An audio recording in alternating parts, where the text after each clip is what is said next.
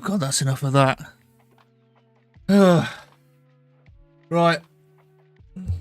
Today, as I put in the stream title, currently the party UI, hang on. This party UI here, if the editor would catch the fuck up. So currently it's using containers or HBox containers, and that's, you know, perfectly well and good, but it just seems a little static, if that makes sense. There's no way to animate movement both within the get rid of that, both within the container itself and between the other two. So what I want to do is actually have them actually animate move, because hang on, let's save this, because this is the no, this will be under UI, I'm guessing. Status, no. Party UI draggable.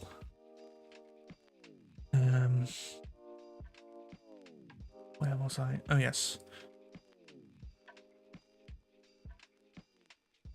So currently we'll make this. I'll build it. Come on.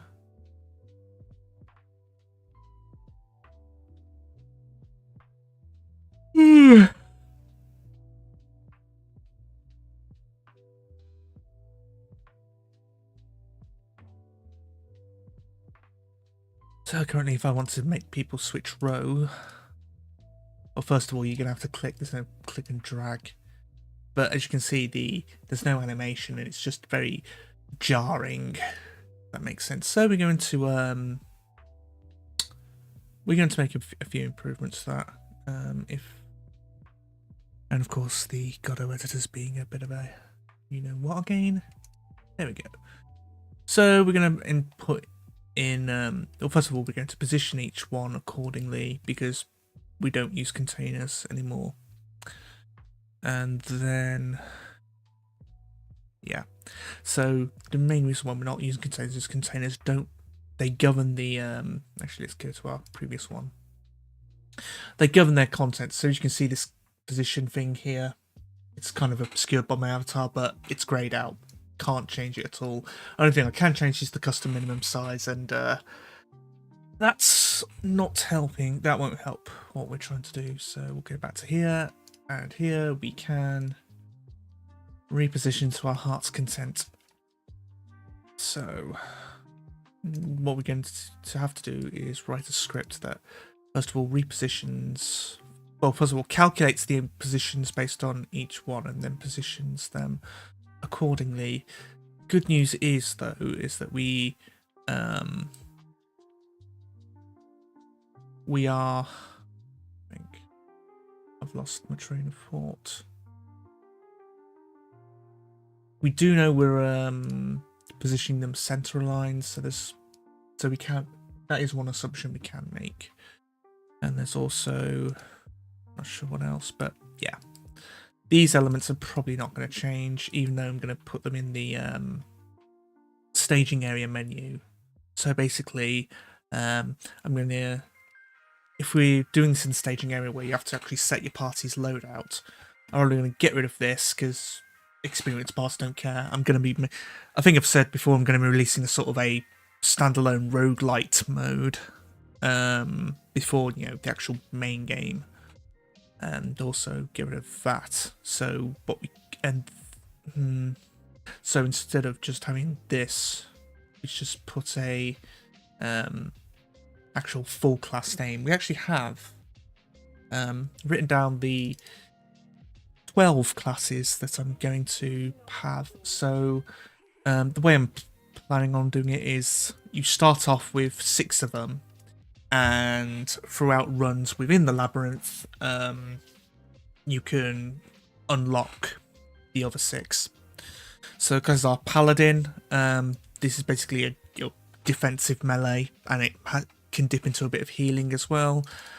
Sergeant, which is mostly melee and buffs that affect the whole party through shouts, kind of like the warrior or paragon in Guild Wars 1.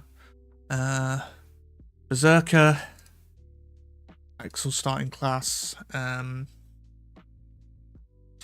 yeah, it's just pure attack. There's probably gonna be some way of gaining health through attack, but I haven't gone into detail thinking about that yet. Shinobi, that's an unlockable class. It's half evade tank, half DPS. Spellblade, hacker starting class. I would have called it an exorcist, but I don't know. Maybe add it as an unlockable class later.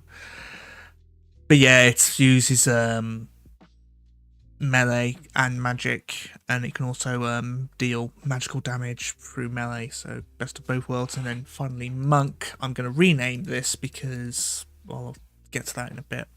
And it's just your fists class. So yeah, and then the range, you've also got another 6. You've got marksman, and you can see these what do you call them, abbreviations. You've got MNK and MRK, so I really want to rename one of these just so that, you know, there's less, what's the word, less chance to get them confused, especially in the heat of battle. You know, you can say MK, you know, it's one of those things. Unfortunately, marksman, so this is your basic bow guy, Shinri starting class. But yeah, it can apply, it can use separate arrowheads, or it can apply poisons, so it's kind of like Shinobi but ranged. I mean, that's kind of what I'm thinking. Sorcerer, bog standard wizard, pure offensive mage. Seer, now this is going to be a bit more of a utility class, out of combat as well. So this one would map the dungeon, it can identify traps, it can identify locks, it can dispel stuff, it can teleport, you know, the guys to safety. So yeah, I don't know if it should be a starting class though, or if because it might be a bit complex. I don't know, but whatever. Also weapons. So you have one-handed melee, one-handed range, or a wand. Probably, yeah. Shields. You could also probably have foci that act as shields, but for magic damage. I'm not entirely sure about that. You got your two-handed melees, fists. Yeah, basically the same as unarmed. Marksmen use bows. I know the setting of Holostars English is a bit wishy-washy with its technology, but for now I'll just use bows. So where were we? Oh yes, yeah, and then uses their staff or the dual-wielding wands. Alchemist, in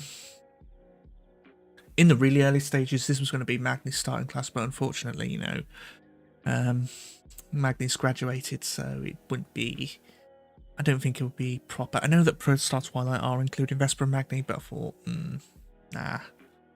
Maybe as DLC if, you know, Polo Indie's fine with it, but whatever. They're using a chem thrower, which is basically a flamethrower, but instead of a gas canister, it has regular chemicals plonked into it, and you just spray the other guys with healing, or spraying the enemies with poison.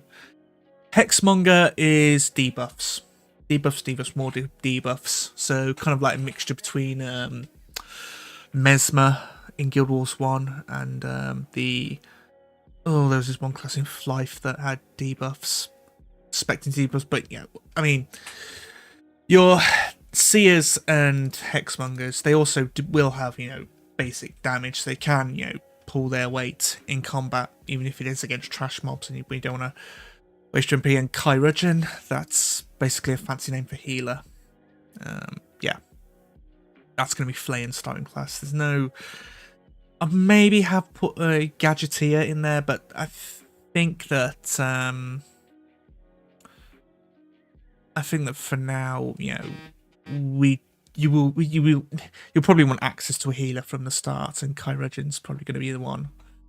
Because currently, your specialist healer, alchemist can heal, but it can also deal damage to sort of a hybrid. Same with this paladin. It's more defensive protection, but with a little healing added. And here are the active skills. So instead of learning skills as you level up, which is what I previously had planned out, instead you start with some skills. You can see these bold. Can you zoom in Sim? It doesn't look like you can. View. Oh, it's Control Plus. Control Plus. That's Control Shift Plus. Ah, there we go. Make that a bit bigger. So yeah, you can see the bold things here. That shows you the class starts with it. So each class is going to start off with 2 spells, and they can find rings in the labyrinth for each run that lets you access, more skills based on that, and maybe making it roguelite, if that makes sense. You can, if you do certain things with a skill, you can memorize it and therefore use it in future runs. But I haven't really got to the actual, what's the word, meat and potatoes of that yet. So you've got Force Bolt from Netak, Fireball from Netak, Force Field, which is reduces the physical damage. Paladin starts with it, Force Bolt, Sorcerer starts with it, but Spellblade, Hexmonger, Chirurgeon, and Seer. Maybe, I don't know. I mean, this is like your basic bread and butter magic missile kind of spell, so I think we'll keep it as is. Force Field, same as before. Monk, for some reason, knows it. Yeah, we'll just use that because it reduces physical damage, and Monk really uses light armor, so that's this. Or I might just turn Monk into another evasion as its main line of defense instead of sort of like Shinobi as well.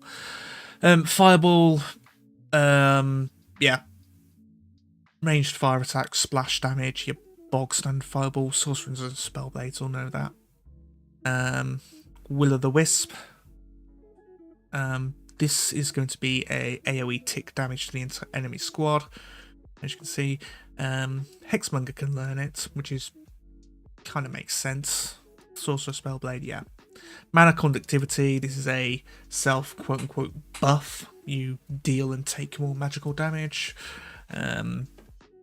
Probably might make it just Sorcerer exclusive, but you see Sorcerer starts off with 4 actually, so it might actually make it so yeah, get rid of that. Then we'll make Sorcerer go there, and maybe have Hexmonger start with Will-o'-the-Wisp as well. Ethereal Sight, which shows the space behind the wall. This is an out of combat. Ethereal Step moves 1 space forward, so it can move through walls. But if you move the party into solid rock, that's it. Run over. Mass Levitate. I might add a single Levitate as well, which improves ranged attacks and evasion.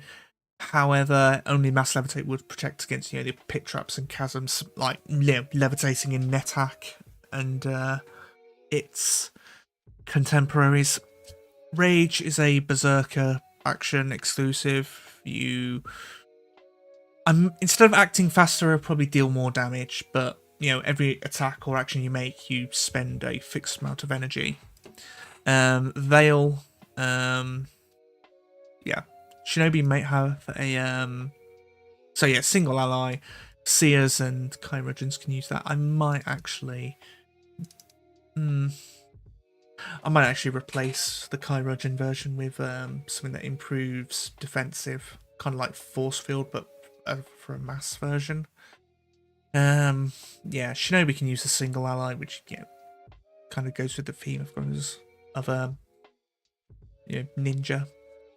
Cone of Cold, straight from Netak, hits the enemy squad, and it also reduces their action speed. Yeah. Excommunication is a debuff, so hexes, and it stops the enemies from being targeted by allies.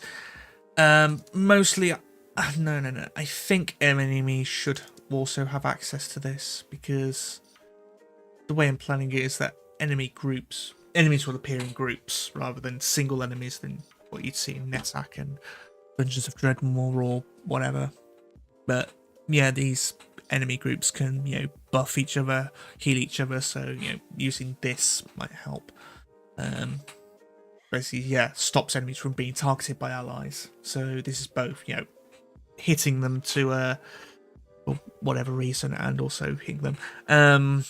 In terms of AoE, it'll probably still be affected anyway, so kind of like Elbereth in NetHack, if that makes sense. Hemostasis, this is like regen for the White Mage. Same. Patch up is cure. I don't think these won't do much. Yeah, they'll just be more, like I said, hemostasis or patching up. Antidote cures poison and blindness. Again, might relegate it to being out of combat. Substitute is probably, yeah, as I put here, retool it as a passive. So whenever a shinobi switches rows, it can't be targeted by enemies for whatever, but it makes this clone, and whoever attacks the clone gets a debuff or whatever. Sure. Power attack. Basic Dungeons and Dragons. Trade accuracy for damage. Simple. That's vigilance. That's a stance. So we'll just put self stance. Increases the defense. Throwing your weapon. That also works. Gives a ranged option for people who are in melee. Lacerate, bleed dot. Simple. Target wound that extends physical dots. This is bleed dots, and you've also got toxic shock, which is deals more damage based on the amount of poison stacks the enemy has. Apply poison. Yeah, next X tags. Add the poison dot stocks. Shinobi, Sergeant, and Marksman. Deflect projectiles. This will probably just be melee. Makes them take less damage from ranged attacks. I think it'll probably include magic as well. Blood weaving, trade max health for energy. Not max health, trade health for energy. Identify trap. Yeah, self-explanatory. Dagger rain. This won't. So yeah, it's probably going to be a enemy squad multi-hit, and probably the accuracy would grow based on the actual size of the enemy, but I haven't implemented that mechanic yet. Pocket sand, same, adds blindness to the enemy. Marksman can use arrowheads skills, so glass arrowheads would apply bleed stacks, and explosive arrowheads do splash damage, kind of like fireball. Monk skills, Fist of the Wasp, which is kind of, wasps go in swarms, so it's like a bunch of hits at once. Acupressure, kind of like Pokemon, if that makes sense. Yeah, it's a heal, but self-heal for Monk. Sweep kick, Monk or Shinobi. If the enemy's preparing something big, you can interrupt it.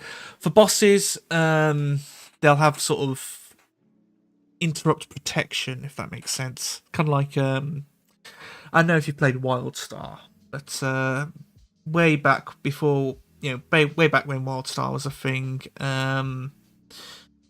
if a boss was doing a cast, you would have to interrupt it 3 times to actually, give the interrupt. So, yeah, it's going to be like that. So, what you do back in time, I mean, it's so bloody long ago, but when the boss started casting it, you'd have to, 3 different people would have to use their interrupt skill, and they'd do that. It's not like this Final Fantasy 14 when one interrupt does that, but I'm going off on a tangent. Mantis Strike is going to be a bleed dot. It might also be piercing damage instead of blunt for monks. Yeah. And then we have these invocation spells. Now, what these are going to do, instead of consuming energy, they'll consume an item. I'm going to call it an offering, or maybe an ambrosia, or something like that. But yeah, these offerings get consumed, so you only have a limited amount of them per run. Or you can find offerings in the dungeon, and there might be something where you can start off with offerings, but yeah. So, invocation of Elbreth. I've talked about Elbreth before. Enemies cannot target characters until they act to themselves. If everyone active on everyone, bosses can attack normally if they would have no other target otherwise. It literally works the same as in NetHack, only that it sort of goes away when you do anything other than defend. So you'd probably use this, once you've put a bunch of dots on the enemy, you want to wait for the enemy to redo their thing, and yeah.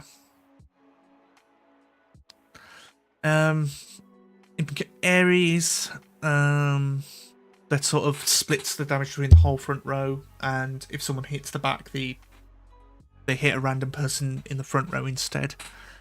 Invocation of Ravana. This is Berserker's ultimate, massive attack through line, the enemy line.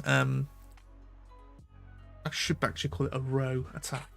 Keep the terminology consistent. So Ares will be the sergeant's usage. Berserkers. Shinobi has the invocation of Kage no Kami.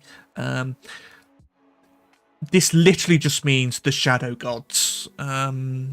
Yeah. I had a look at the SMT Demon Wiki, and I couldn't really find, what I was looking for, and I had a quick look through a non-exhausted list of Shinto deities, and believe you me, there are quite a few, and but in the end it just said, Kage no Kami. Kind of makes sense through a kind of makes sense from a lore standpoint, because the Shinobi, the Neo-Ninjas, they're very secretive, they're hidden villages and what have you, so it would be it would make sense that the names of their patron deities aren't known and instead referred to as the Shadow Gods. I mean that's my logic. Look at that. Invocation of Odin. Well, Odin uses lightning and wields a spear, so obviously he'll be good for the Spellblade class. I have no idea what it would do, but yeah. Indra, Hindu deity, or maybe a Buddhist one, I'm not entirely sure, but God of War, one of the Asuras. Monks kind of have the same motif. So, yeah. Artemis, hunter god, obviously for marksman.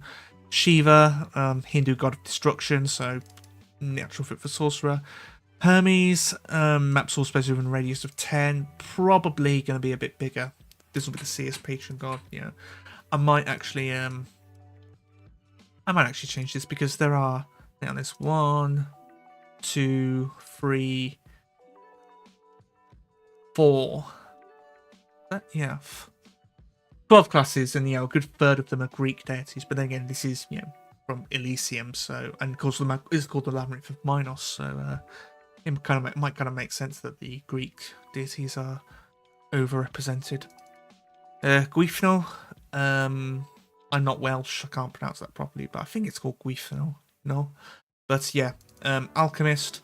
Basically, Gwyfno has this hamper. One of the well, it's purported to have this hamper that's if you put a meal in it, or any sort of food in it, and then close the hamper and then reopen it, that food will be multiplied by 100 or something like that. It's kind of like the cornucopia from Greek myth, but yeah, hamper of Gwyfno. And I basically translated that to massive energy regeneration. There's not going to be a hunger mechanic. I'm not that bad. Hi, what you're reading, is that a GDD? It's kind of. It's I'm just basically going over the skills and classes. And then I'll get on to, the actual thing that I've said I would. I'm nearly at the end. So first of all, the invocation of Set. Seth, Egyptian deity, Hexmonger, massive debuff on the enemy squad. I'm not entirely sure what the debuff is actually going to do, but it's just a debuff. And finally, the invocation of Asclepius, Greek god of medicine, basically a full restore, and everybody basically a panic heal So I'm going to put this on the other monitor and finally put all of that to one side because we're actually doing UI work.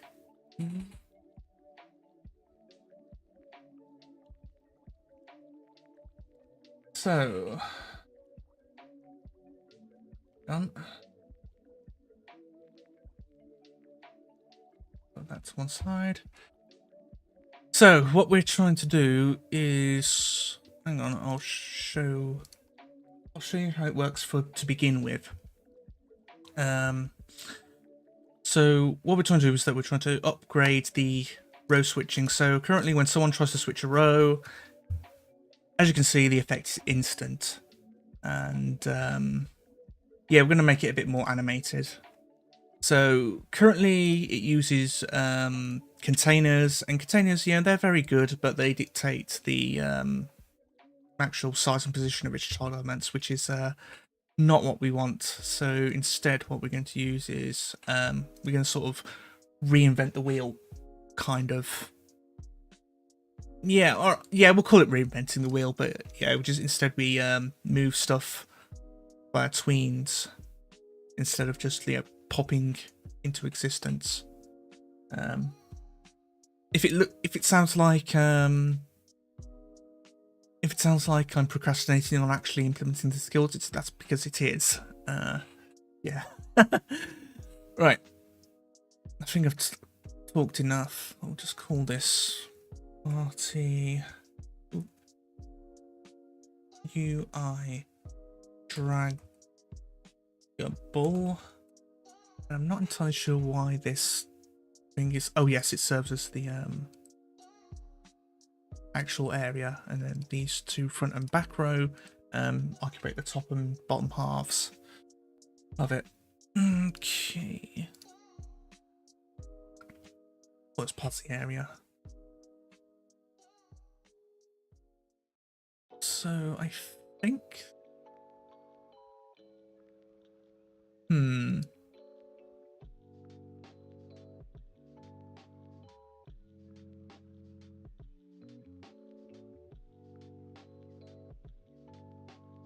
actually I'm probably going to put the script here instead of here, and then sort of retool this scene into sort of a general loadout screen. So once you click on one guy, and yeah, it just basically shows you what their starting loadout will be at the start of the run, and then you can move their you sort of click and drag their positions as you see fit. So let's put a script into here. Inherits from control. We'll call this party party. Oops. Oh, sorry, player party UI draggable.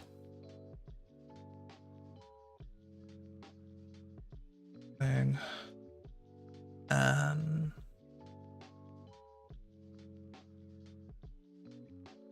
private. Well, we need to get ways of getting the front and back row.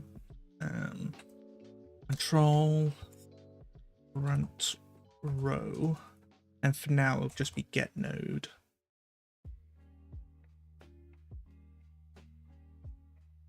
Control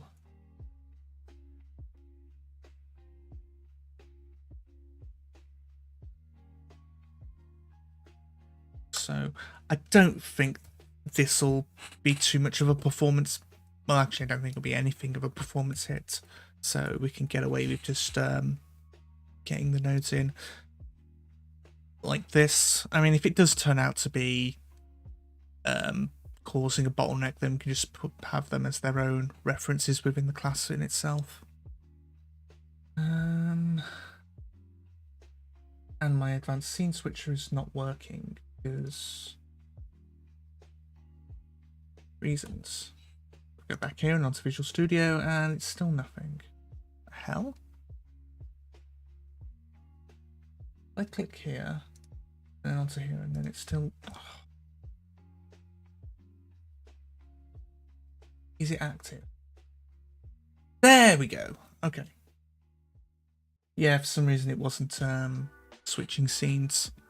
So yeah, this is the player party UI, Draggable class. So it has a front row and a back row, and then you probably want to would also need a way of getting these. What did I call them? They were. No, this is the scene.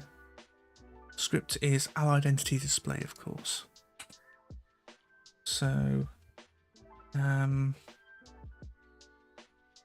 private identity display, front row displays.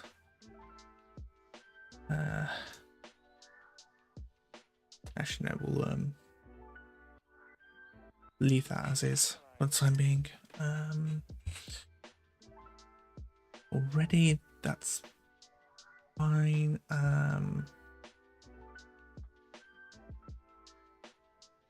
So what do we need? We need a way of calculating the new positions when they've been updated. So if we go back here, if we want to move Godot, thank you. If we want to move Godot into the back row, then we want to move it here. Then we'd also need to move Flayan over to make room, and then the front row would have to sort of move like that to make sense to actually look like that. Normally the container does that automatically, but unfortunately we're going to have to do it manually. So public vector 2 get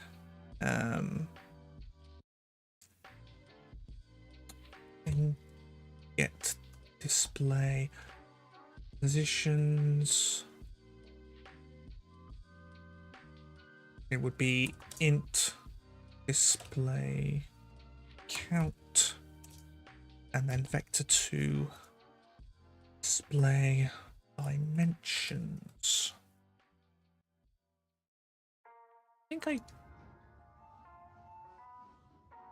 Yeah, they are on there, top left, which is normal.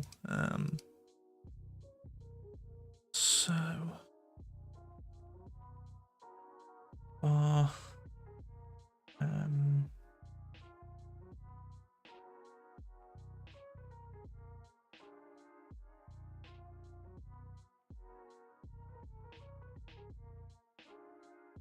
parent width, and probably make an overload. Probably make a public overload saying, okay, get your stick one of this or this into here, and it will just take the size and child count automatically. Can also probably get the child's display dimensions as well, but for now we'll just chuck these in and worry about that. Worry about the getting it from public, not from public, getting it from the actual rows later. Okay, so I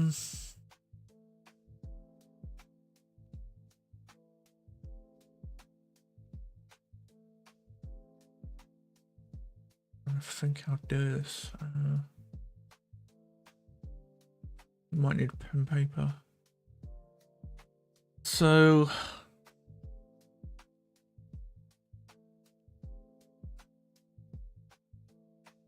there's got to be a way to populate this. So hang on, they've got, if it's an even number, you know that they're going to be populated like this and this, right?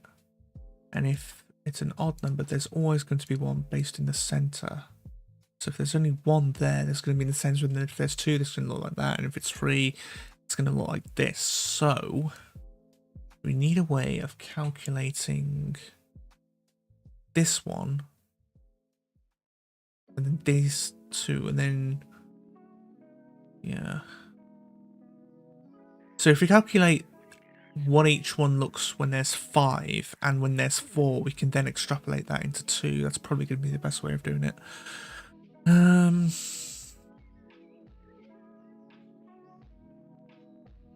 So we need to find a way of bar free width equals parent width minus display dimensions dot x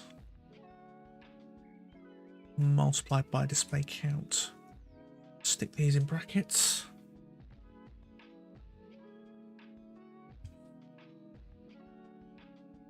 Then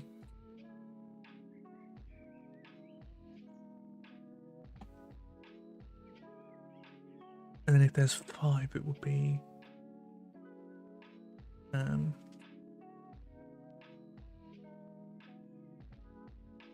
so if there's 5, we just need to get this, what this would look like. This is going to be free width over 2. I should point out that we are assuming that each of 5 of these can fit into the what they call it, the parent. So we just take this and then just count. Also, I need to put in some separation as well. Yeah, we'll put in another one at the end, maybe.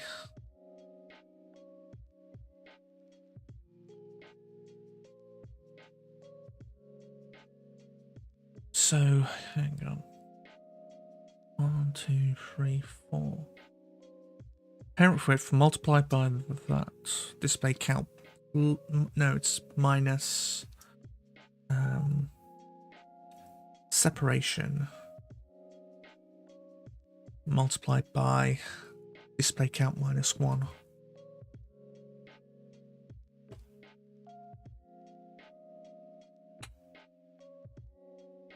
And then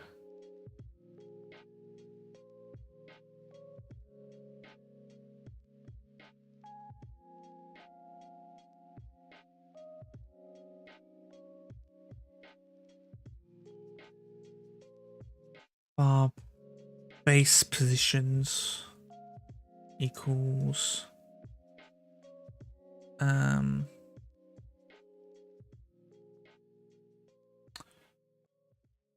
new vector2 array. No, not like that. So it would be free width over new vector2. Free width divided by 2, 0. And then it would be free width divided by 2 plus the display dimensions dot x plus separation.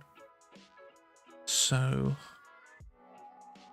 bar leftmost equals leftmost pos equals free width divided by 2, like that.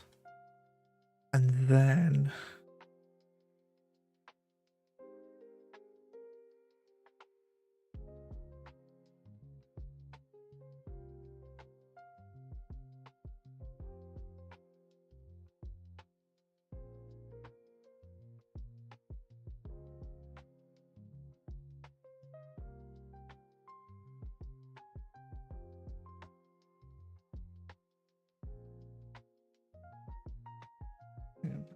var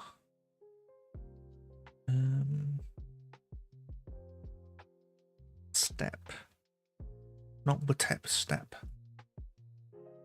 Step would be display dimensions dot x plus separation.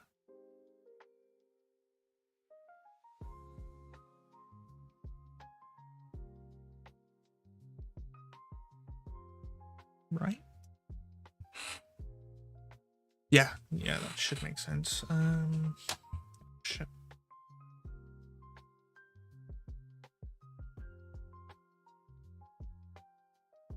So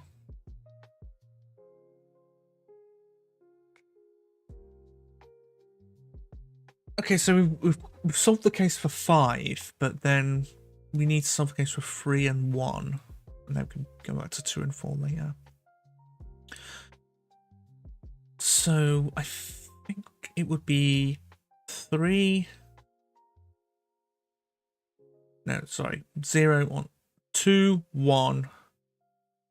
Wait, what am I doing? No, we can just do it from left to right anyway. There's no really real reason why we need to. But then if the guy has 3, then yeah. Okay. Yeah, forget what I just said. If there's 1, it would be here. If there's 3, it would be these 3. And if it's 5, it would be these 5. So it would be 0, 1, 2, 3, 4.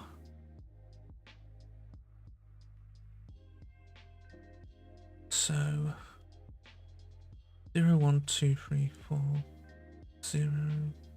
Hang on, let me get a blue piece of paper. So IDX EOS 0, 1, 2, 3, 4. So that will be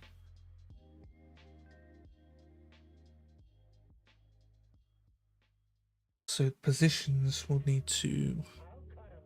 So this will be 2, 1,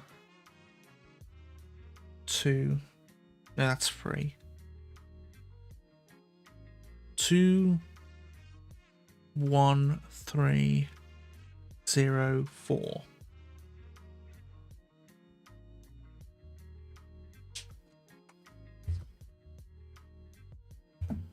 Right. Position order equals new int.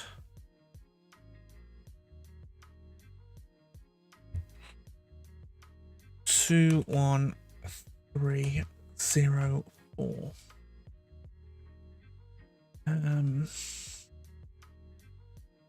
Then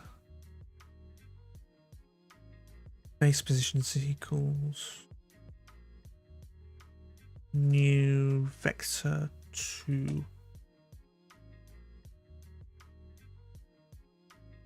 Display count.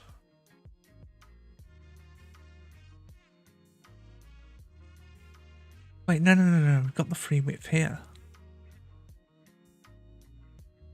But then there's, oh no. No, wait, we've got the free width here because then the leftmost pass will be into there and then we won't need to. So this is just assuming that there's 5. But then this doesn't assume 5. Hang on, I think I'm having a bit of a brain fart.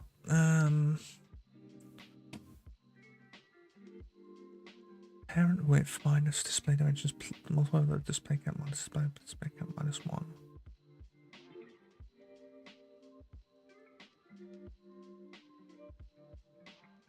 I put these as 5.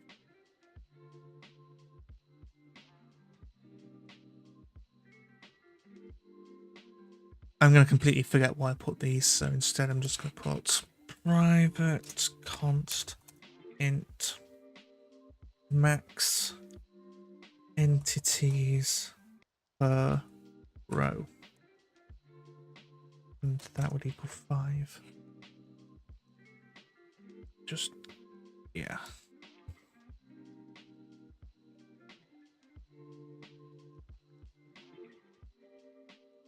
Two, 3, 0, 1, 4, and then you vector 2 display count, and then 4.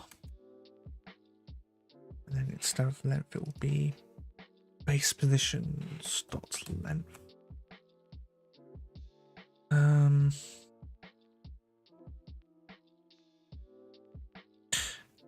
So this is only going to work if display count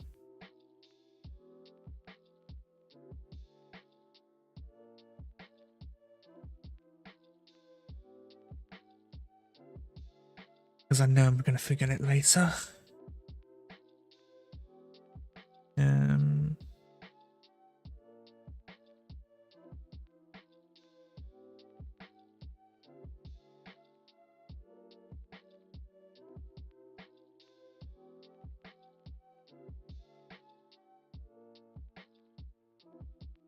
It's not position order, it's base positions.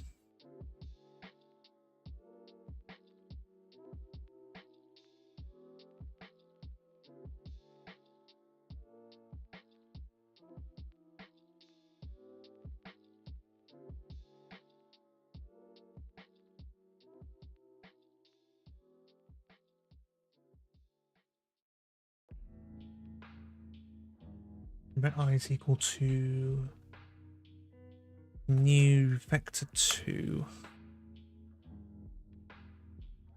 leftmost pos plus step brackets step multiplied by position order I.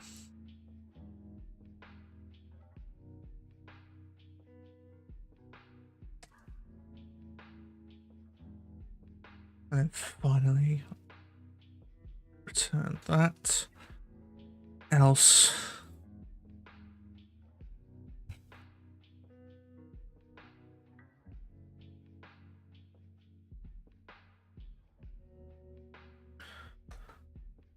right.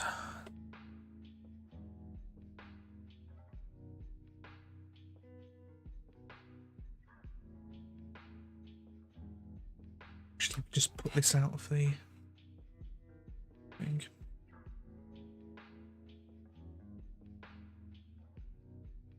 Okay, so done the case of it being odd, now just need the case of it being even.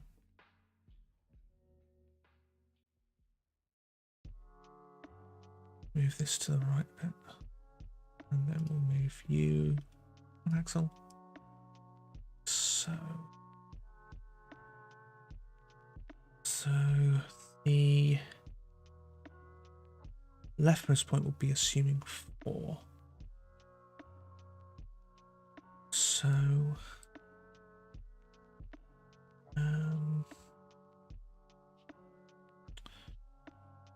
So this would be the midpoint minus half the separation and the width.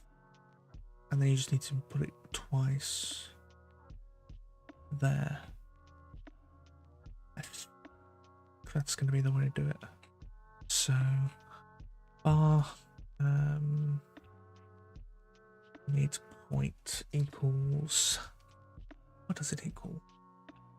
Parent width divided by 2, and then bar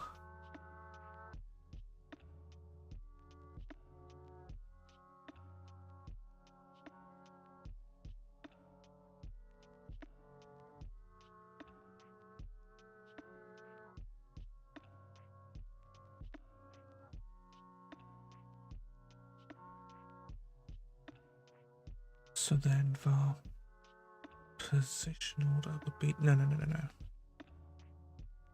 Let's go back here and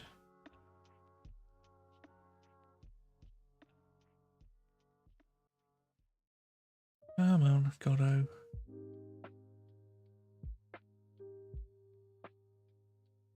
That there.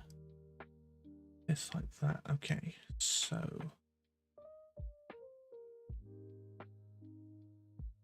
this is going to be the midpoint minus half separation plus the other thing, and this is going to be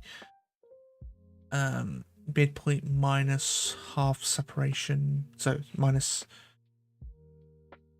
3/3, 3/2 separation, 1.5 separation, minus 2 of the width. So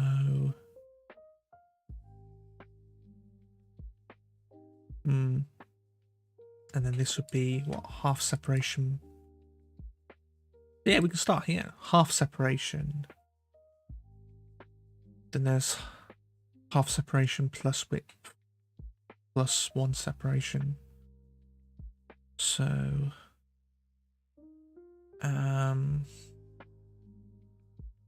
bar separation coefficient.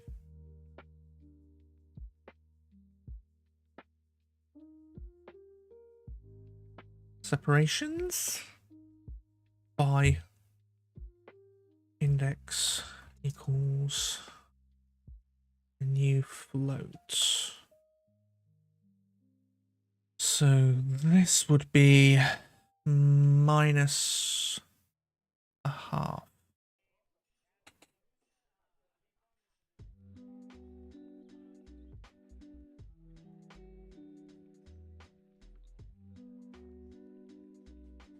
Minus a half plus a half. Oops, hang on. There we go. Then it would be minus 1.5 plus 1.5.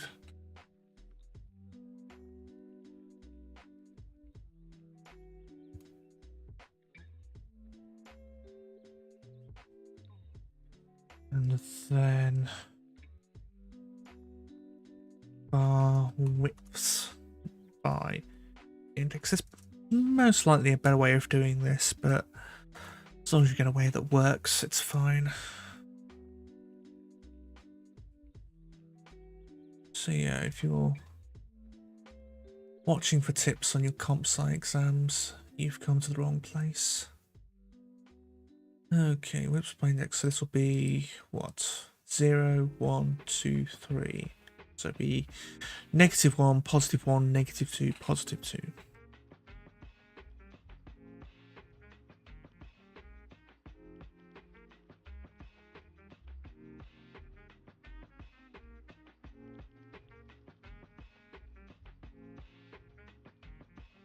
Then do the same here. Except we change this to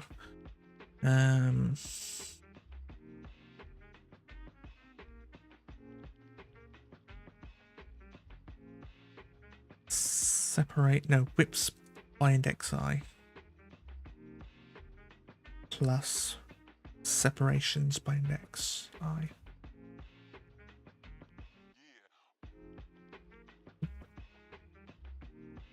Multiplied by separation.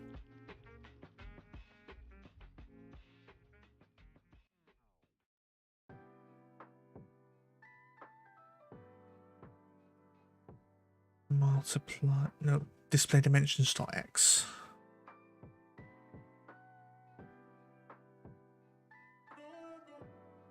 There we go.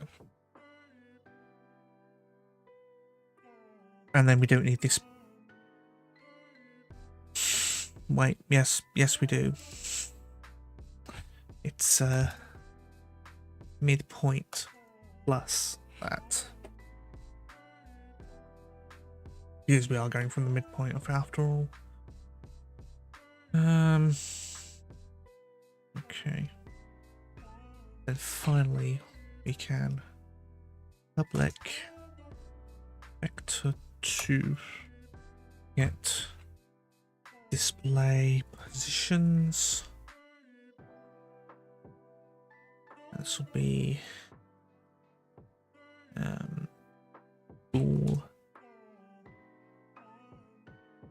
front row? No. Control row. And then bar child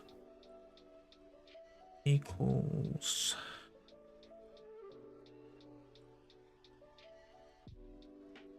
hang on. If row dot get child count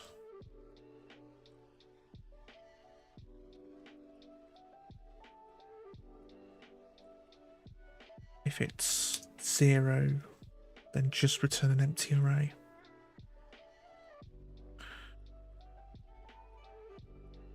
And then var dims equals. We are assuming that all the child elements are the same size. Row dot get child 0 dot size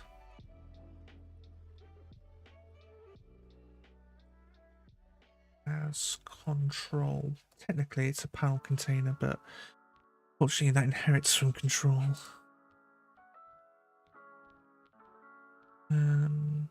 Sure.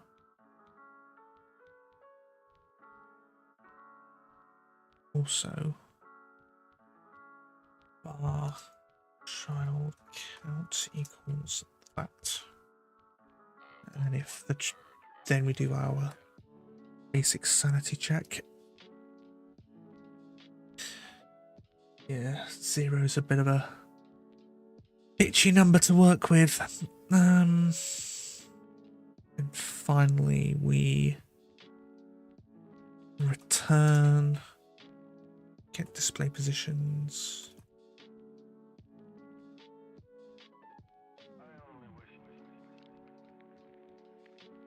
Parent, no, it's not parent, it's row dot size dot x child count.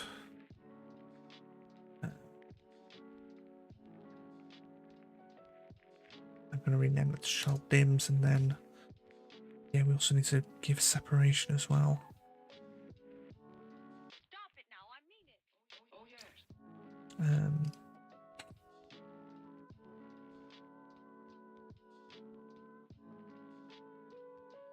Just put it here. Export private float separation.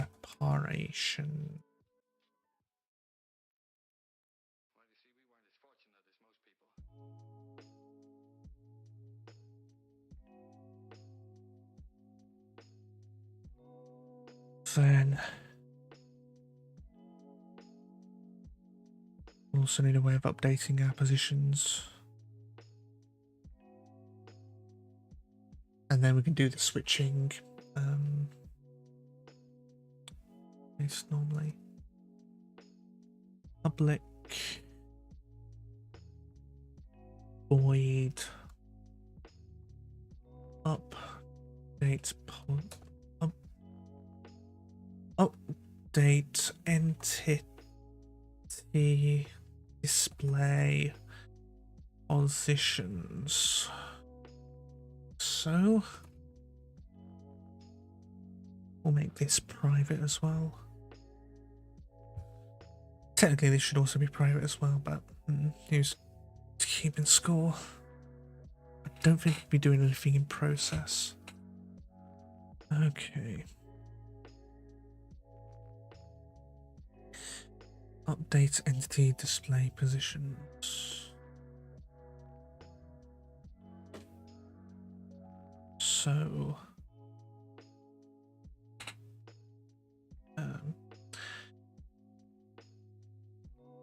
bar front row positions equals get display positions front row, and then do the same for the back.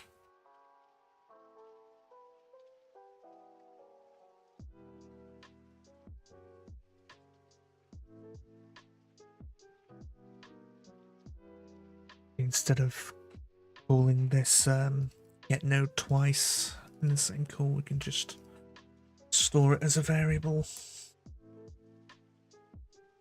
Front row parent, we'll call, and do the same for the back.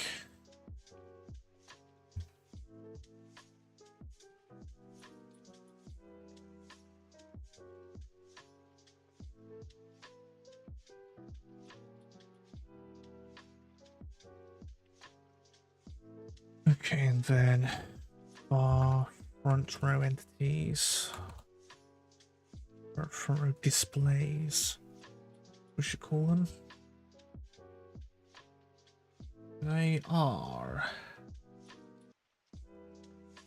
equal to front row parent dot get children. Yes. Dot. Fortunately, Godot's collections do implement IEnumerable, which means we can do this.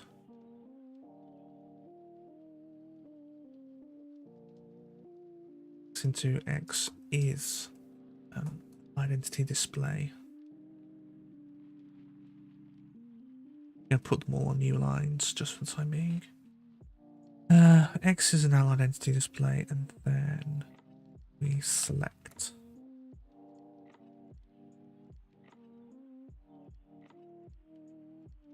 identity display X, and we do the same with the back row.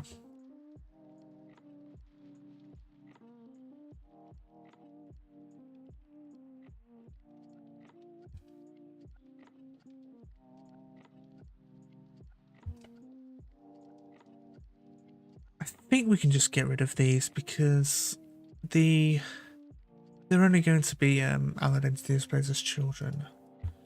I'm gonna just comment them out for the time being, and then if it does turn out that there are children being added, we can just put these back in.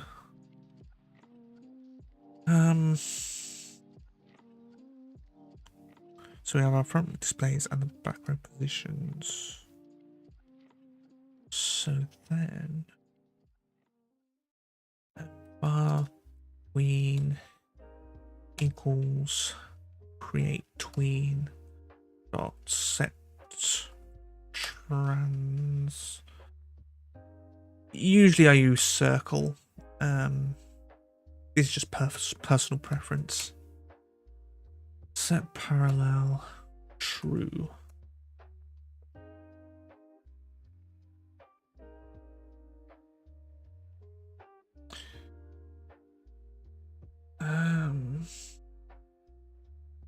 Tween dot no. For these, oh, in which case these need to be made converted to arrays as opposed to just IEnumerables. Front row displays dot length. So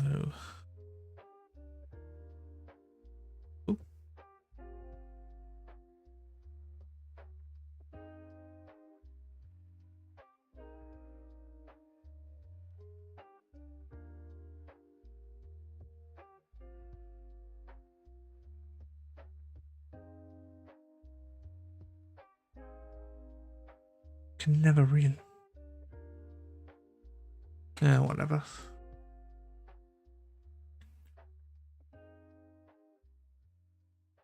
Then for each one in front row displays it, and yeah, so tween equal, yeah, sorry, tween property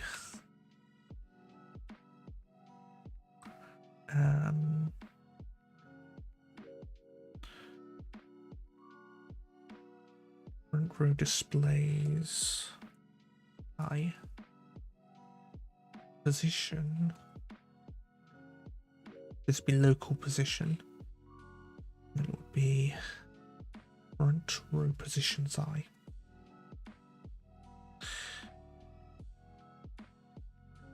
And swap time will put in as a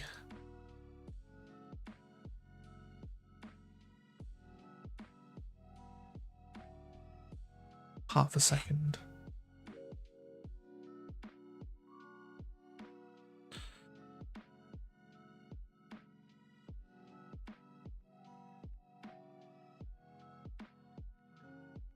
And then we just do the same for the back row.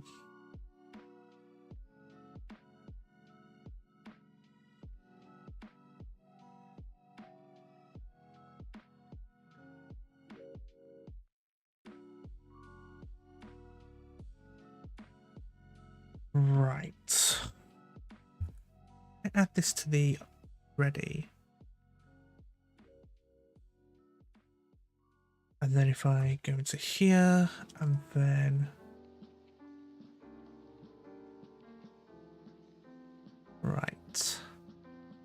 And to test this, what I'm going to do is I'm going to move everybody to the wrong spot all over the place.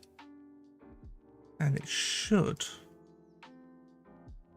when I hit play, it should reposition everybody into their right spot. Hopefully. Let's try it.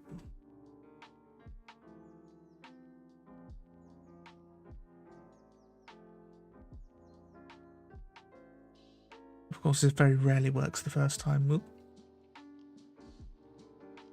Okay, it moves, it's just in the wrong spot. So, hang on. Let's check the order. So we've got Regis, Shinri, Haka, Betel. Those are in the right spot. And then we've got Flayan and Axel. Those are in the right spot. It's just the... I think I know what's wrong. It's right here. So the separations by index instead should be 0 and 1. Okay, let's try it now. Told you it never works the first time.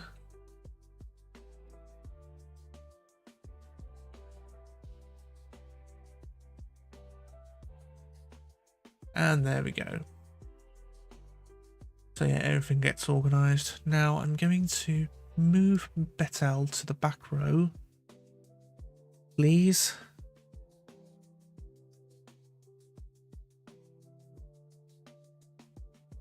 Oh boy. Come on. Move Betel to the... Oh, Hacker to the back row. Whatever, that works. Test it for odd numbers. Test them both having 3 and yep. Those get themselves organised. I might actually make it so that they're in order. Whatever.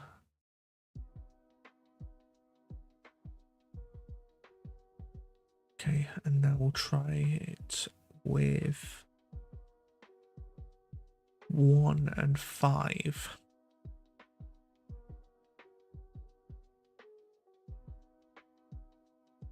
Yep, works. Right. And yeah, we've done the 2 and 4. Right. Now we need a way of dragging them. So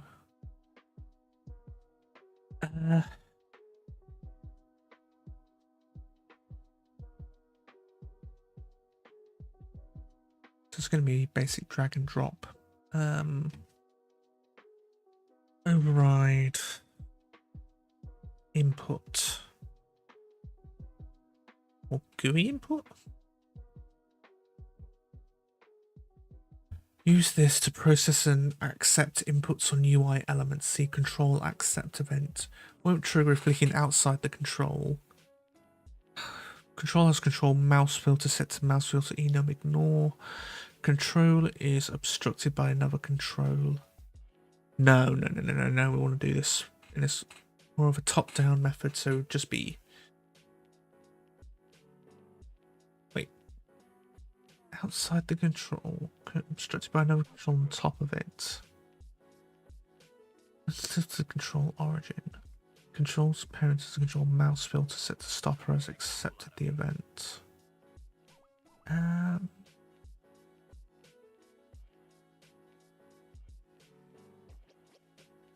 Okay.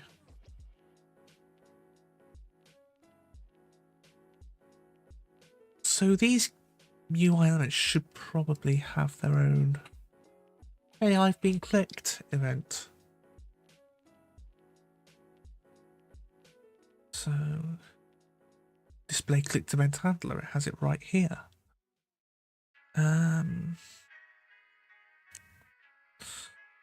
Okay. That's all fine, well and good. Emit signal if it's been crashed, and then once being released, that's when we handle the, what should we call it? Right. So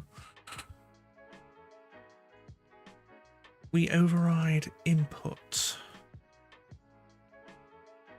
and then if our event is a mouse button and event is released, sorry, mouse button event and mouse button event dot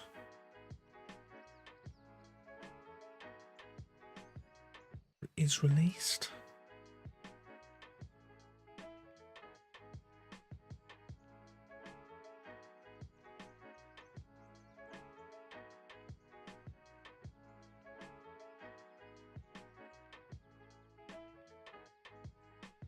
Don't think we want to click and drag with the right mouse button. Now we'll just have it. Event dot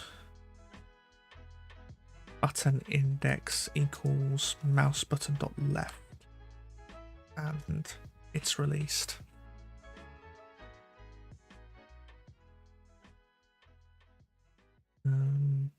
Yeah.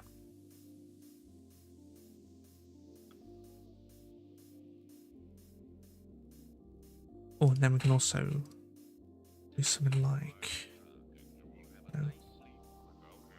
private underscore dragging.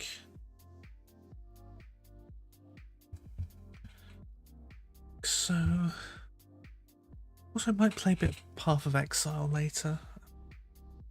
Gotten into the new league, even though I haven't played in, oh, it must be, well, I haven't been playing since what, Ultimatum League, I think, so might go back. Well, I have started playing, I think I'm in Act 7, I think. But yeah, I'm just taking it slow at the moment, getting myself reacquainted with the whole game. Oh, well, but yeah, that's not for a few hours yet. So if it's released, then we'll need a way of, for now, to do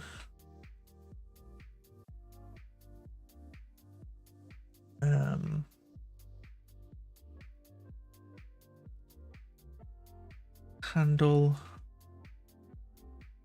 drop event. Okay, update entity display positions, but first what we're going to do is for each var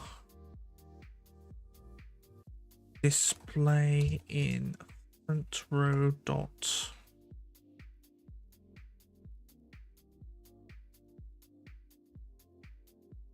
actually I'm going to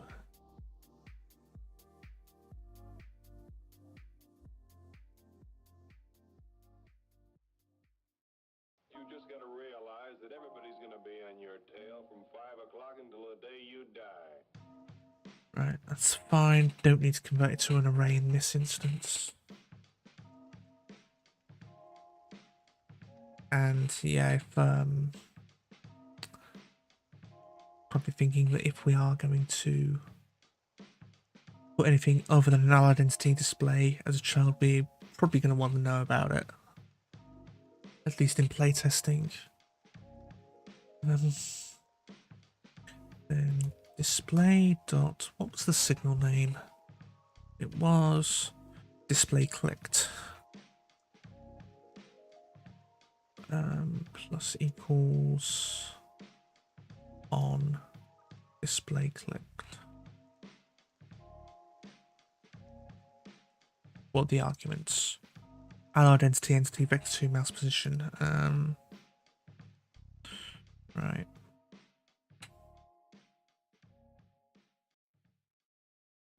On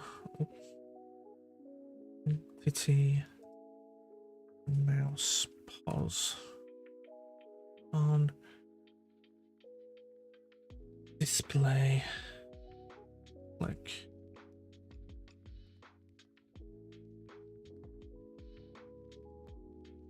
Display, comma, mouse pause. I mean, we can just get the mouse position. This. Hey, Zaruf does. Glad of you to join us. Hang on, let me just stick that up into. Hang on.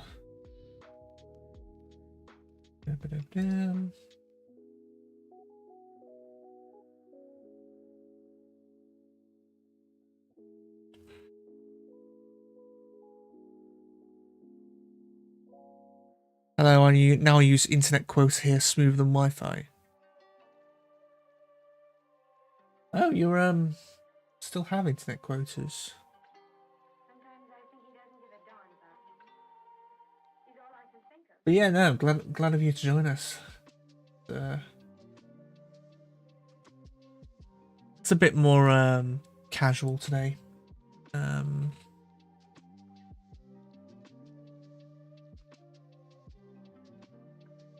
Yeah, it's a bit more casual today, but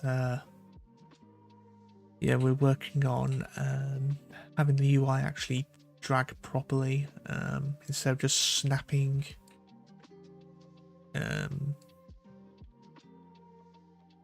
going instead of just snapping. What's the word? Make it animation. Give them animation. Which graph is this?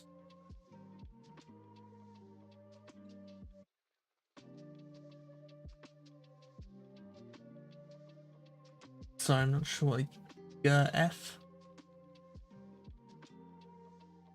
Which F is this?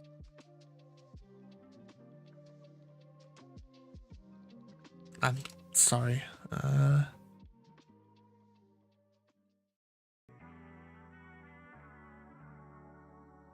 So the display clicked event on back row. There we go. Yes.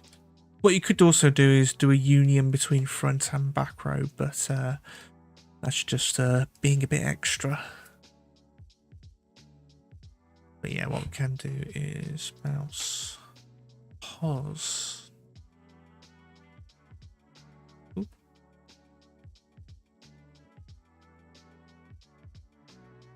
We can just generate that right here. And we'll put it below input because that's what the Godot gods prescribe. I mean, the live audience existed before, so his name was Joe F. Oh! His account named Joe F. Oh, nah, it's just a passerby. Asked me what I was doing, and I just said, yeah, we're working on the UI today. I actually showed him this. This is probably what was confused for a GDD. Basically a list of, basically making a standalone roguelite mode, like NetHack, or, well, it's going to be some weird mishmash between Etrian and NetHack, but yeah, 12 classes down from the 24 that I have planned. Most of them going to get cut anyway. Active skills, quite a few of them. A few ultimate skills that require offerings to be given to the gods. Yeah. But yeah, that's not going to be implemented for a fair while. I am aiming to get a playable version done around May time. But yeah, and then hopefully the full version will probably be released about this time next year. So yeah, I want to get a full, playable version. Then I can, open up the Patreon, and then hopefully, have my financial worries soothed a bit, and go from there. I can actually, hopefully, I want to develop this full time. Well, congratulations on your subscriber increase. Has it increased? I don't know. Yeah, I don't really pay that much attention to my subscriber account. A lot of the time it's bots or what have you. But no, it's fine. I mean, I really only stream this, I think I've already told you, just so that I can stay focused and don't get distracted by get distracted by other YouTube videos or what have you. Okay. So display here, back to mouse pulse onto here. So we need to snap this display to the mouse. So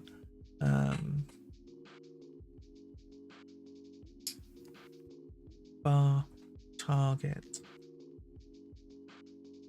display. No. Putting it to the mouse should be done in process. So I do need to override process. You can make some game using JavaScript again. Well, there's a ton of game jams actually. Yeah, there's a ton of game jams going around, and yeah. Best advice I can give is get stuck in. You're gonna make a lot of mistakes, you're gonna trip up a lot, but you keep going, and eventually you'll get there. Right. What's the process? Oh yes. So instead of dragging, it's gonna be identity display. Dragged display. Initialize that to null, even though it initializes to null by default, but whatever. If underscore drag display is not null. Actually, no. Public bool is dragging. That would be a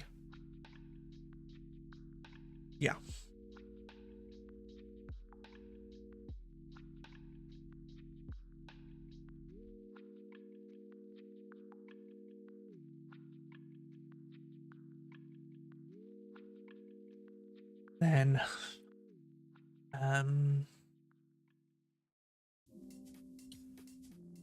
drag display. Oops, global position equals input.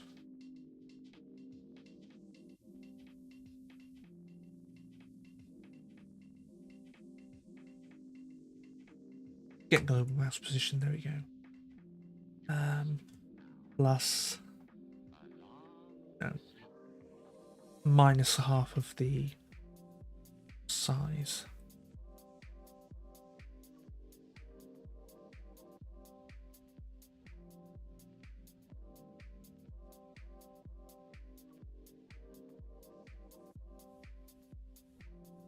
Maybe it's Tetris or Snake or maybe Minesweeper. I think that's quite fun.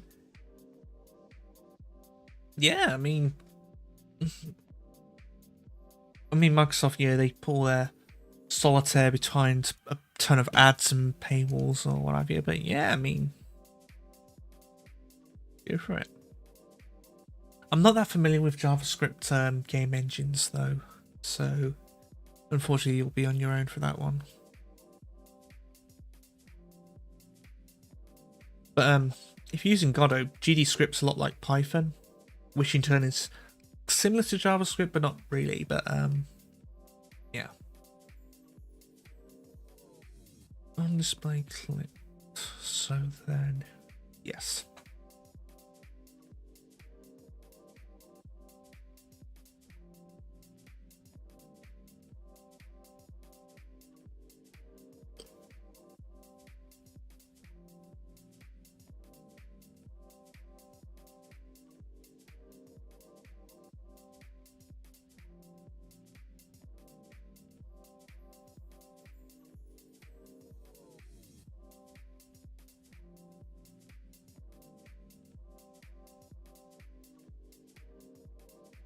Private vector 2 dragged mouse offset.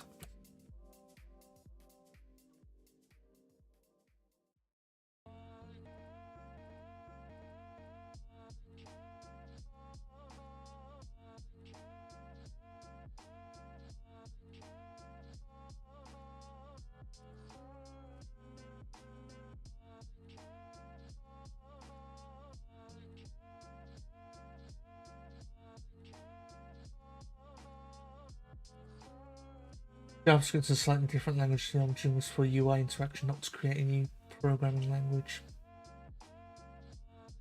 Yeah, I learned JavaScript when I was at uni and haven't used it since. Yeah.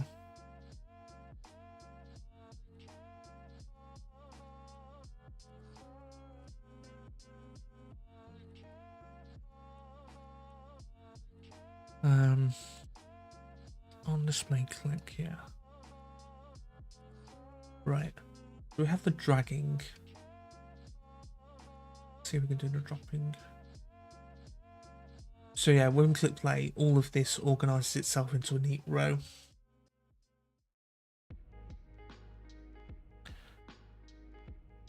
Like so. And then if we click this. Oh.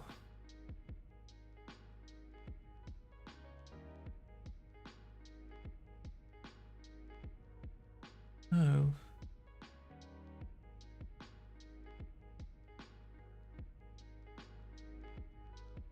I think I know what's going on. These here are blocking the... Yeah, these here are blocking the input events, so I can't drag. I waited a bit to see if the debugger would do it. Oh, here we go. Oh no, wait, that's fine. In which case,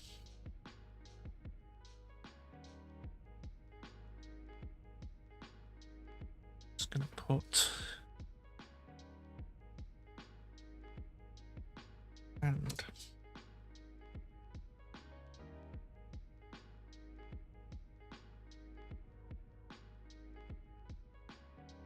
actually no, we'll put it second.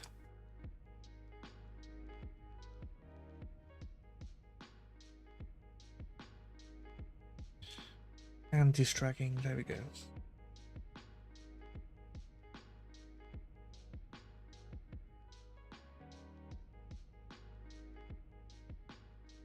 Drag displays null, drag displays that. Right. All of these need to have mouse input as ignore. And the reason why we can have this thing here set to ignore is because this input thing, it's called anyway. If it was GUID input, then we'd have to say it to pass and then do that whole fandango with input events, but now I'm just say to ignore, and if we let go of the mouse and we're dragging, then yeah, handle it.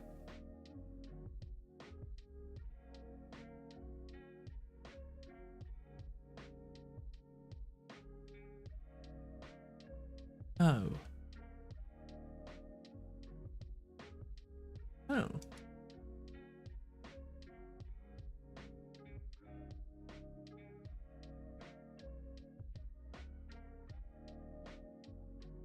This man's even fire.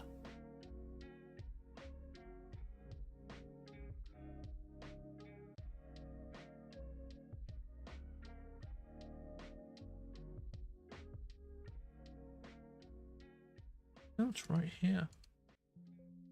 Wait a minute, wait a minute. Handle GUI input.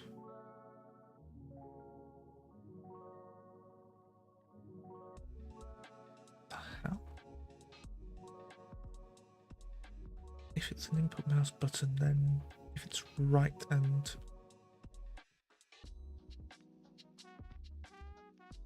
okay. Wait, so if I did this, oh, it does work, but you can't.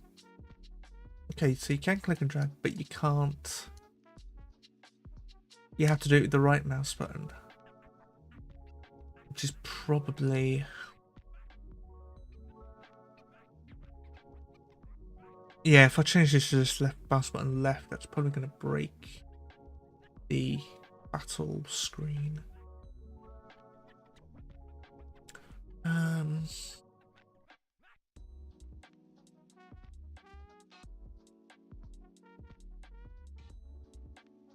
Trying to think.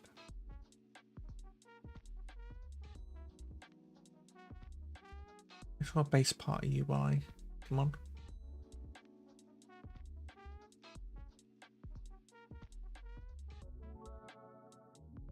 This has a node on this page. Are there any node listeners here?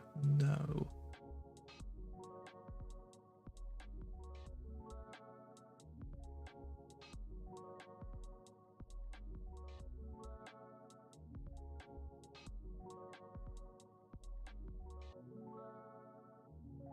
Doesn't look like this has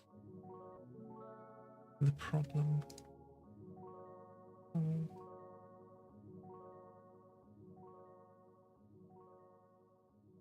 At the battle scene. That's fine. I think it's this. The... Oh.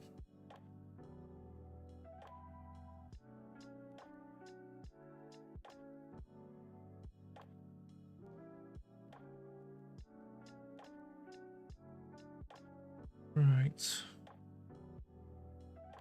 I copy that, and then if I search in projects, find in files, or display click, what comes up?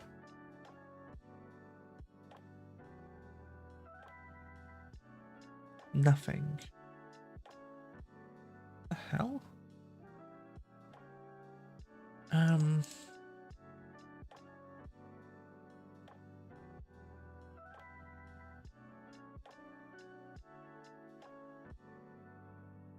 The hell? No, don't, just find in files. Don't match case, don't match the whole word.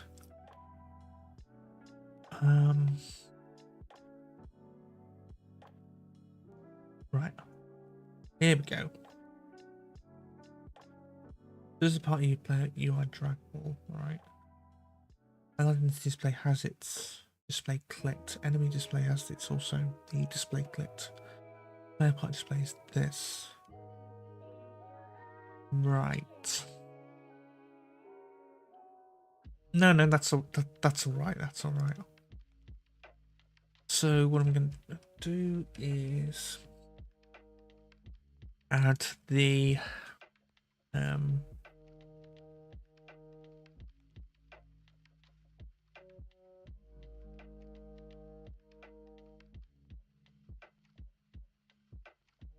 stick that there. Now down here, this.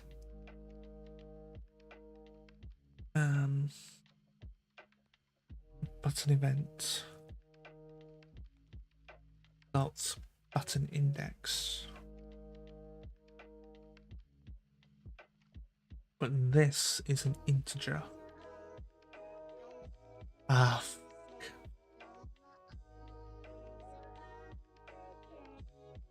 yeah. So it can't be converted, but what we can do is just this. And then reconvert it to an event. Actually, no, I think the conversion happens automatically. Right? I don't know.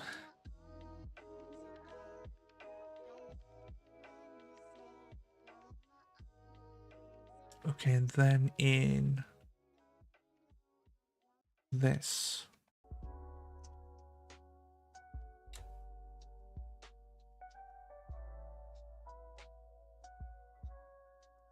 If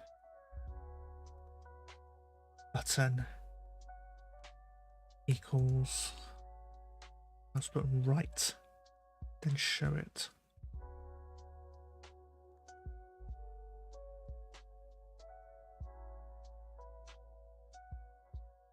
Okay. So then we can actually get rid of this. Then if it's just pressed, then put that in. What else? I think that'll be it. Ah, yes.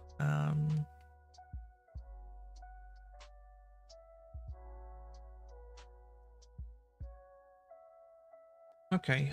I mean, sure.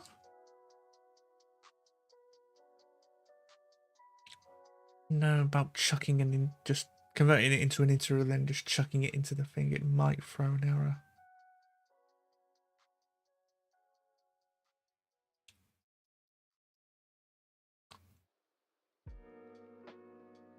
I opened the wrong bloody scene again.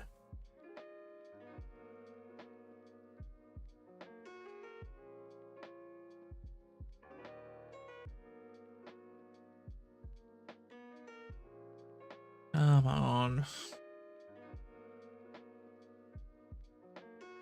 Oh.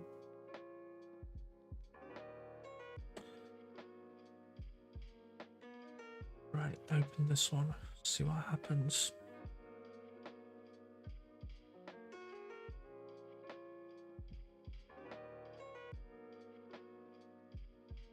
I know it works perfectly.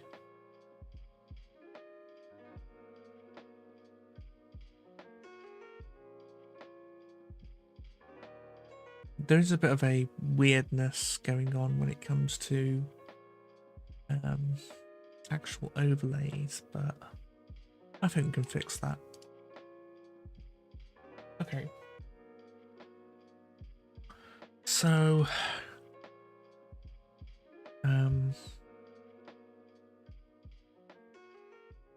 display.x, no, it will be z index equals 20.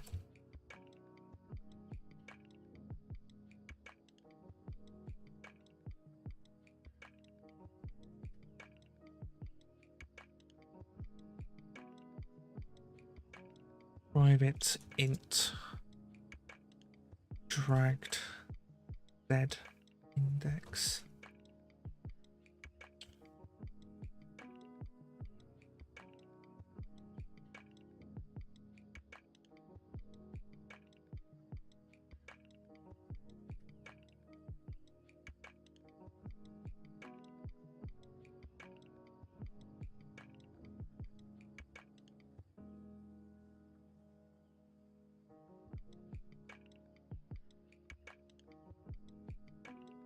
And then drag display equals null. Dragged display. Oops. Should be before. Dragged display dot z index equals dragged z index.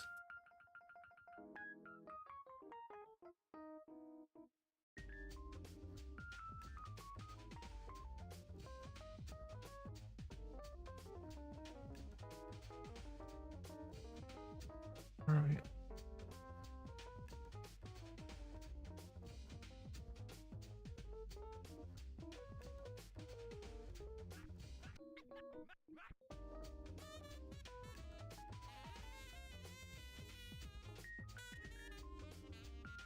Right.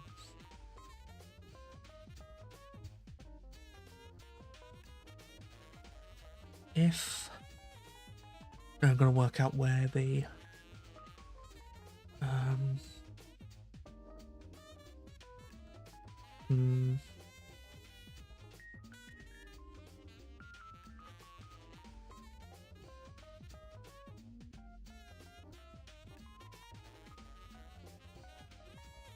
I put these as pass because I think we need to listen to the mouse entered.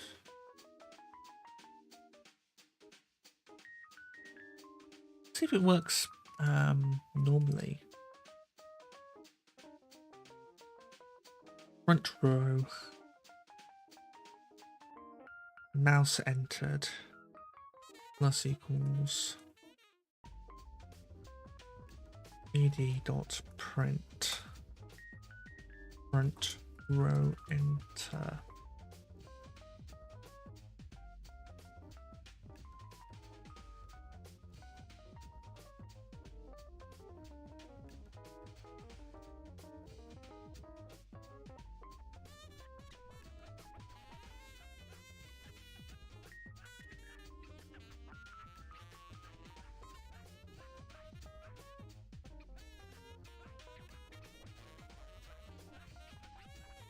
Sets not exist.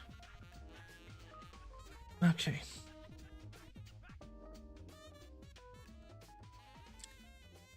We'll see if it works. It probably won't because we're ignoring UI events, but it might do.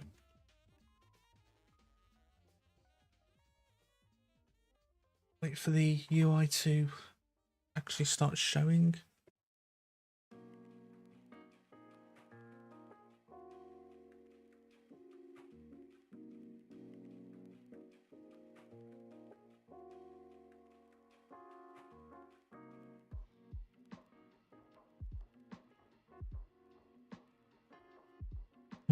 Oh, here we go. Okay. Yeah, we're not seeing anything in debug. So we need to put these to ignore to pass. Blah, blah, blah, blah, blah. If the control automatically marked as handled. Does not handle the events, the parent control will be considered blah blah blah blah. This allows systems from controls. No control handler it will be passed to shortcut input for. As received mouse input but not mouse it changed the mouse wheel to it. Okay.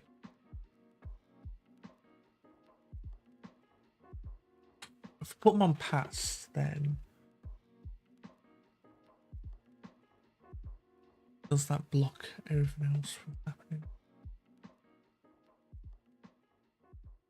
Okay, so that shows, and then this. Ah, okay.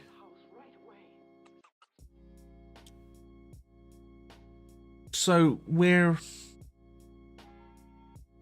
showing it, but for some reason this thing here is being hidden. And then if we do stop control, well. Yeah, okay. I reckon what the problem is not this. Go to Ragus. Is this portrait here needs to have its set as relative on. Set as relative.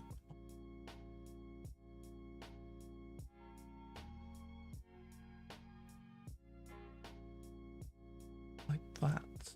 I think that'll fix it. And if we go back to our thing to try it. Yep. All right.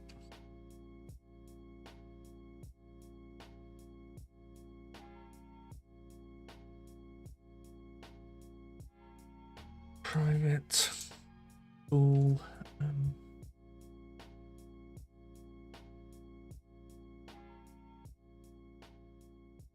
mouse in front row. He wants blue eyes, curly hair, dimples. Over ball, mouse in back row.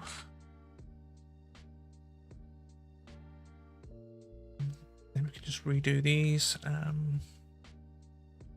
Mouse in front row. True.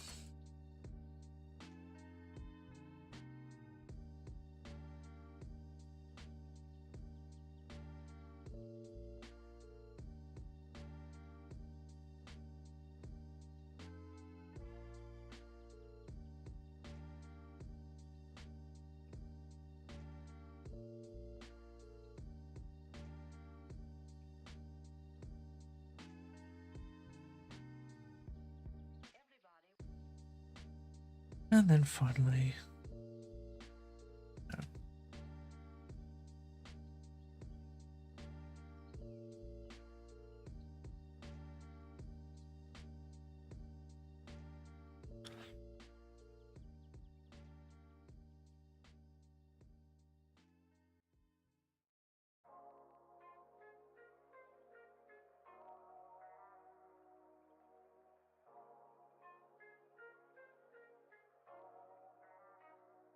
But remember,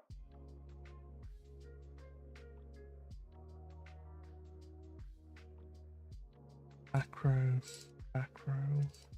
false.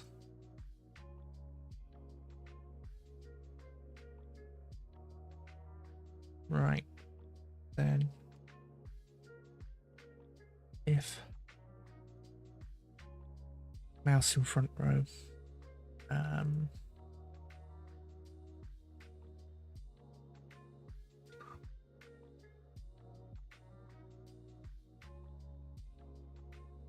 and do that. If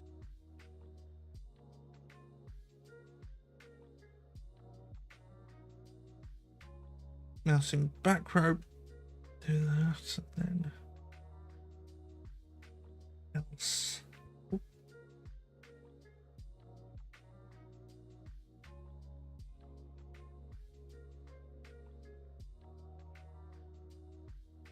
Then we also need to get its position to move to.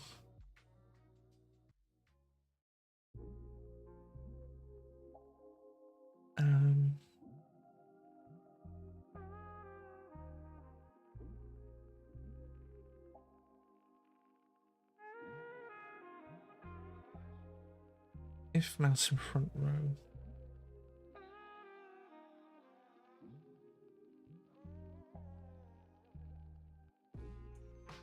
Else if mouse in back. Okay, so put all this here. And then update preview.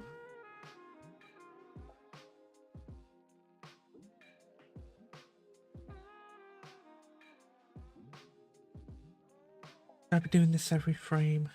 I know.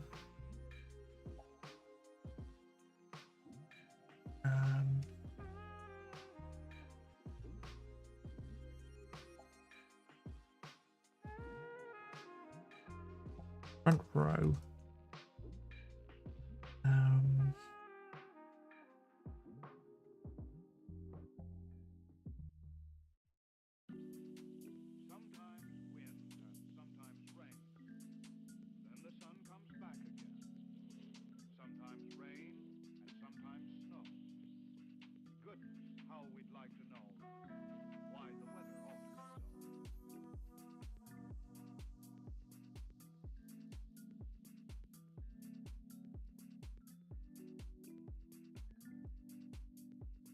Front row mouse pause and then yeah.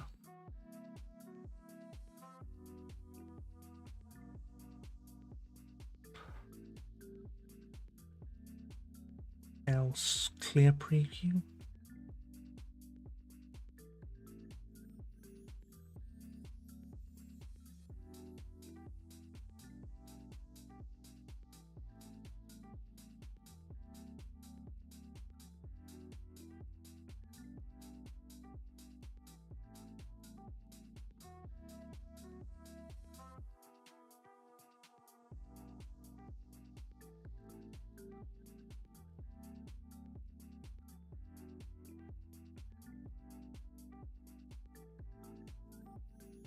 Okay, so something like the party area. We need to make a panel. And this panel is going to have the same theme. Party UI outcome, but UI background panel out. Okay, so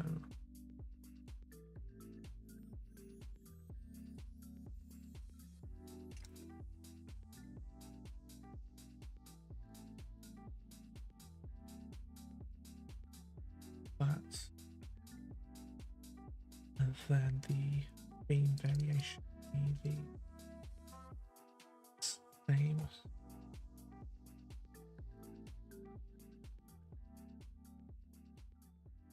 Like so. And then finally 360 by 180.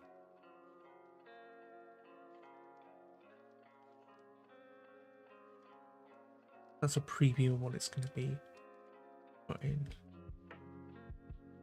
Call this a preview panel. And then another panel. This will be the preview border.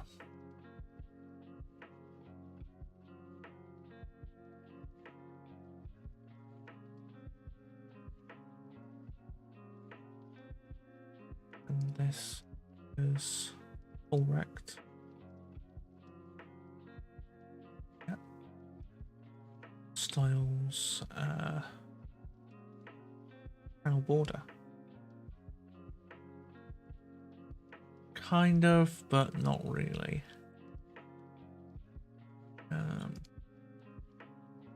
Make it unique. Border, we just way. I'll just half it. Actually, it should just be one. That's better. And then finally, we're going to have the modulate as. Oh no, not that, but this. Half.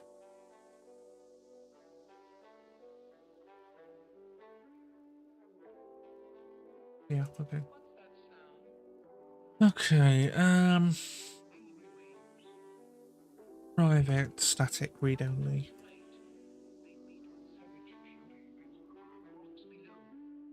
Color. Preview modulate.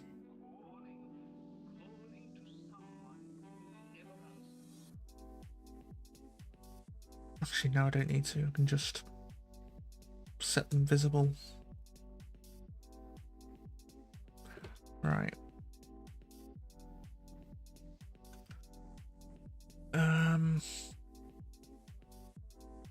Oh.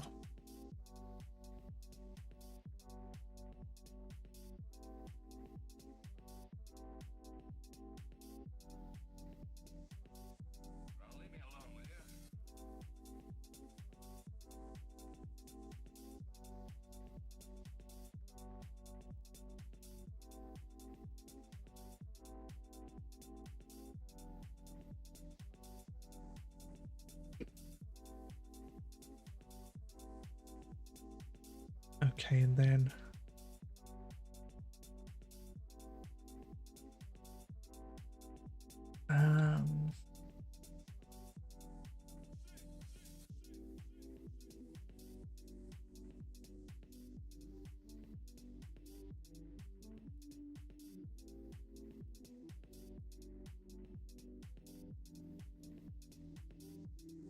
let's work out a preview of the other thing set.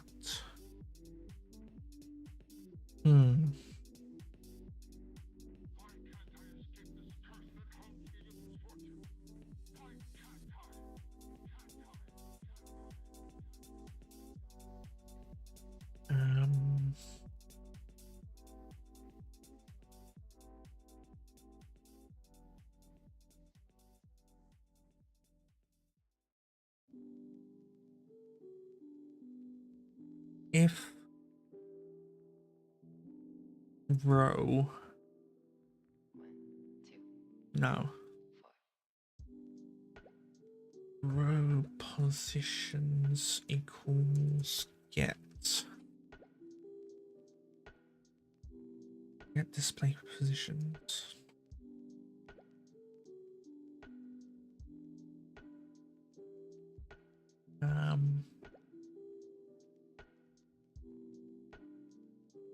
Row dot size.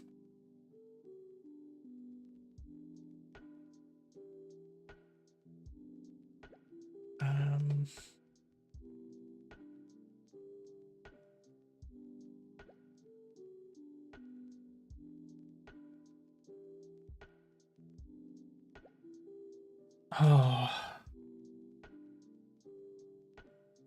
no, child, and then +1, but then take away 1 if the no.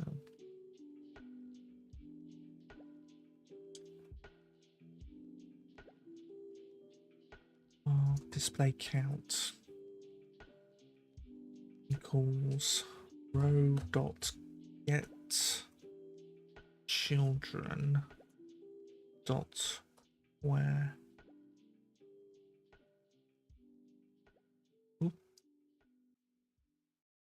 row dot get children, yes.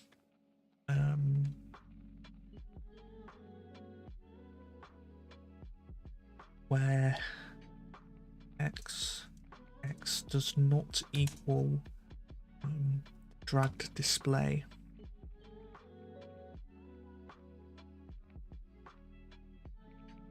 Because the drag display is going to be underneath the mouse.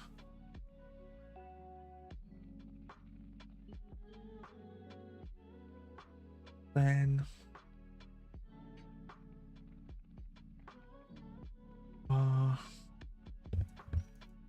display positions equals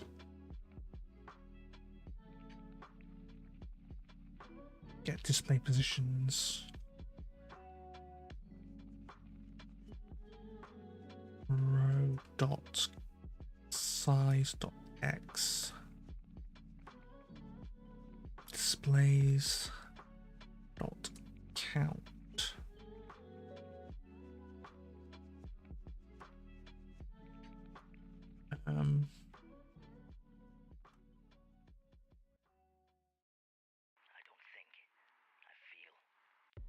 So this update preview is only going to be called if we do have a drag display, so we can just get the dimensions of the drag display like that.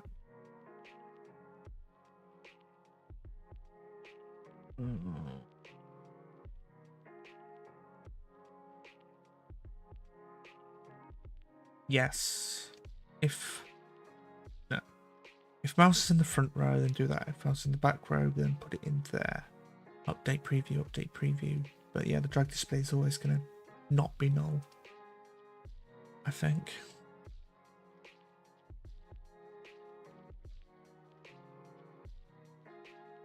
Right. Then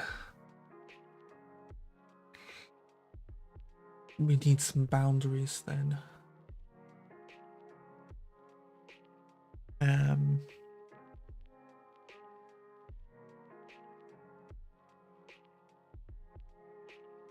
Calculate boundaries?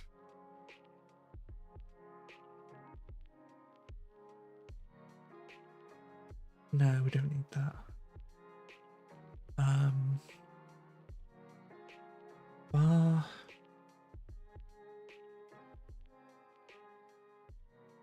Wait, we can convert this to an array. This as a length. Then the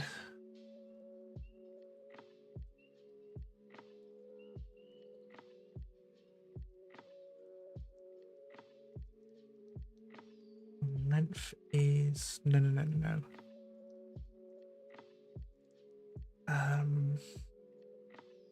So we have our display positions. So we need a way of wait, length plus 1. So then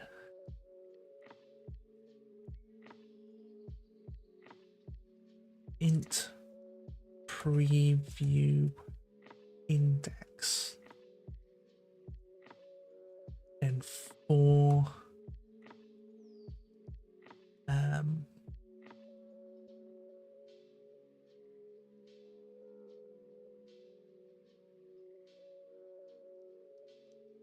oh,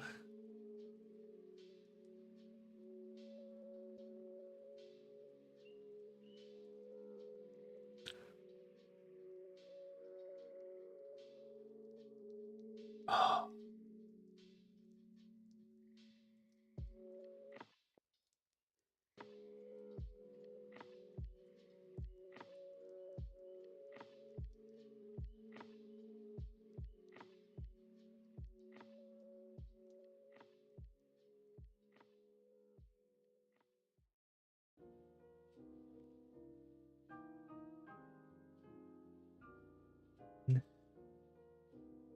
if the preview index 0, so it would be if mouse position is greater than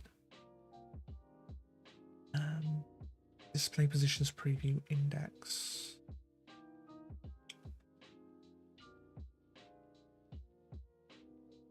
plus no. Mouse positions is less than the preview. If it's greater than the, no, hang on. Dot x is greater than blah blah blah blah dot x. Then that means we've gone over what we need to do. No. It doesn't mean we are in the right one. Just break. Or and if we're right at the end,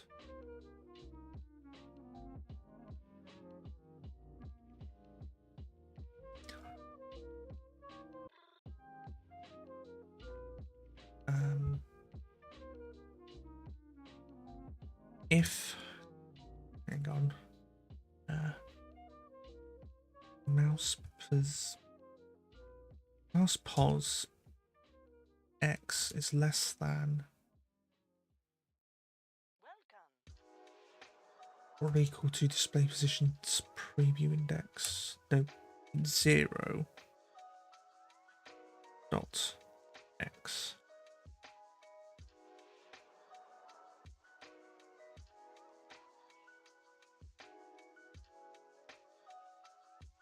So no, if it's greater than or equal to the display positions.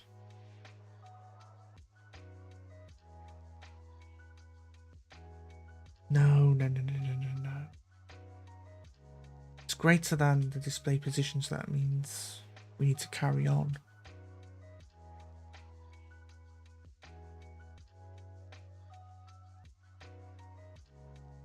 But then, if it's less than that, then we've gone over, so preview index minus equals 1, and then break. And then wait, so if mouse index is less than it at 0, then it goes into -1, but we just want to treat that as 0. And then the other way, if it's greater than all of them, then we reach the end of it, which is going to be the last one anyway. So yeah, we can get rid of the if statement. And then at the previous index equals mathf.clamp 0. No, it's preview index -1.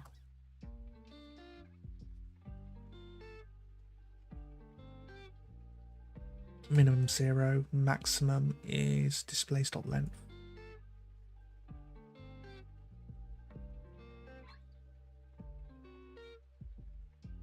Right, and then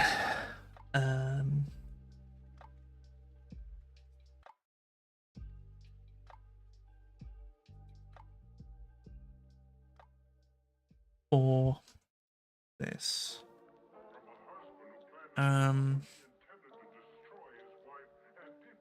If that would be the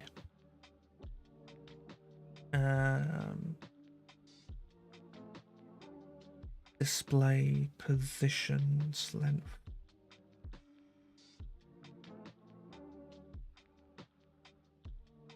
Then if I is equal to preview index,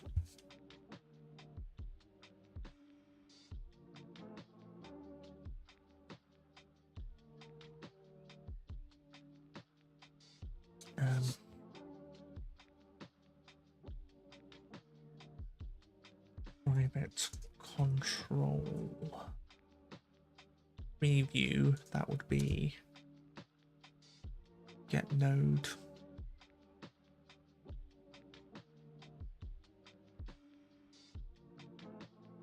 control, and it's called preview panel.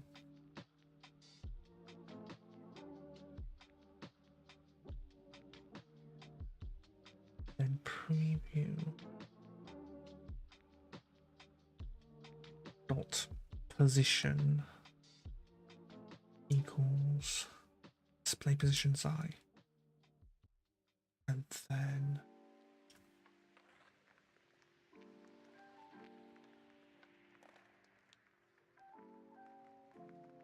else if We were riding in the cemetery. It's still light. I is greater than new index, then displays I not. This is snapping them, but I am gonna animate them once I've got them, you know, make sure that they're in the right spot. Equals, no, wait.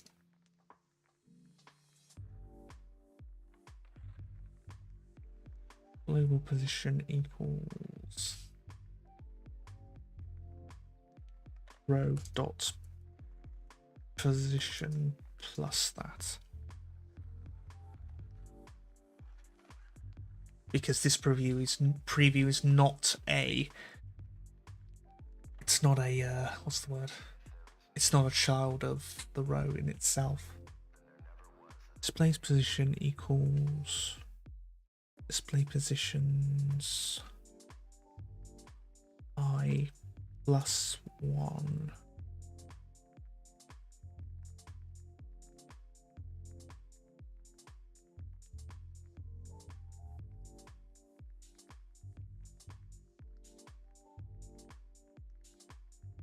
Hell? Node does not contain a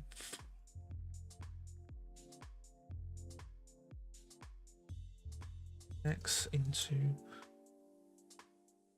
allied entity display.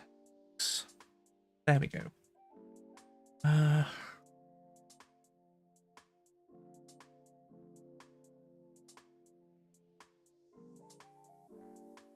Displays, yeah. Preview not visible equals true. And then on clear previews it would be yeah, preview visible equals false. So this preview panel will hide. And then else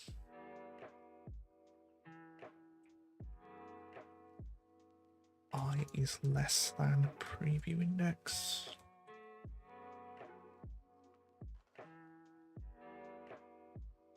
Displays I dot position equal display position.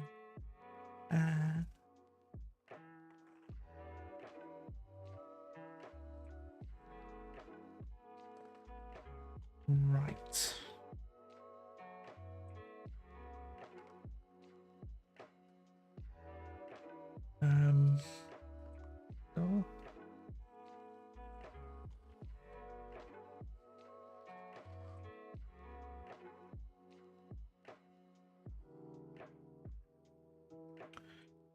Right, let's try it.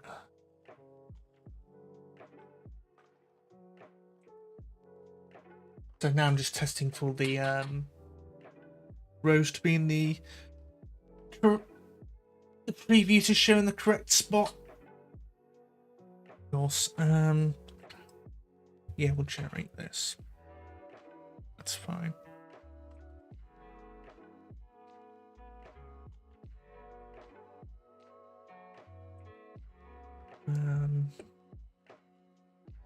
Preview dot visible equals false,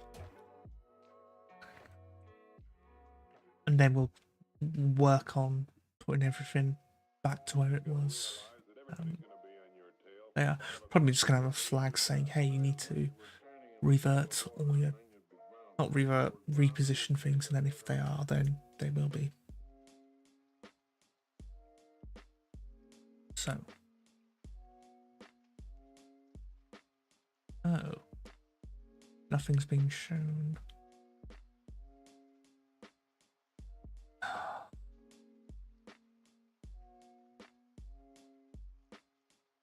Oh, let's wait for the editor.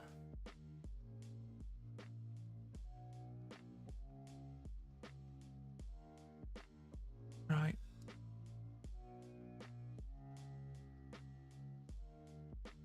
Nothing's being fired.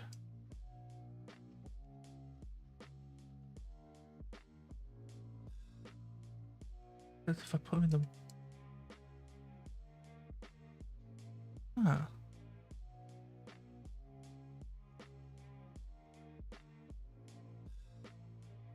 And that's...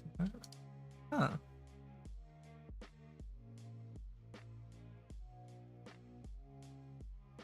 Update preview front row. Mouse pause. Oh, I know.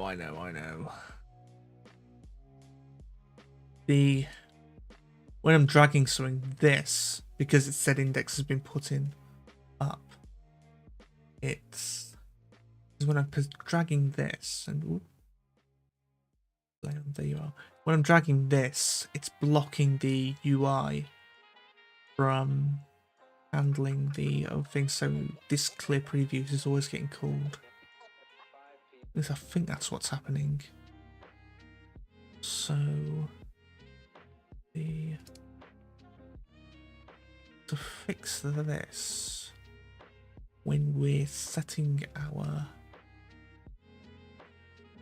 display clicked on display clicked,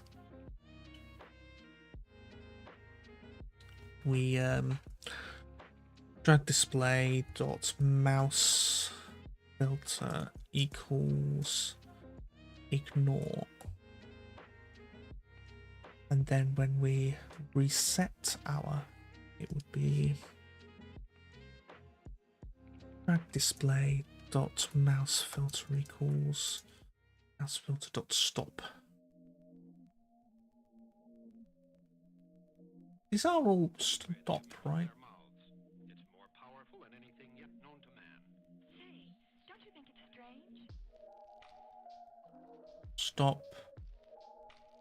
Stop. Yeah, that's fine.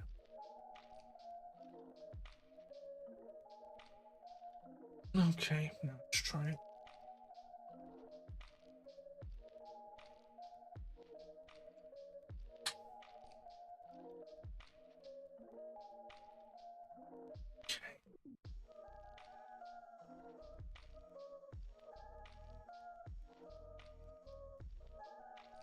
Okay, these are being repositioned,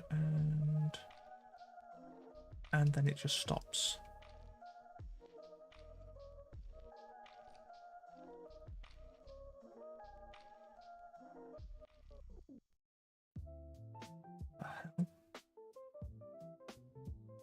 Okay.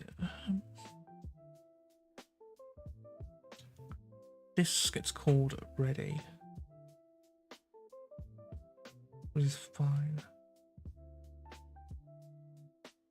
Display position being called for the display that was +1 to drag display to size separation. Yeah, that's fine.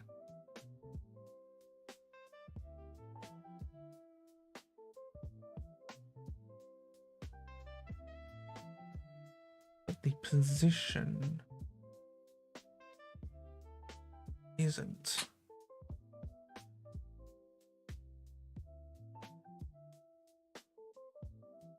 Doesn't explain why everything's been fanned out. Okay, take that. So now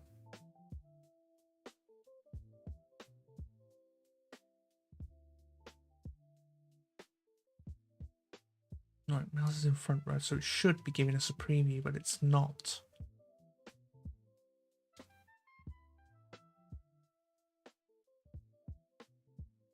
Drag it down here, that's also not happening.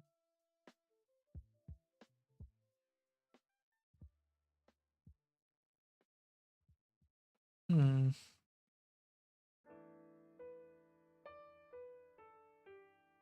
Um.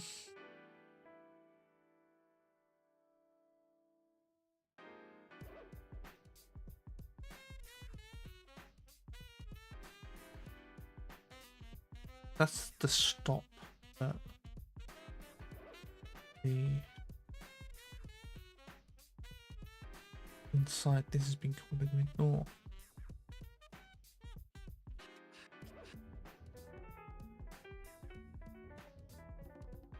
Hmm.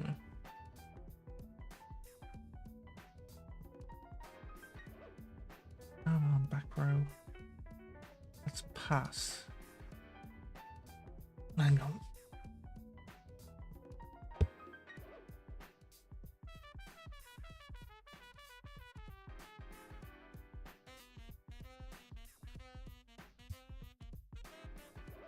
gd.print front row enter. Okay.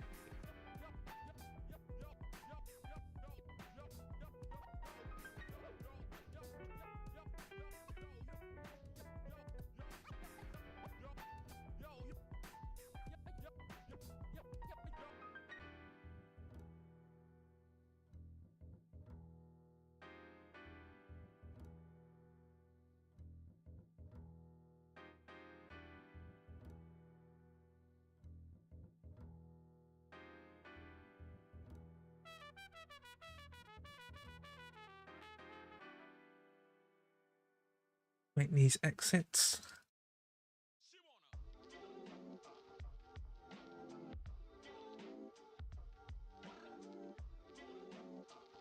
Right. If these events are actually getting fired.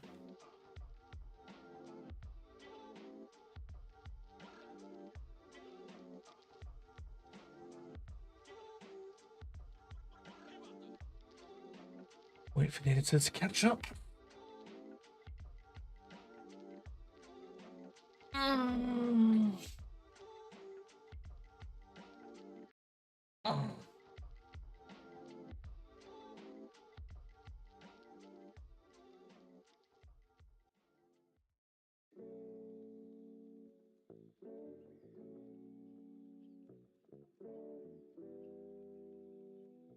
Bloody took you long enough. Okay, so the front row enter, front back row. Whoa, okay. No. It's the front row enter, back row exit. Okay, fine.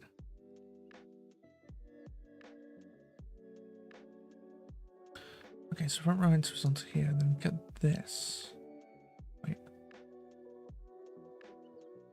Oh, okay. Yes. So what's happening is when we enter here and then we go on to another one that's apparently causes it to leave the thing. Okay. Hang on.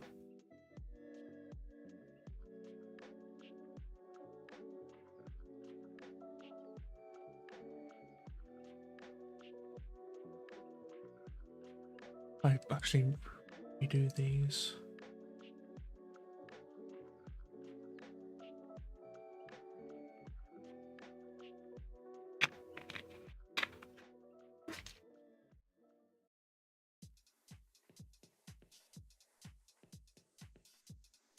Okay, so wait.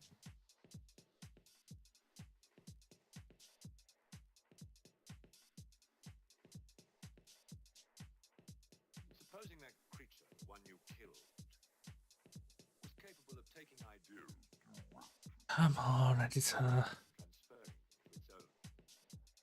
You mean it sucked other people's brains? Absorbed Right. through the ore. Front row enter, front row exit. Now if I go to click on here, yeah, go front row enter, then if I go back on here, it's exited even though it's still on the bloody thing. And then when I'm just clicking on it, despite it not showing, yeah, so we're gonna have to go for another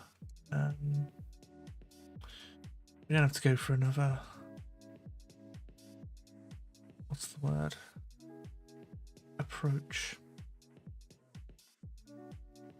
So I don't want to grab the front row for every frame. That's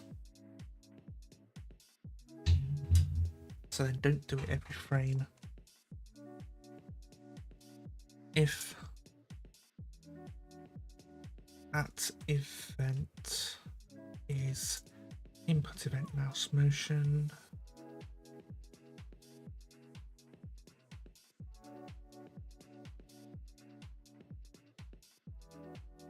mouse motion event,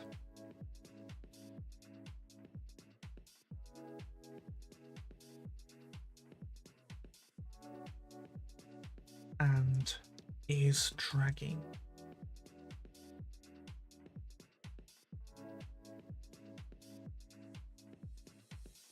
Go on.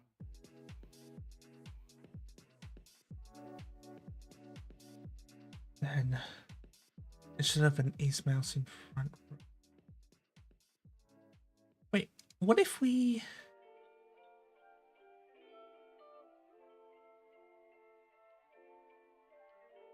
Hang on. Comment all this out for the time being. Right. Now, if we make all of these pass instead of stop.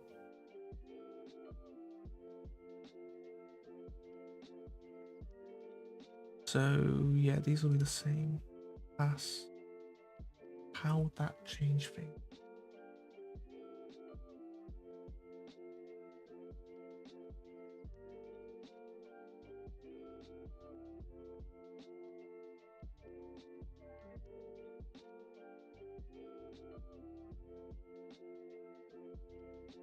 The editor to do its thing.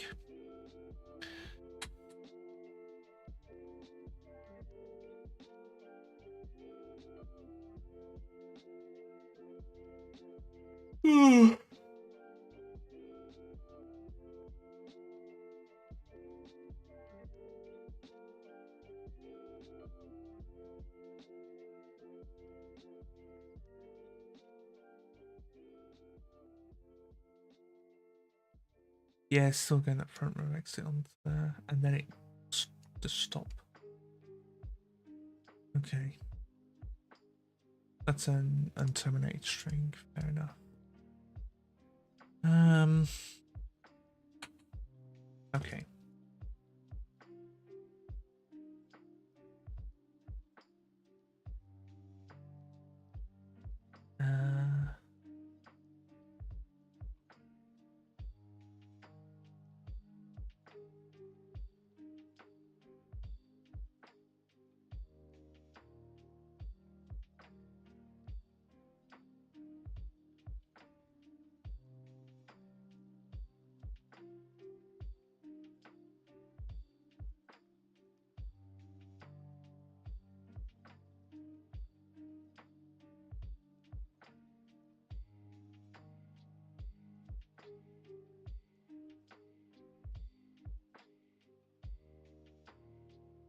Update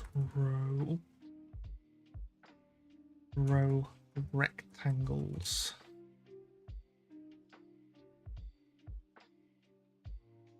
Right. Private void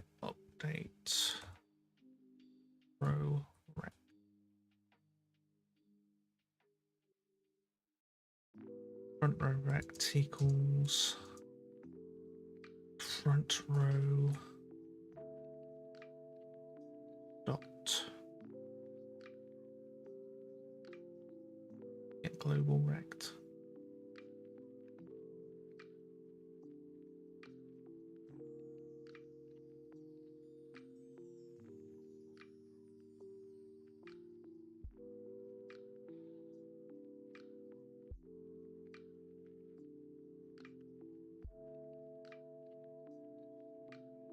Right. Let me just change this to if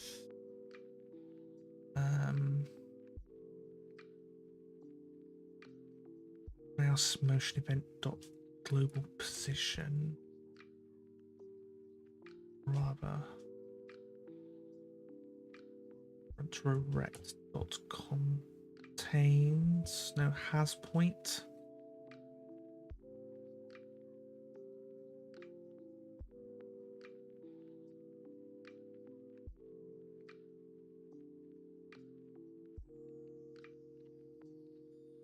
And update the preview.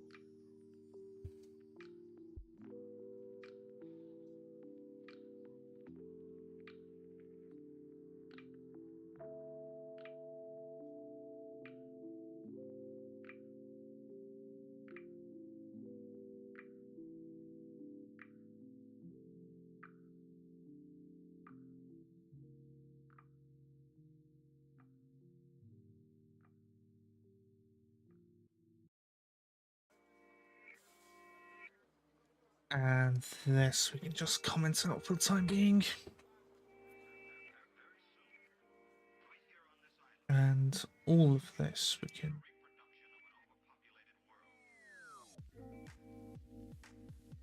so then yeah, we only do it on input events rather than every frame that we have the mouse held down. Okay, let's try what we're doing now.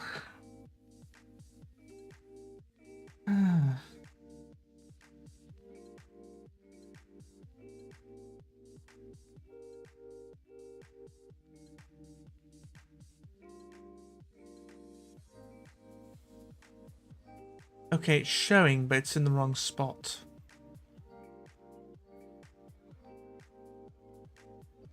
If we do this again, it's in the wrong spot.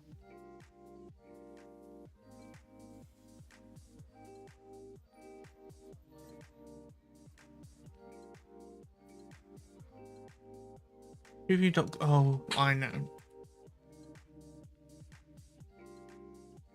Well, that's that sorted, but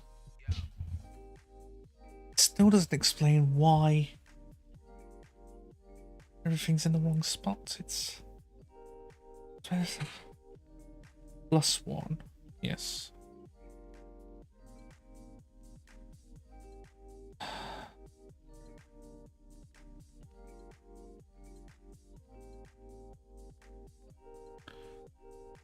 Right, clear preview would be something like this.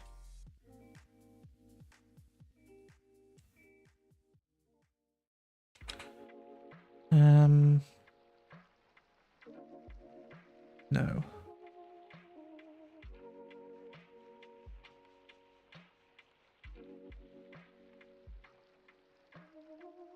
Bool has preview equals false.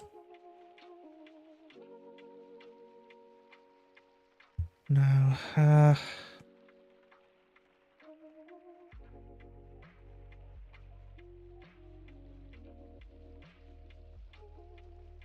No, I'll leave it as is and then see what happens.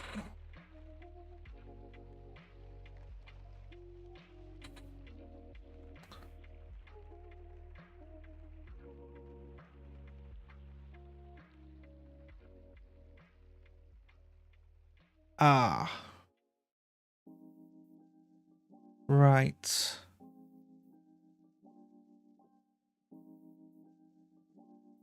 So it works if we're on this side, but then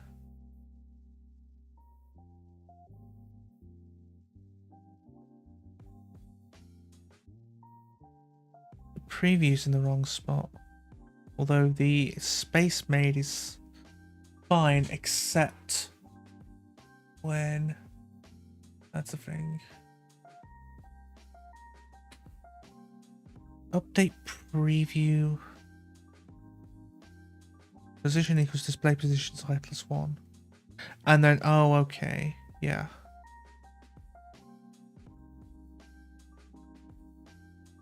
So it should be displays? No. No, we're getting it in the wrong spot. I minus 1.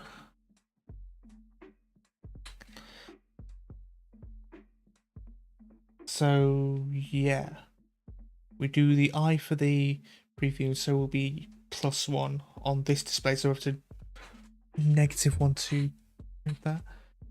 Let's try that.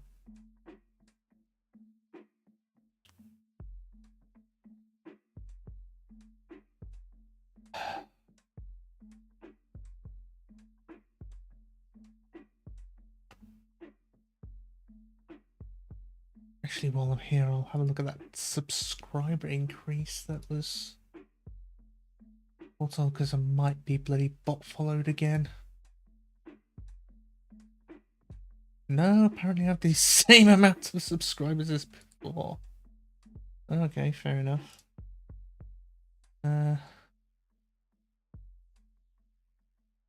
Right.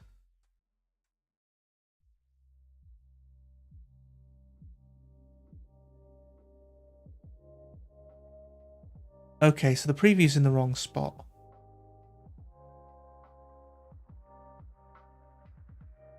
If I move it there, yeah, okay.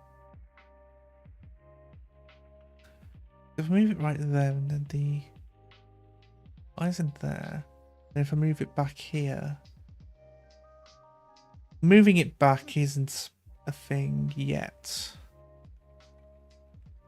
So hang on, if I move it there, then it's there. It's there.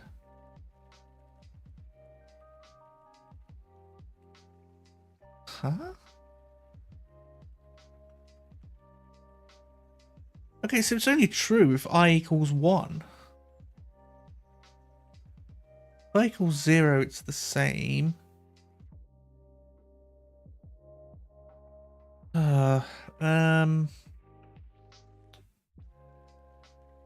Shit.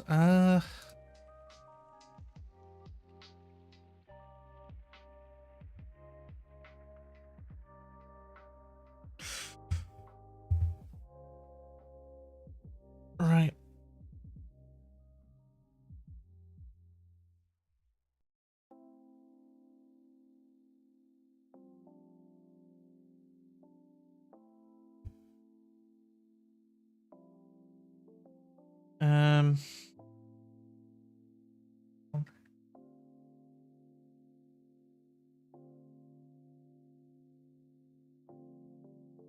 Should have a debug. Oh. Control. Debug. Right. And then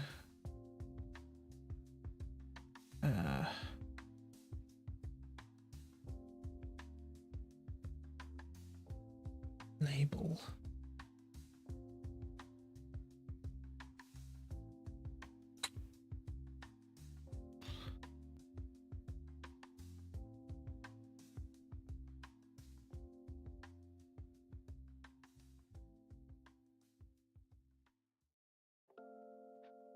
Review position.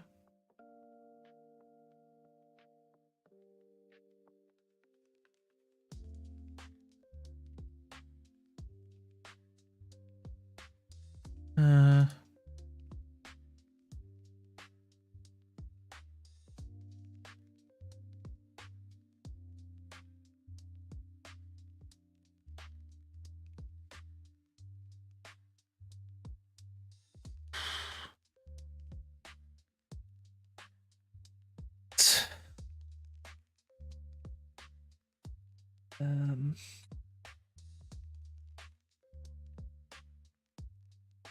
preview position value.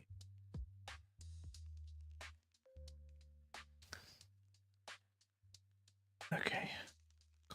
Copy the path. Get node of type label.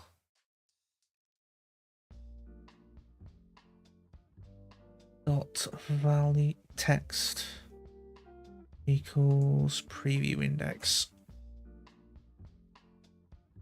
dot toString. Okay. Let's try it.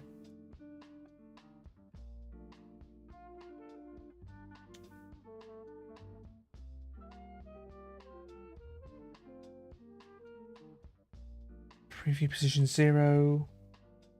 And now it's just not working full stop. Oh no. 0. Nope.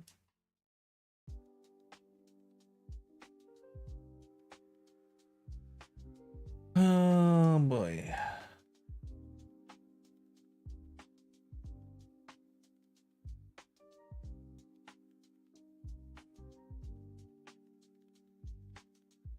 Right, what's causing this? 626. Node not found. Party area debug. HWAS container preview position value.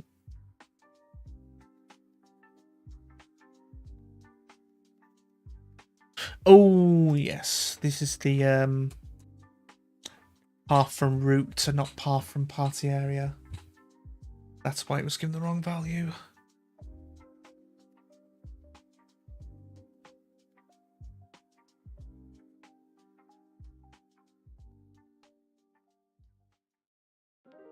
Just make sure everything's fine. That's great. And back to where we were.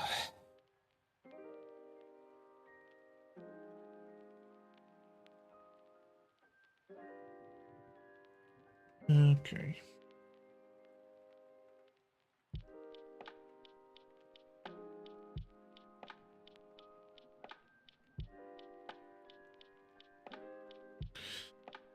Oh, okay.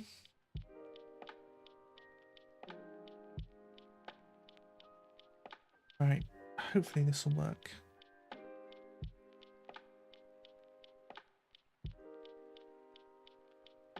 Zero, 1, 1.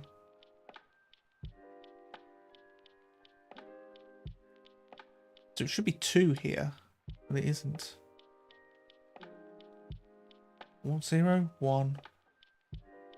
It should say 2, but it doesn't.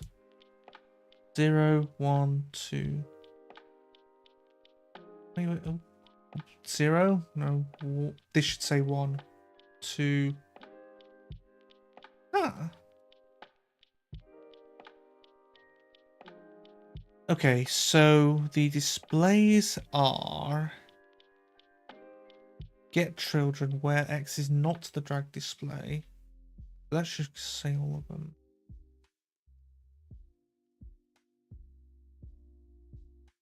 And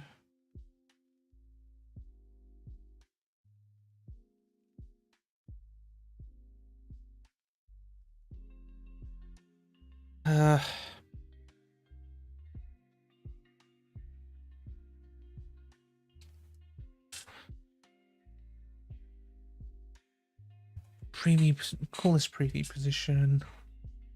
F2 it, copy it, log it here. Right. Then we have to add another one called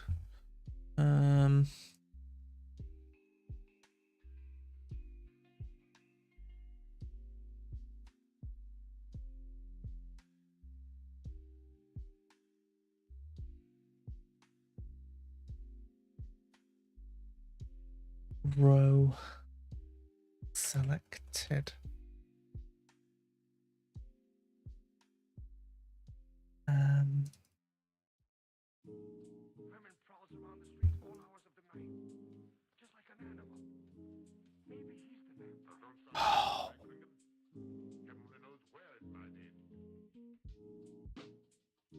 for a selected value. Okay, and then we copy this path.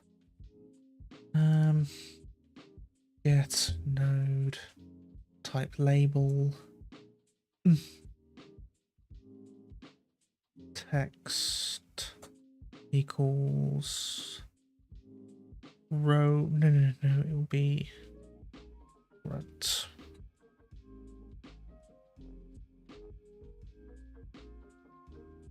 Copy this, paste this, change this to back.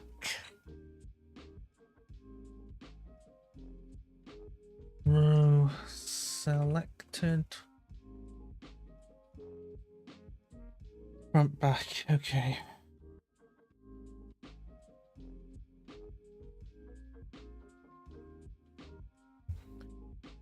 gd.print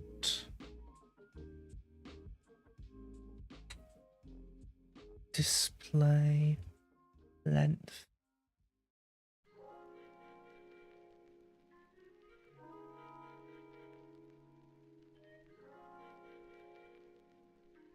Displays I hardly know how to begin. dot length.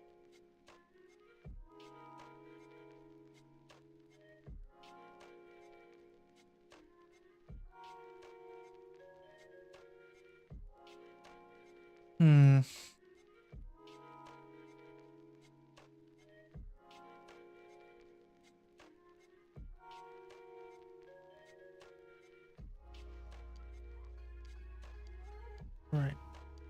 Wait for the editor to catch up.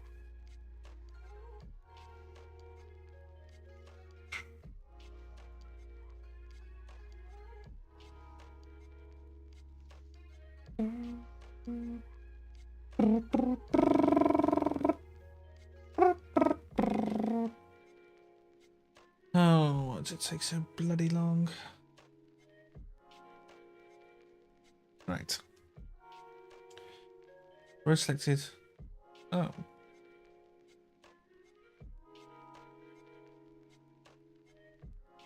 Oh, what the hell's going on now?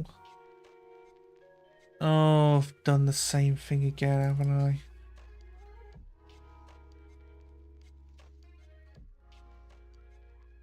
Reload.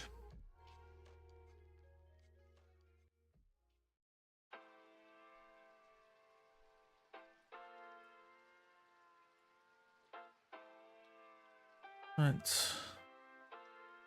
I ain't gonna die, am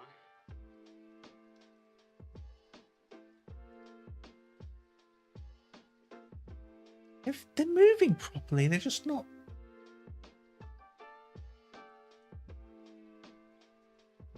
Preview position's all buggered. Right. I'm not afraid.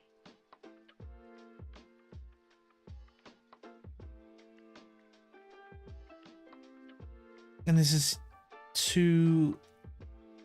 Shooting alternate between 2 and 3. Yeah. 3, 3, 3. 2, 2, 2, 2, 2, 2. Yeah. So the display name's fine. It's.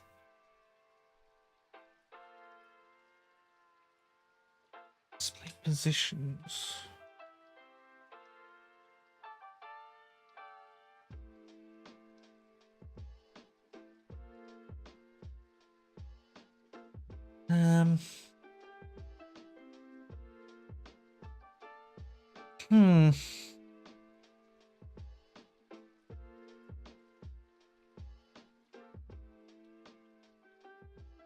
Preview.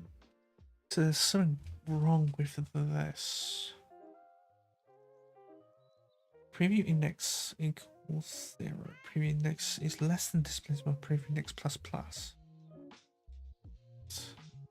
If the mouse axis display position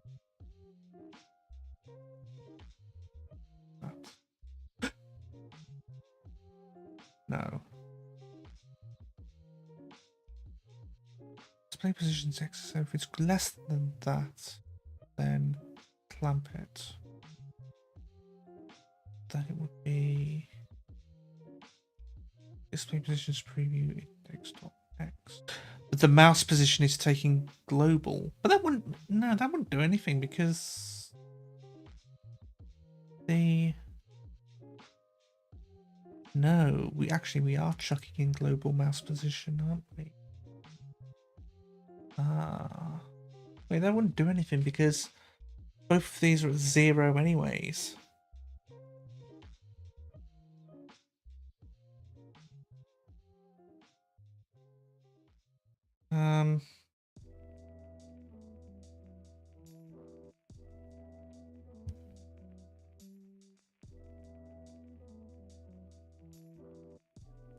Just gonna do this.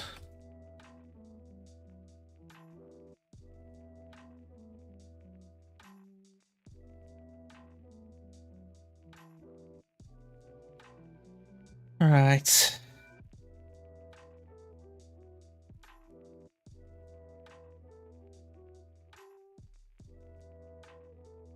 Wait, what?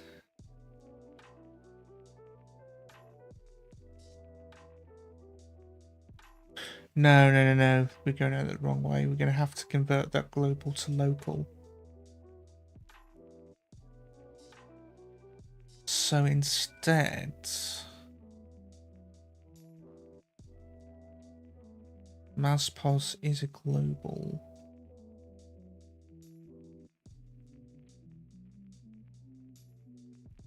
Full mouse pos global.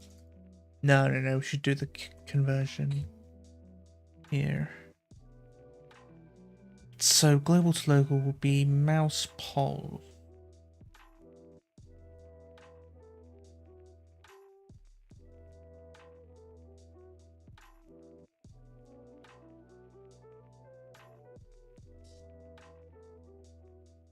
Minus. No.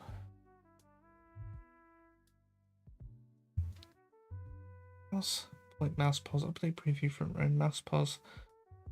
Oh.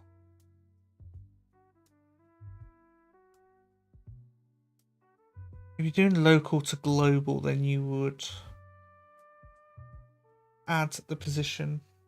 So global to local, you take away the position. Minus front row dot position. Global position.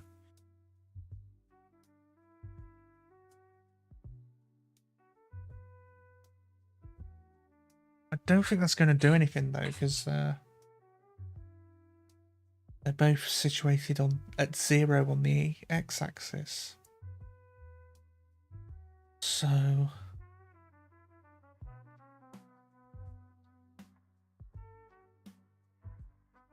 preview index -1. So it's less than the display positions preview index.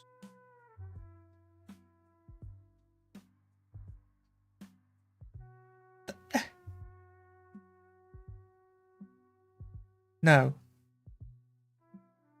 No, this is fine. So if it says the display index of preview index, so we're just trying to an I. So 0, if I 0, display positions without 0, then yeah, that. And then if it's 1, then it should be the same, but for some reason that's not happening.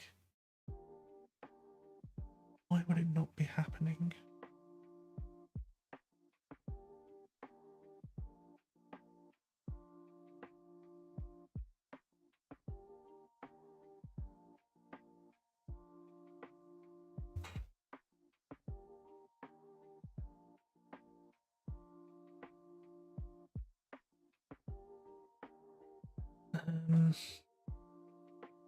GD dot mouse pause.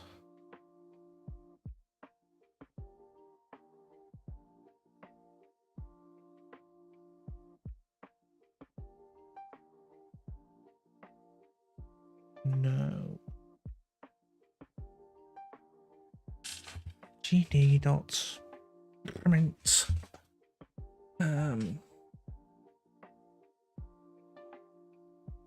Preview index. Mouse pause. Display positions dot. So display position preview index dot x. Mouse pause dot x.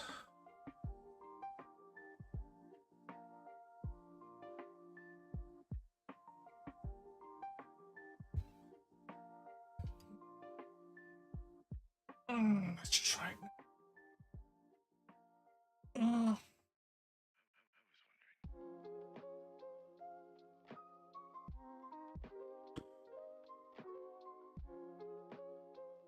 See, now it's in the wrong spot.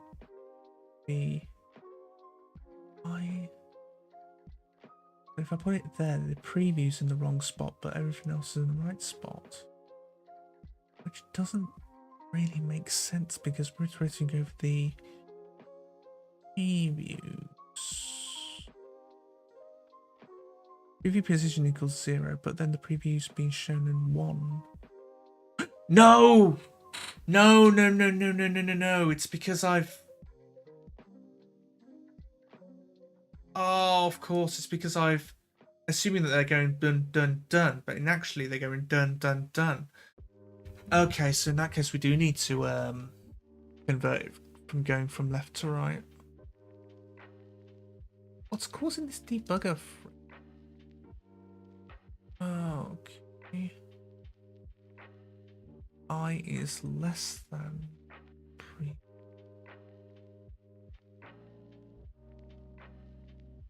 I is greater than preview index. Do that. As I is less than preview index, when the preview index would be 4. But then they. Yeah. Right. So I am going to have to instead do all these in order. So,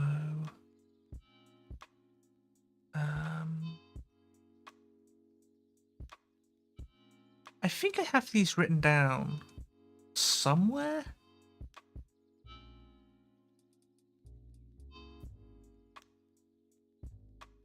I distinctly remember writing them down.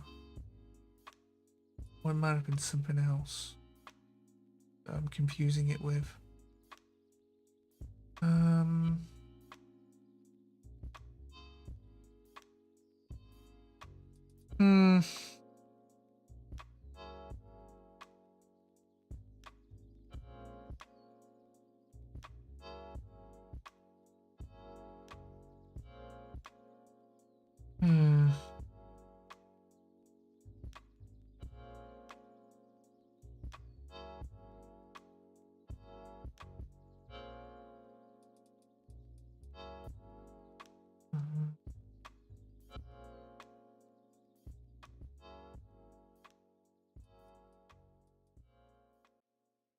Right.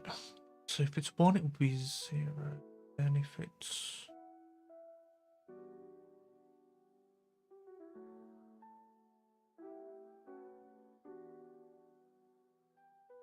Wait.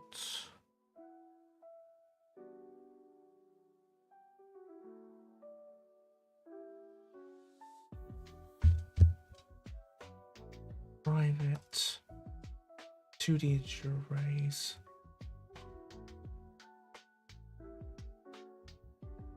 Step orders.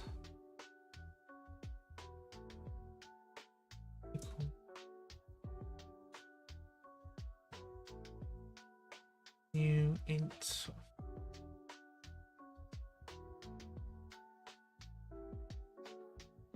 And then inside it will be new int. Yeah.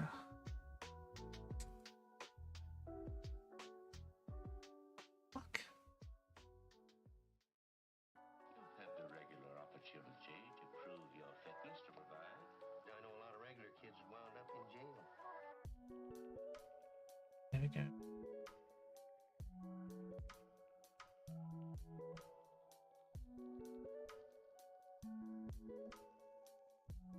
So instead,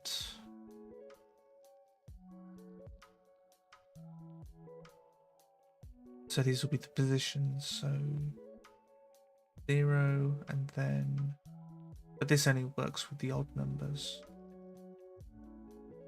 Okay. In which case,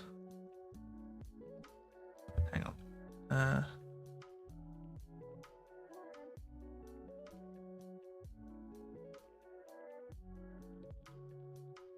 No, it would be.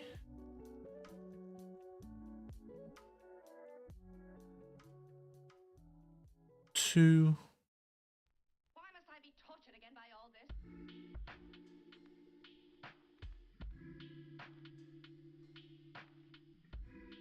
One. Oh god, hang on.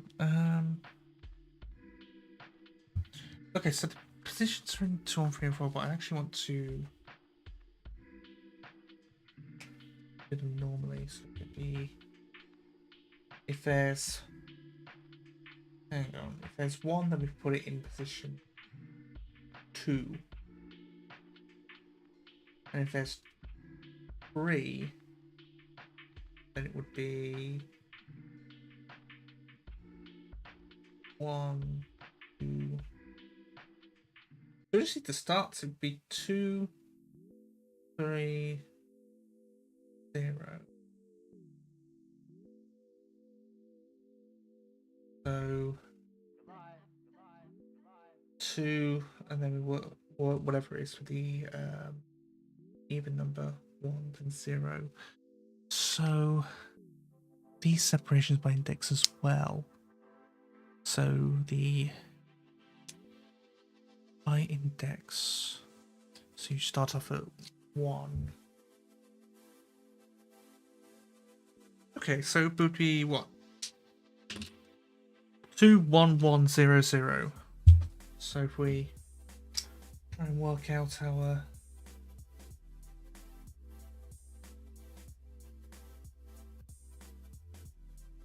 so it would be 2 minus I floor div. Okay, so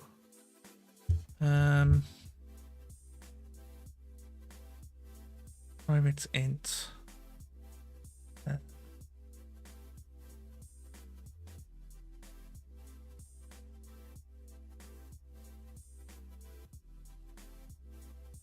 const integer array odd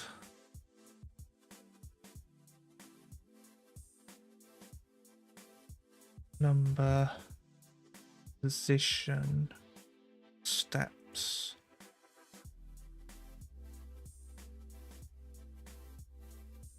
start equals the new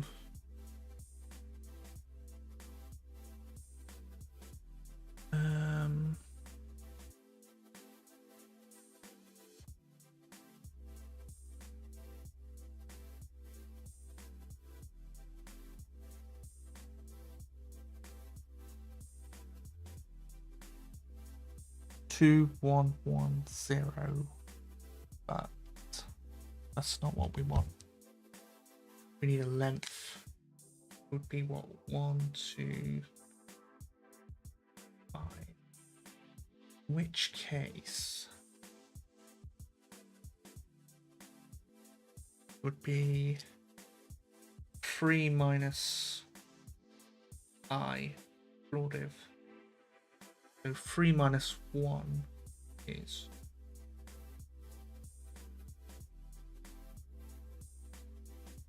3 minus no.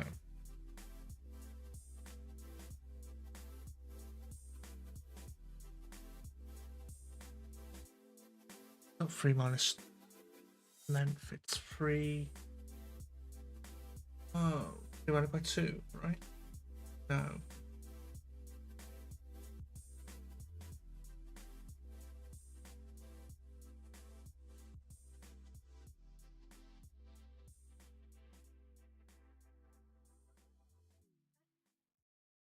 No, would be half the length.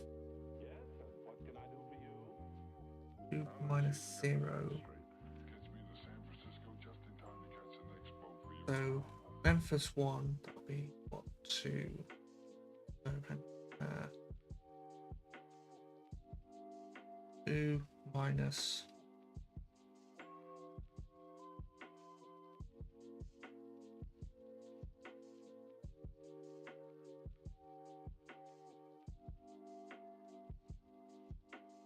4 length over 2.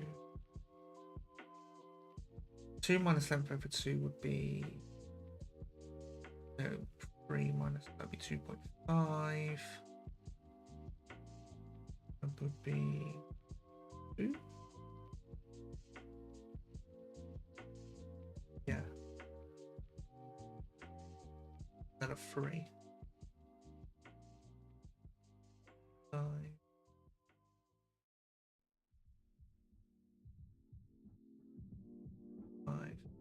So instead of that, it would be 2.5 minus length over 2.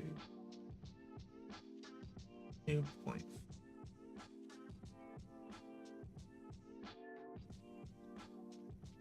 Minus a half then. 2, 1 point. 2.5 minus 1.5 is 1.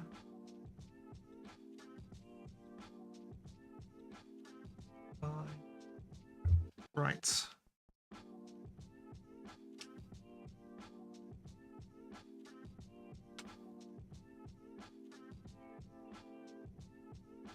So we'll call this number position step start. Actually, I don't need this. Hang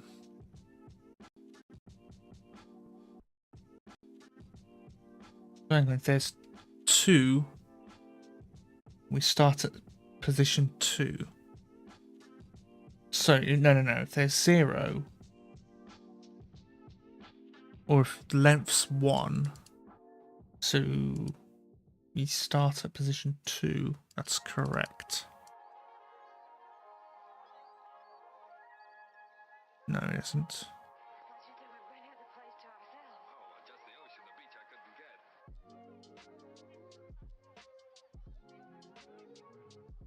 No, we need 3. No, 0, 1, 2. Oh, no. We do start position 2.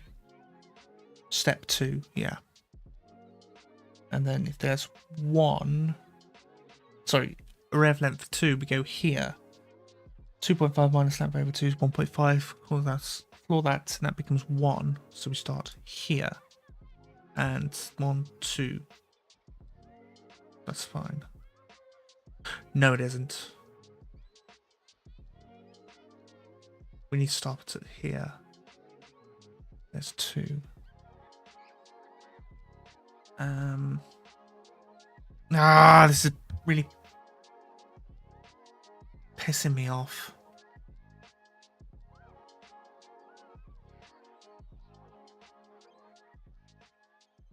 Hang on. Go to the Party UI and see what's going on here. Right. I just dupe lay on. Oh no, it starts at a half. Free space plus a half. Right? I mean, I think so. So, hang on. Free weight vehicles, blah, blah, blah, blah. Yeah, okay. So we can actually take this outside. And then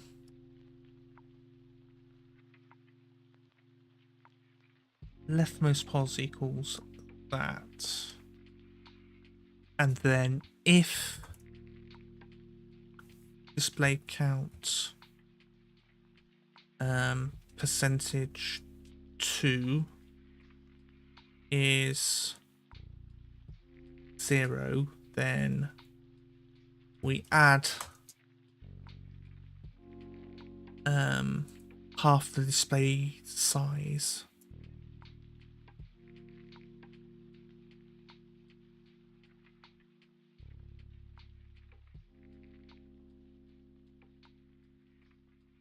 Then we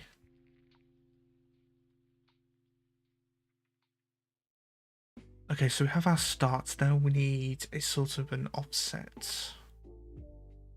The ones that we start at, given each, yeah, the amount of steps, or the display count plus steps, or whatever the hell you want to call them. What do we start at?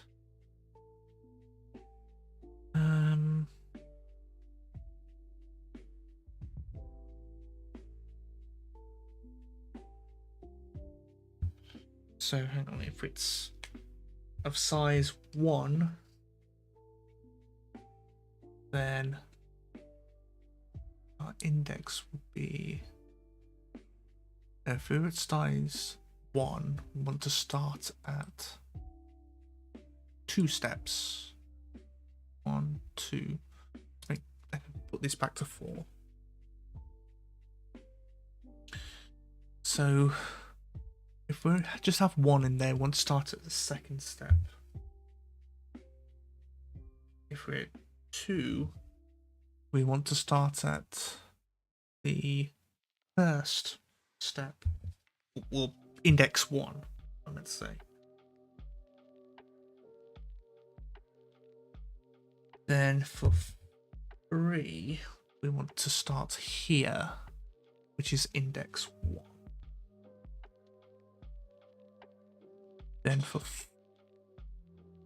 4, we want to start here, which is index 0. And 5, we also start index 2, 1, 1, 0, 0, yeah. So then,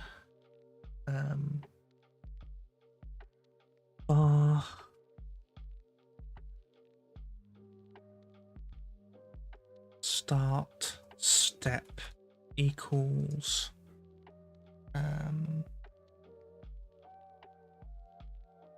display count,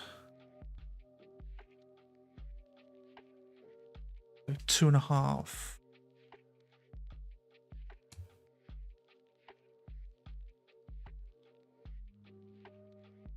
minus display count, yeah, 0.5f multiplied by display count, and then floor it.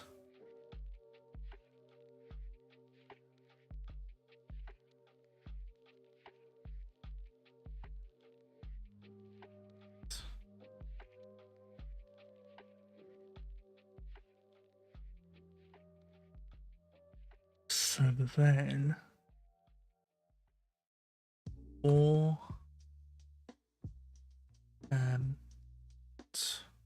I equals 0 is less than display count dot length. No, less than display count. I plus plus.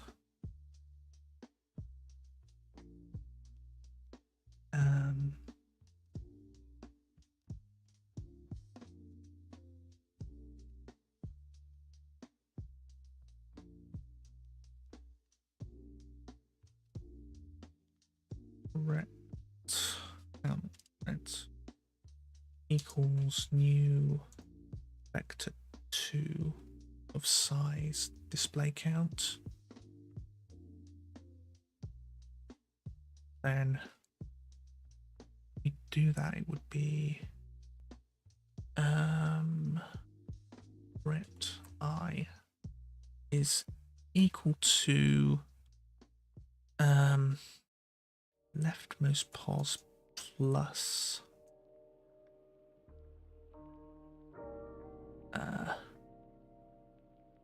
well, first of all,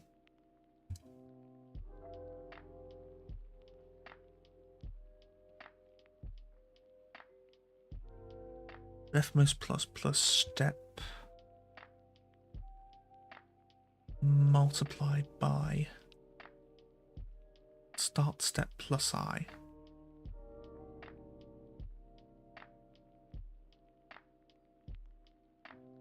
0th.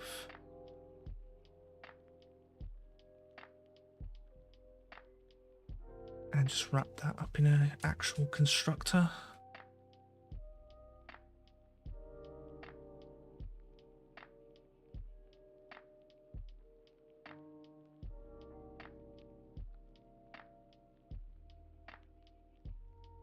Do we?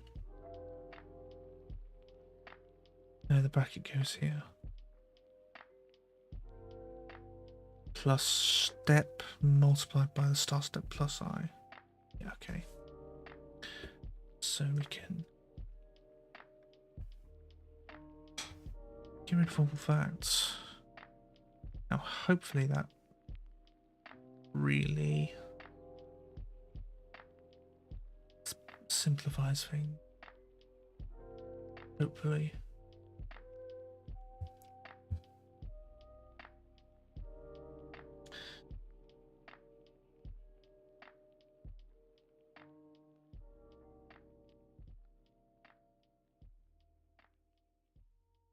That's the wrong thing because I need to. Come on. Well, first of all, I opened this scene when I shouldn't. I should open this Party UI Draggable, but it's being slow. Oh. I spent more time actually waiting for the thing to bloody compile.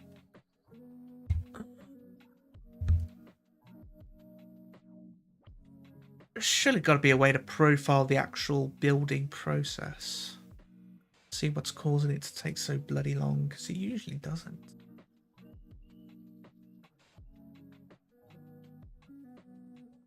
That's fine. Hey. Okay, it's not working because the display positions are screwed over. However, the...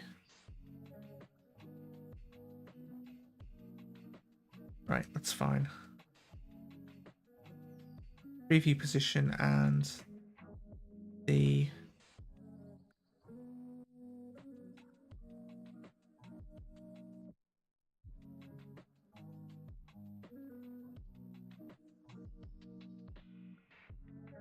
It's just this that's a problem now.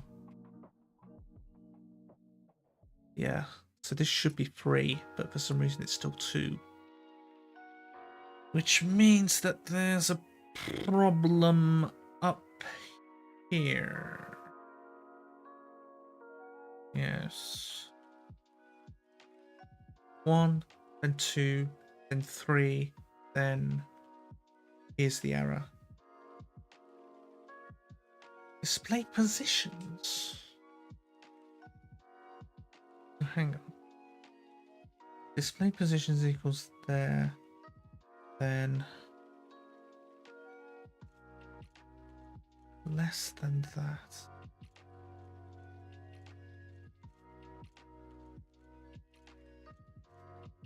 And then display position level is 4.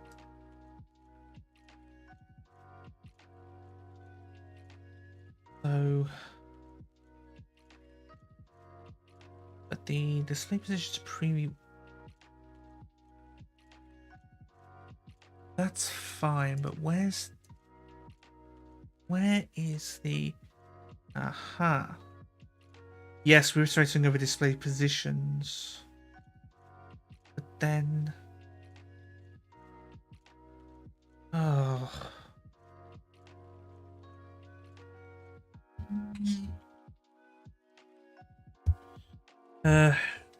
gd.print I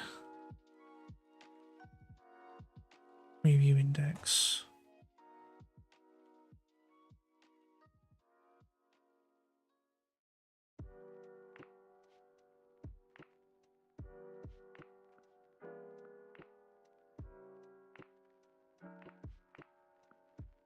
Comma display positions dot length.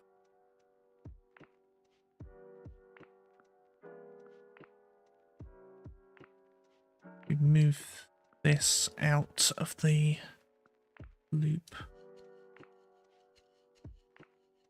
Alright. Is the display positions length -1. This should only happen if preview index is the lower. So preview index would equal the display position, but then it wouldn't.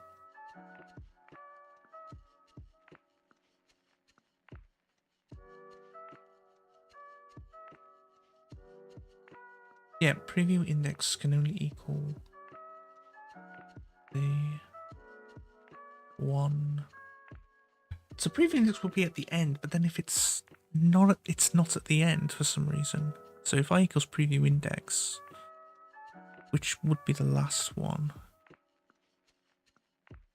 but then yeah, well, let's try it.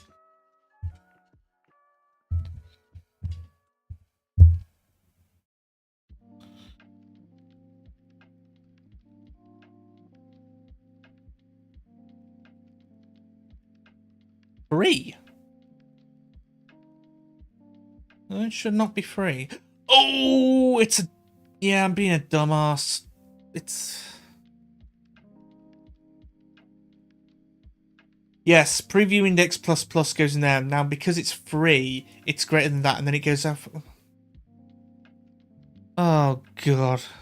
Yeah, that's a basic programming error. Ah, okay. You just do that. Then...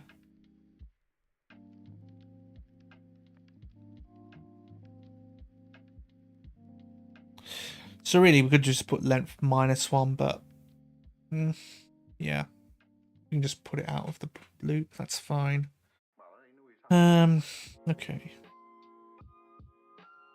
So this we won't need. So... Yeah, so the reason why the preview was in the old side is because its position wasn't being updated. Or, yeah, in the wrong position.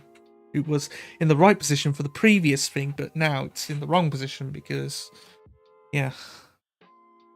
You can see here, the preview, it's showing completely fine. So I think another thing that we'll probably do is after this... Okay, so that works, kind of.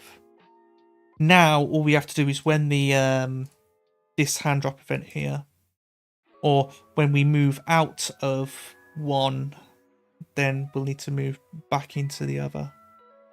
So, so if program has points, and then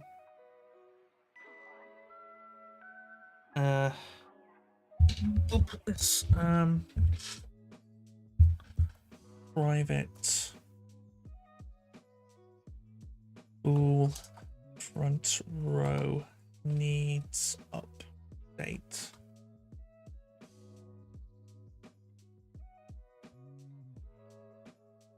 Then private bool back row needs updates.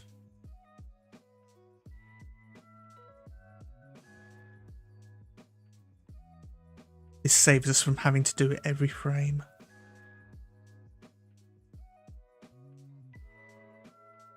Alright.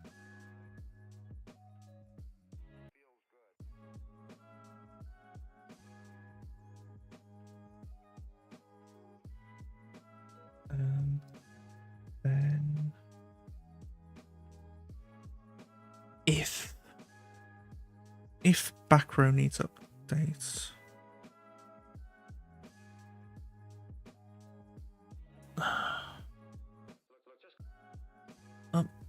No, clear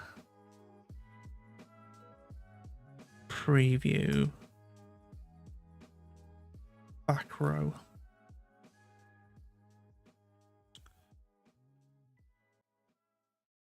So hang on. clear preview, back row, and then back row needs update equals false. Update preview, front row needs update equals true. And then we just invert it for this.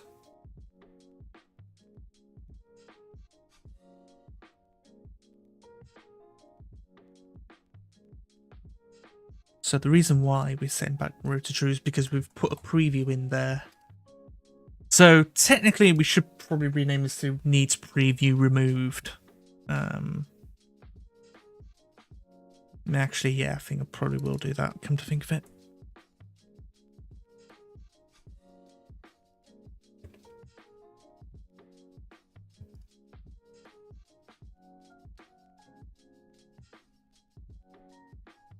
Oh,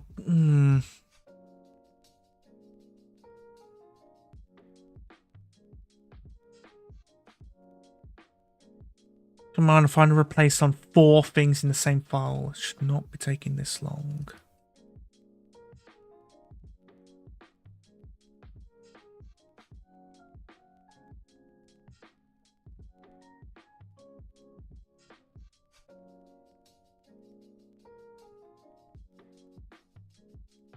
Right. And finally,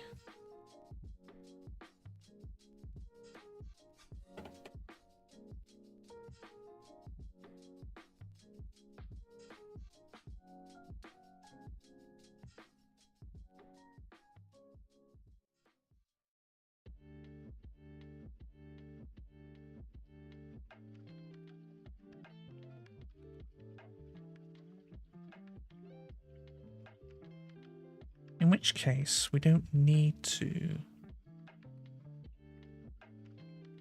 No, we do need it in this else thing, because then we'll be, this front node needs to be preview moved, and if we moved it outside, then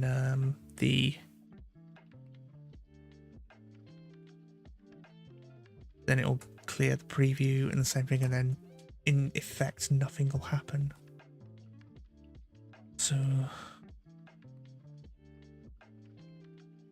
we'll do that both. Clear preview.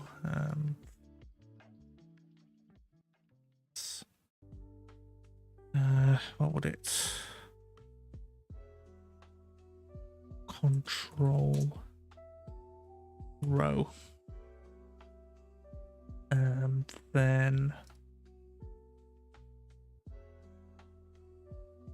preview dot visible equals false. That's only on the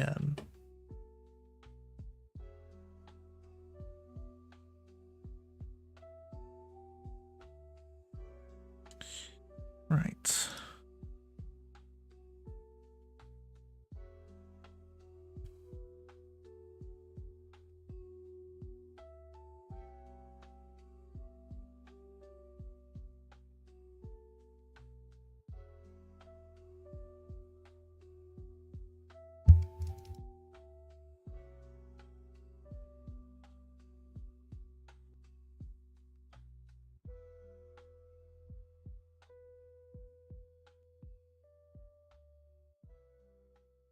Why does tween not stop rising? Tween stopping.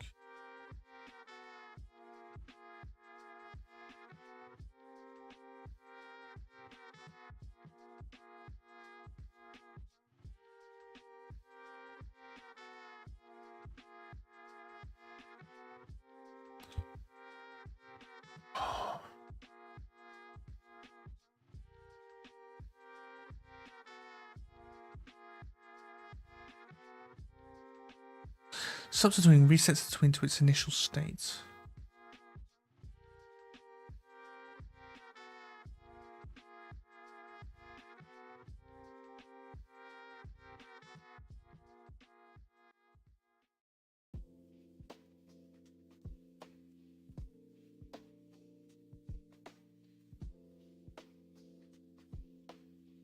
Okay.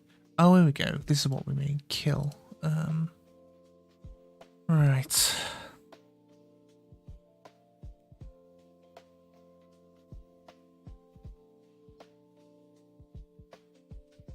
So, um,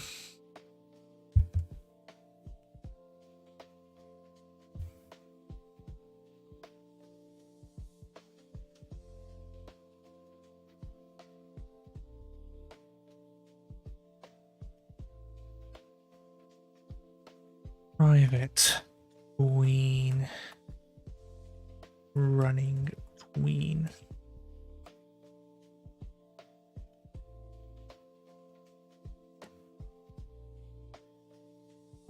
And yeah, we'll get to that in a bit. Bar displays equals blah blah blah blah blah blah. Then just do the same as this, but instead we get rid of all these preview indexes. So this is out, displays.length. Actually, no, all we do is no. We could put an update entity display positions, but that's not going to work because yeah, we'll need to. Anyways, get rid of that. Preview.visible equal. Don't need that. And then just stick this in.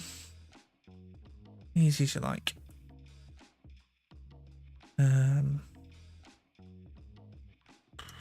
I could probably just put full preview visible, but we'll probably see. Well, the code's there now. No point removing it and then putting it back. Sure. Right.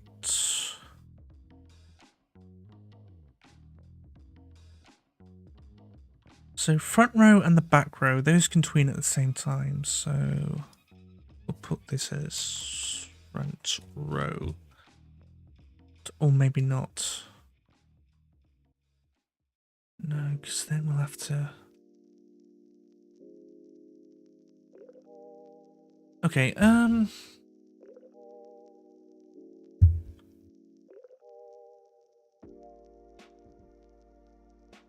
well, actually all we need to do is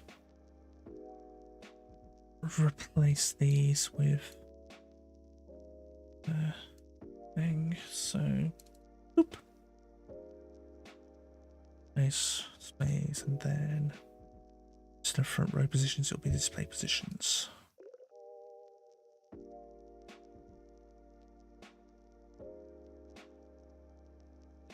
So, oh, tween equals that, and then we'll see if we need to keep references to tweens and then kill them if we have to later. Because if we go whoosh and then it goes whoosh, and then yeah, it's like if we have two tweens active at the same time and they're both trying to move the thing from one place to another. I'm not entirely sure. I don't know. Oh well, we'll see how it looks. If we have to kill a tween, then we do. Then we have to kill a tween. There's not much we can do about that.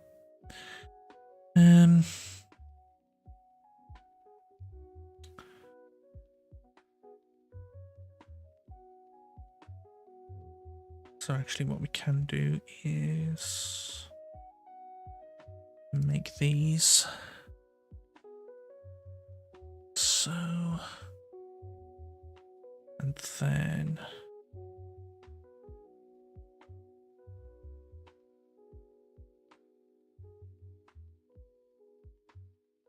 -1, and this we just plonk in. This, however, is going to be a bit, what's the word? More complicated. Different, actually. Not more complicated at all. Road optimal position plus, yeah.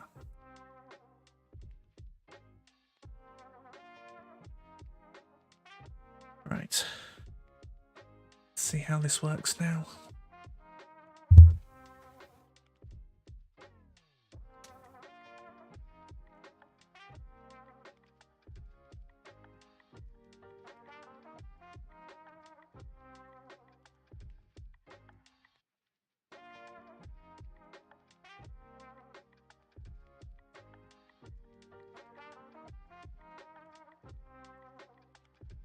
the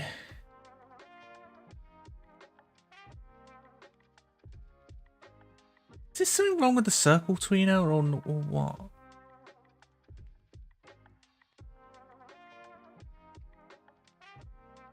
Also, yeah, this is kind of expected behavior because I haven't actually put the whole things in. Yeah.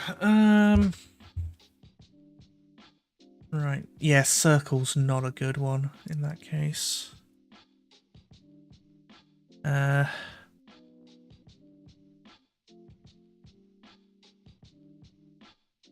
linear. Actually, we'll just have it as a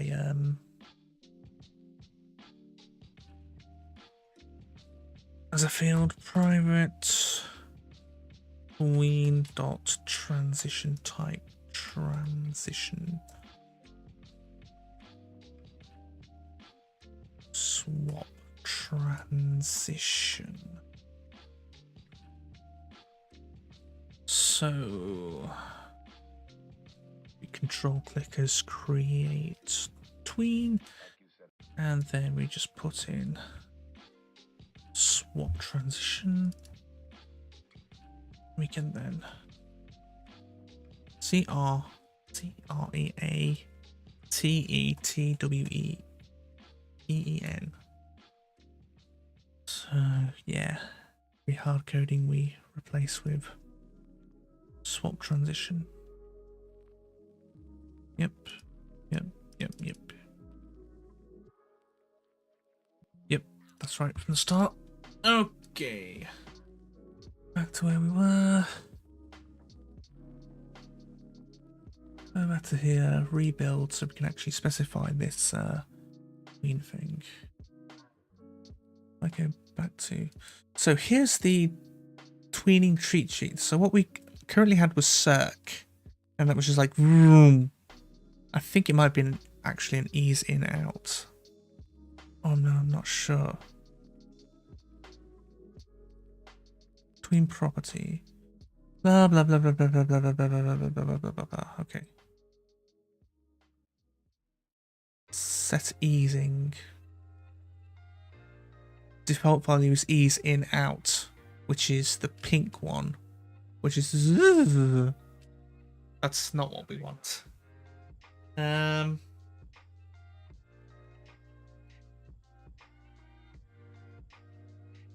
Well, so yeah, we'll probably have it linear, and then if that doesn't work, we might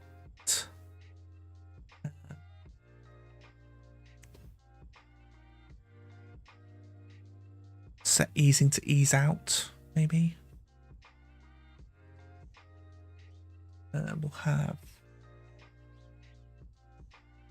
We'll try sign, and if sign's not a thing, then wait, is it? What was the default again? Default is ease in out, which is the purple one. So that's okay. We'll try sign, and then if that doesn't work, if that still looks like shit, then we'll go with linear.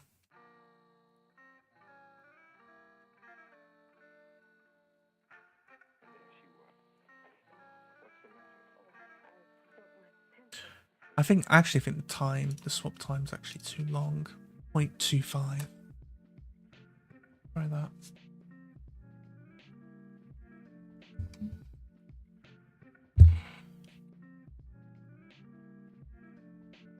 Oh yeah, this is much better.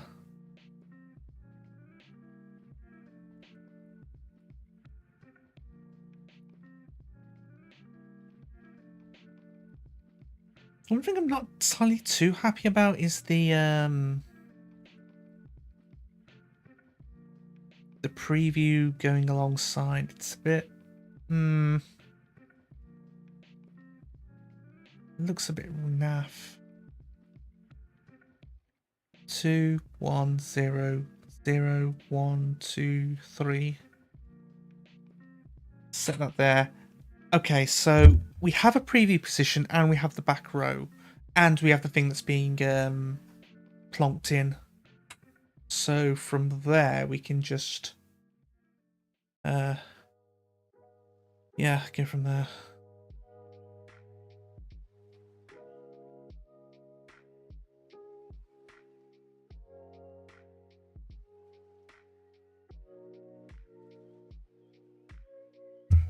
Right, so we don't need to hold a reference to the tween at all. I think it just prioritizes the newest one.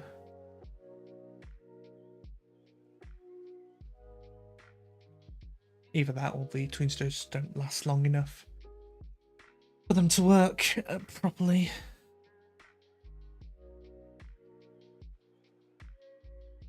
Right.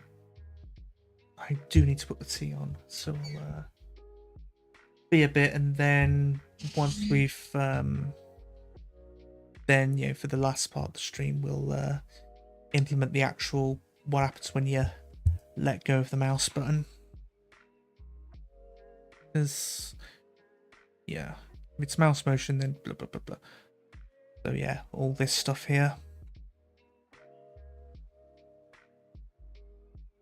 So I'll see you in about 10 minutes, I'll say. Do need another cuppa, so I'll yeah. In a bit.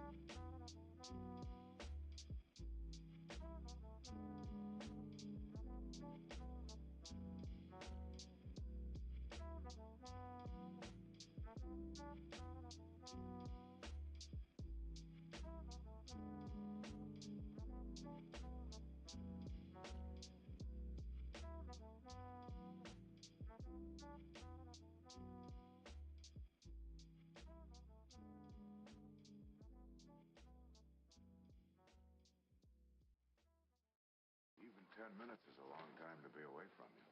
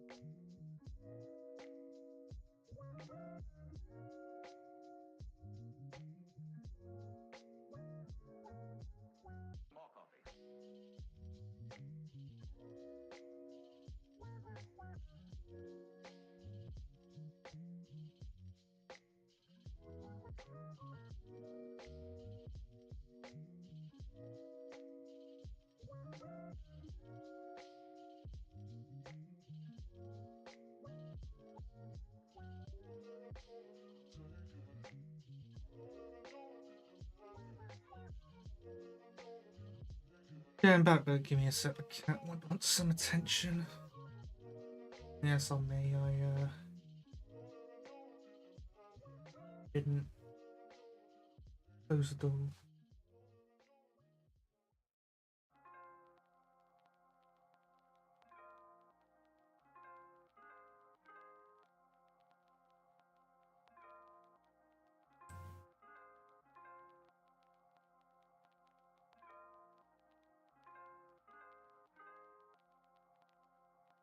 Okay, okay. Alright, Cecil. I've got to finish this off. Okay, go on. Out.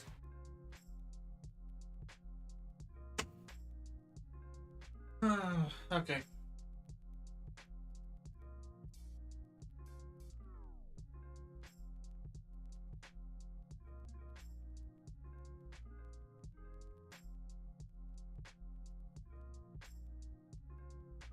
Burp, burp, burp, burp, burp, burp. Okay, yeah, that's the mic still works. So yeah, I'll probably finish this and then go back to, I'll say go back, but go to FF14, maybe Path of Exile. Do need to do the dailies, but oh well. Going a bit. So I think for update preview it will probably be so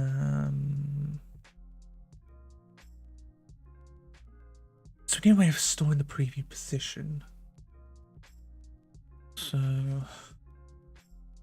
private int preview position, then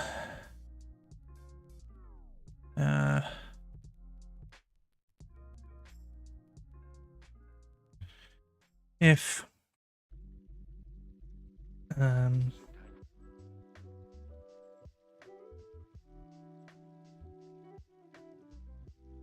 if row is equal to back row preview position plus equals 5, and then before it preview position equals preview index.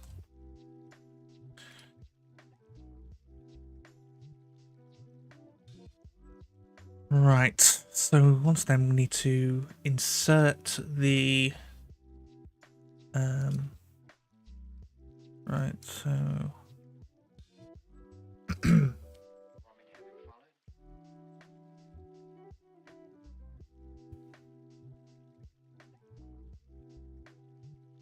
the unidentity display will need to put into the back row, no, front row?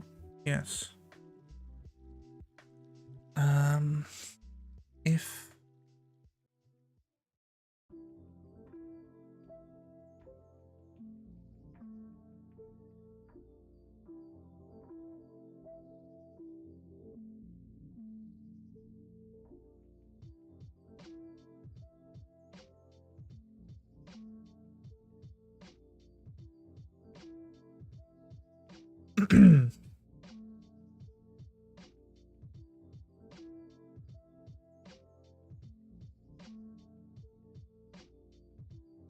mouse pause equals that. If the front row rect has point mouse pause, else if the back row rectangle has point mouse pause.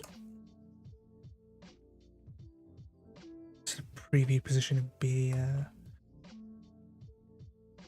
private int dragged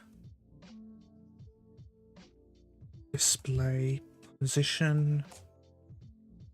Then when we on display clicked, we need a way of getting the allied display, which is in here.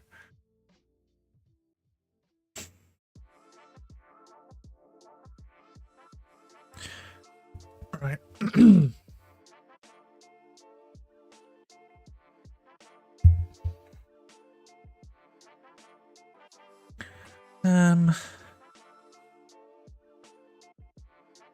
So you'd be target, then get the whichever you call it.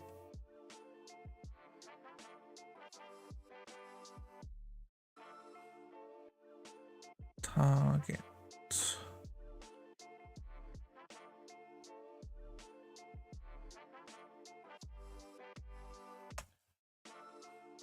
Drag display. Actually, we'll call it party. No. Row position equals display dot target dot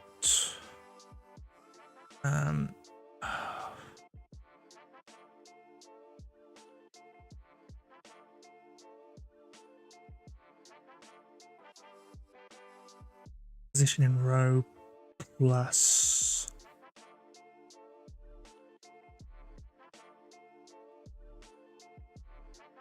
display target is in front row.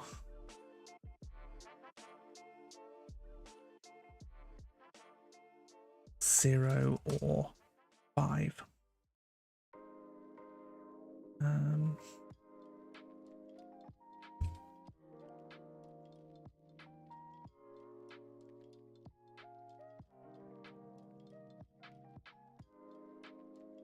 Drag display row position equals that. And then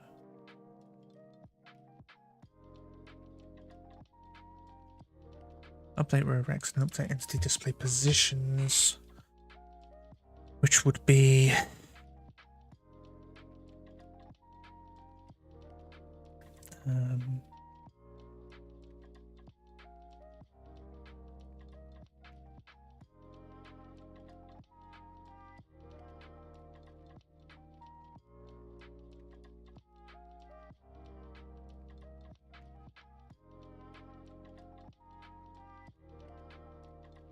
actually what if we did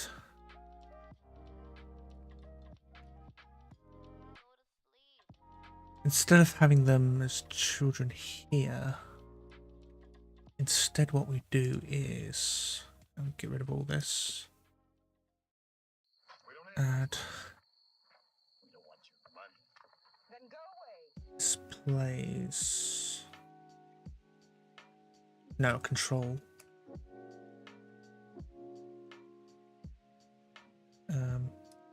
no, move it here, not as a child of back row, there we go, displays, and then move all of these, reparent them here. Now, instead of positions, it will be a global position. Yeah, it'd be exactly the same as this. Which also means we put the preview panel in the displays thing and yeah. No. We'll leave that as is. So yeah, this will be legit. Just copying that.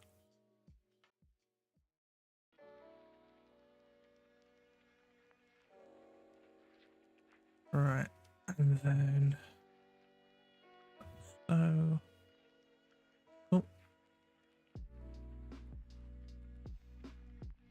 there we go. Right, same with this, except there's no way of getting rows. However, what we can just do is this.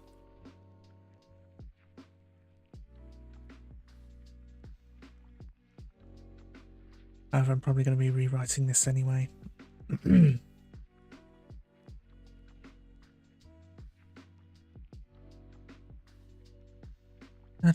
Done. That's fine. Right. Okay. We'll keep the front row parents, but instead we're going to put in displays equals get node control displays dot get children dot select x into x dot no x into x allow identity display x, and then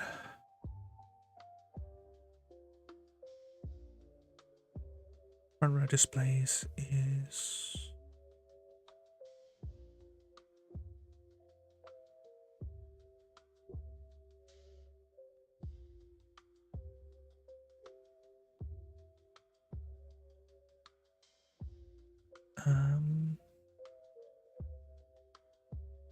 displays dot where x dot target dot is in front row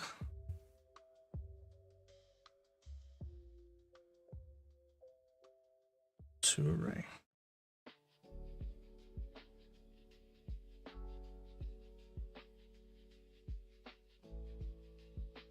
That will just negate.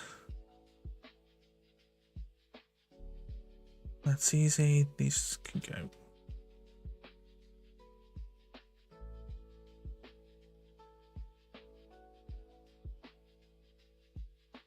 Front row parent, and oh yeah, we're gonna need to do this as well.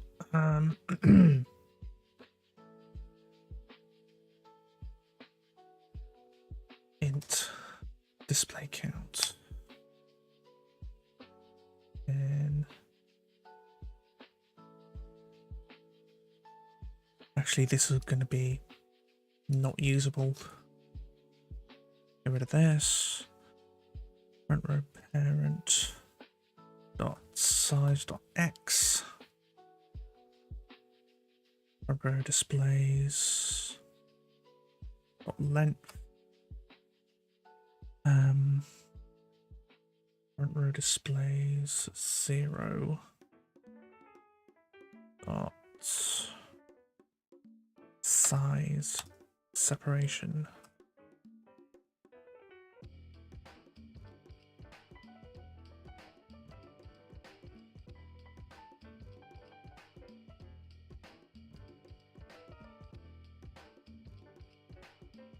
Just change these to back.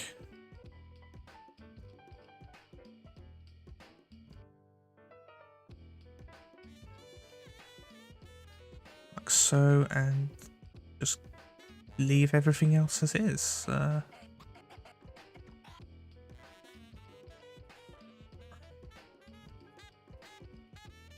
yeah. Dot order by x into x dot target dot position in row.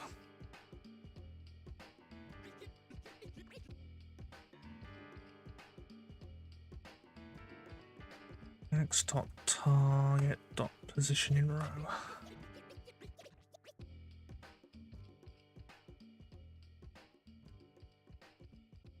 Right.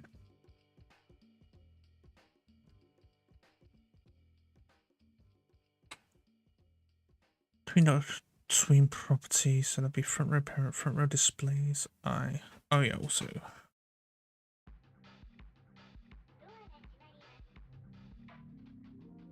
Target dot position in row equals I.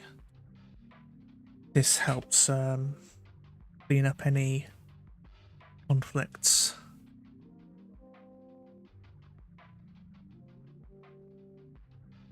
Just in case they are set to the same.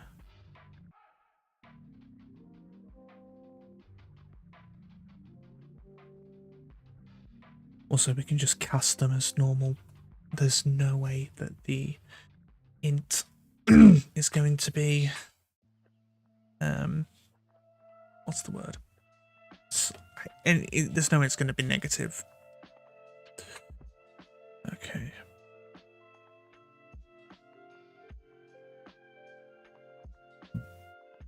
Okay.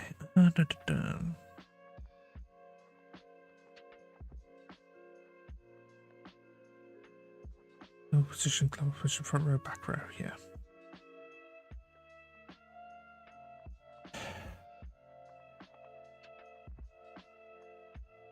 Display clicked. Clear preview. Yeah, that's gonna be the same. Right.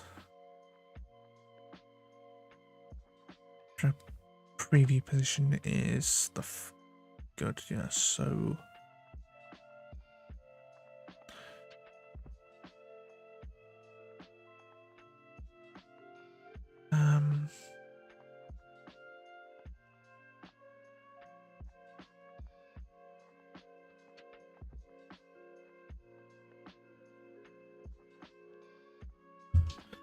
changes on there. If front row rec dot has point mouse pulse, then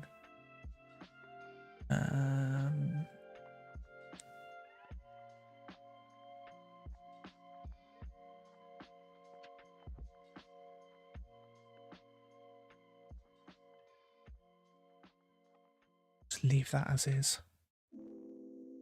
Same with the set preview, just leave it as is.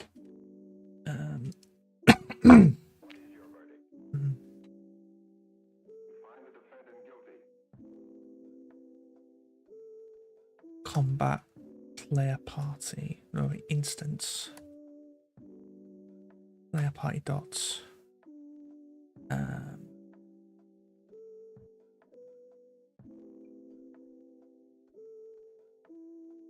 Switch row slots. This will be Well, he didn't do it on purpose. true.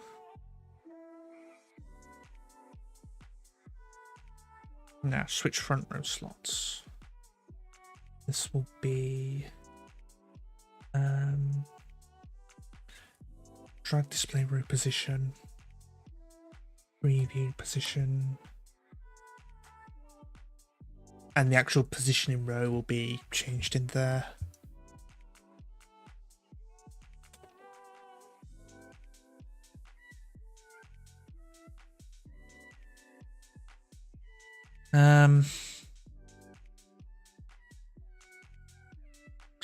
But then we'll need to store it if the guys in the front row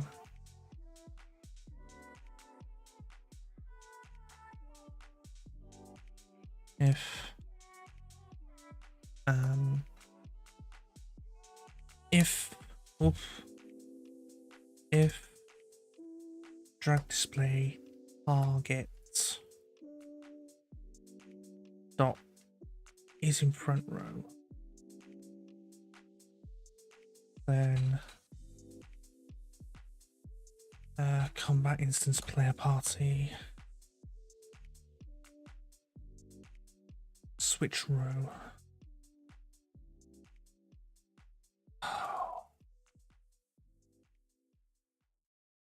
Shift row. Probably switch row, I don't know. Shift row. Drag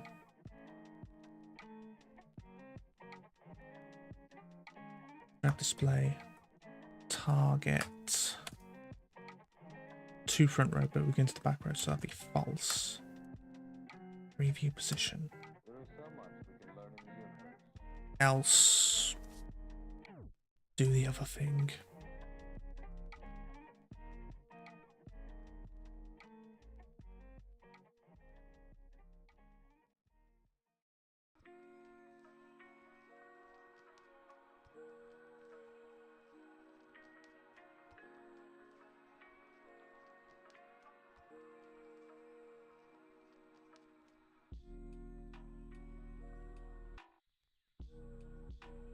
Shift instead of switching.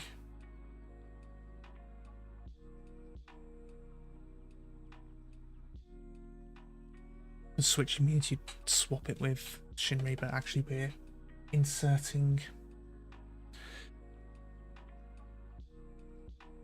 If not there, drag display dot target dot is in front row, else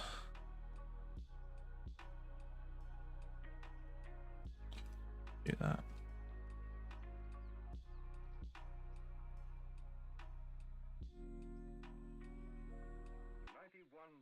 And then at the end, we update the entity display positions based on the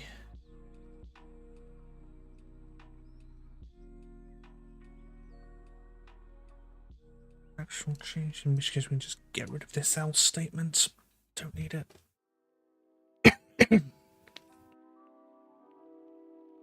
Right, let's get these done. Of course, generate that.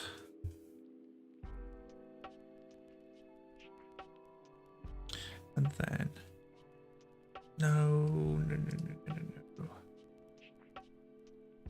Generate it.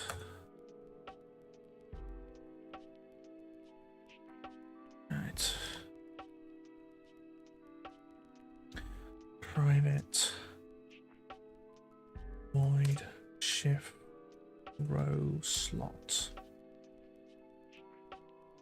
Bool is front row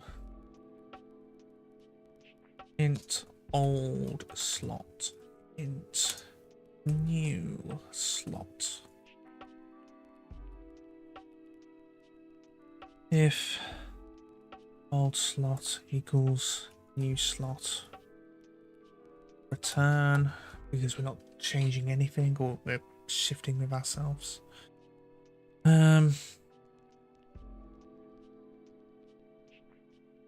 Right.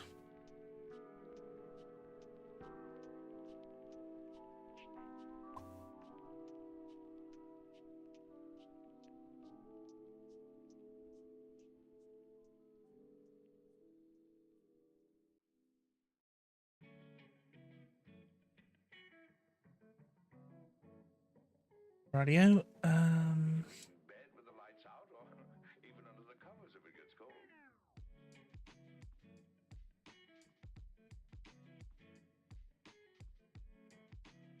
And that is a pretty slow way of doing things, but it works.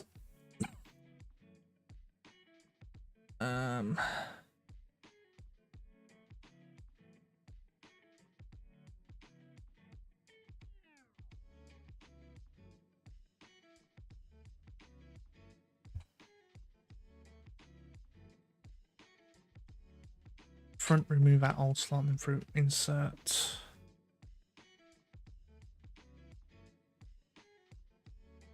Member equals dot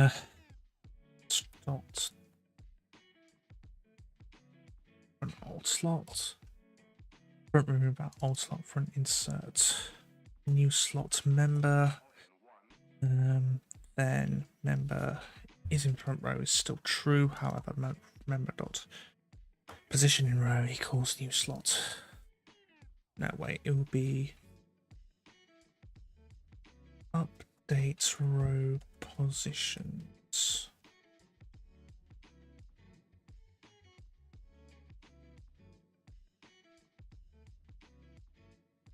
And then we'll just take out front. It may even surprise you to know that I have positive Here we can just take out the back. Back.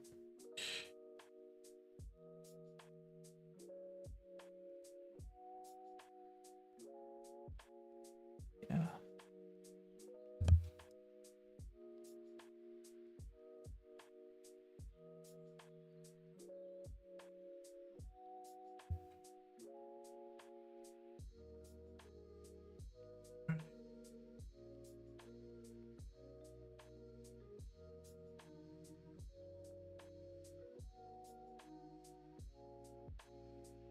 Doing it wrong.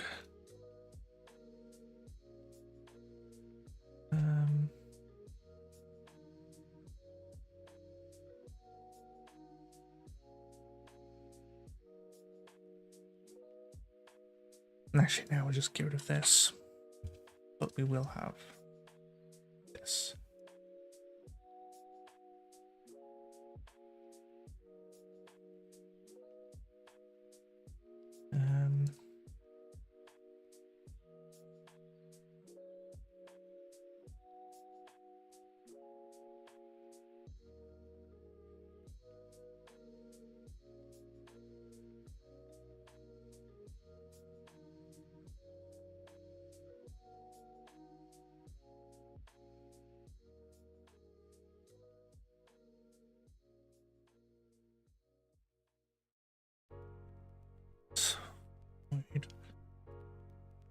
Update row positions. Why did you send it to you? Or bar member in front row.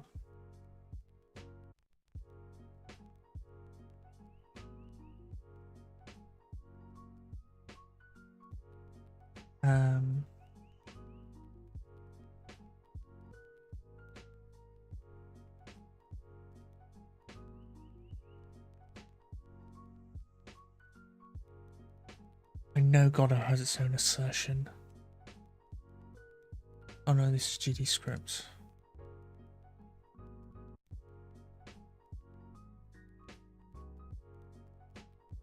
Here we go.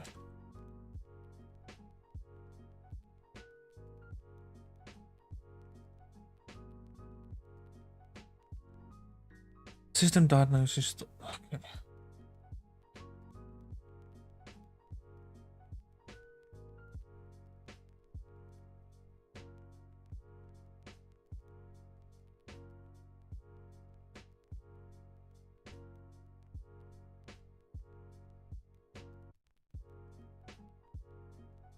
Oh.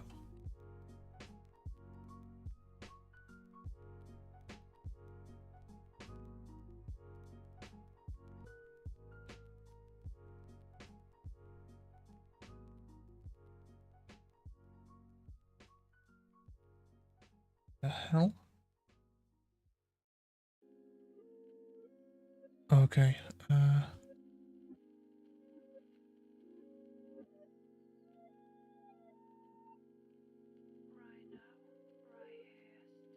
Party member dot entity name is in the wrong row.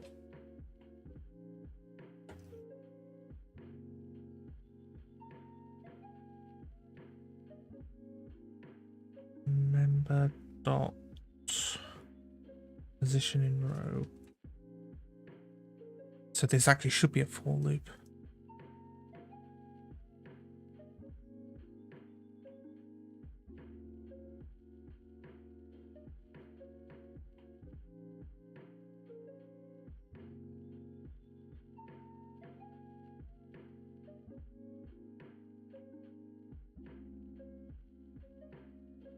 Member.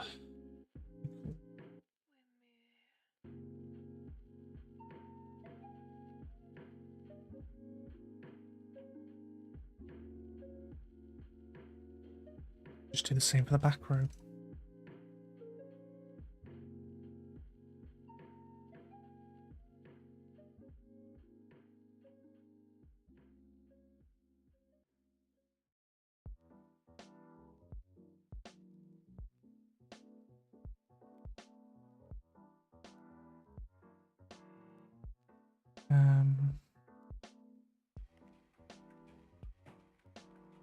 Oosh. Oosh. Right.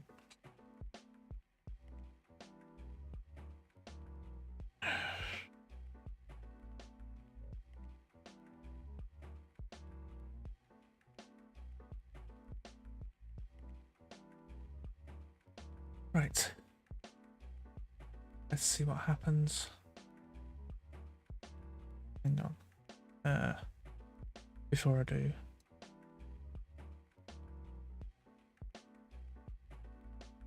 Nah, it should be alright.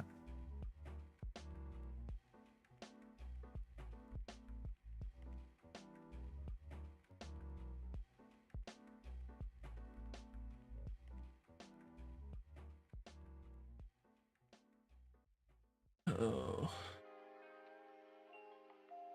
Ah, okay. Yeah, we've got an error.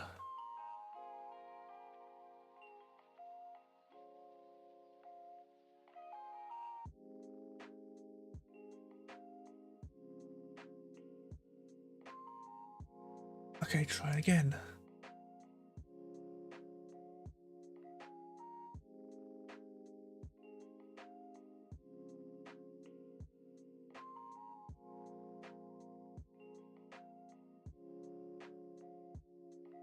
Displays.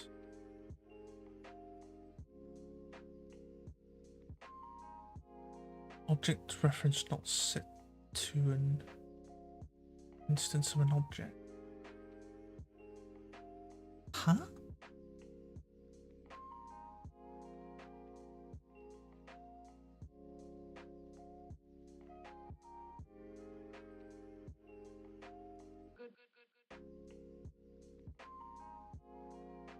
This is on ready, so this should happen after the whatchamacalls have readied themselves.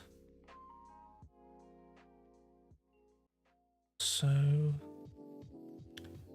saying it's in the where enumerable iterator.toArray.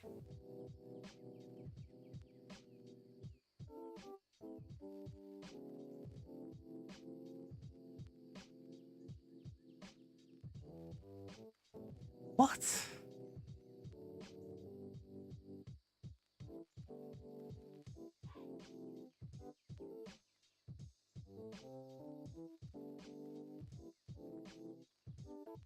What could possibly be null?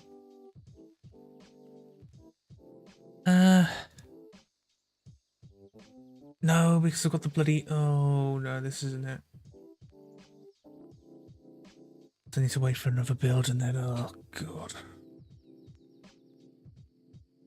It's still going to take way too long.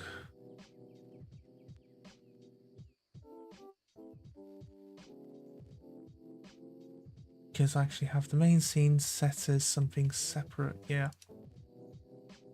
If I pop in this scene...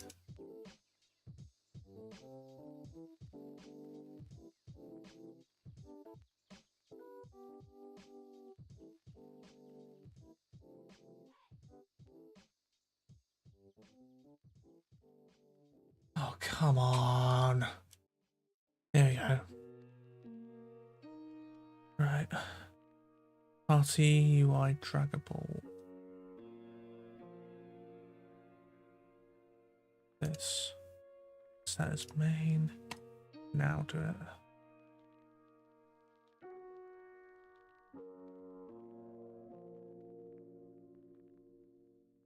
Row displays is null. What's displays is count of 6. Yes.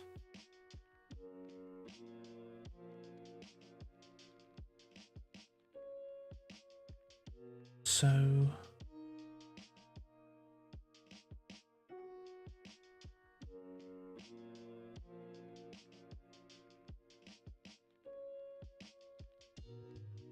that's fine.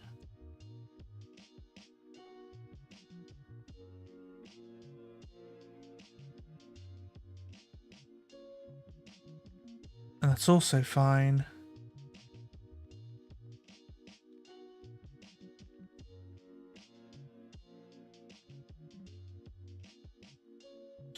That causes an error. I don't know.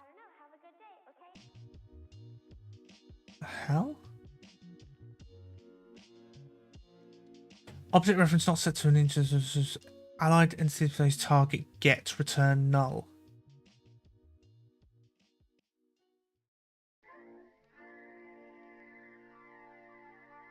But these get called. Remember that a man went to the gallows because she was too selfish to wait 2 hours.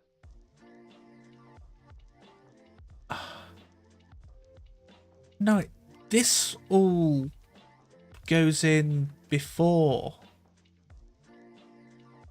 right? Targets get return null, right? Oh, but this enters the tree, so this pulls in before the target, which means the target helper would be this entity target here. However, if targets are entity target, okay, that's fine, but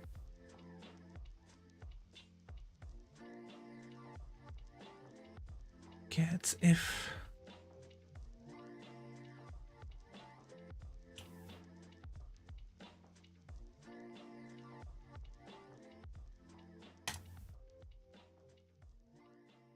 targets get set before anything happens, right? I'll go there. Alright, let's have a look. Target helper is a button, which is, yeah, and then the target is... Get there, actually, it's null. Why would it be null? Target helper equals that, and then... Oh! I'm guessing something before is connected to that, which means... Player party display. But the player party display isn't in this. This is the player party display here. However, the draggable UI isn't a thing.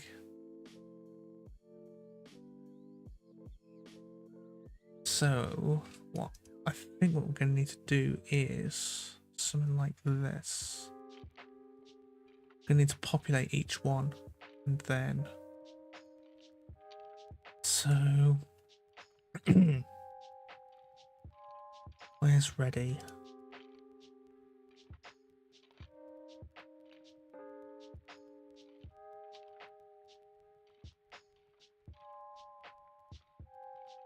It's up here.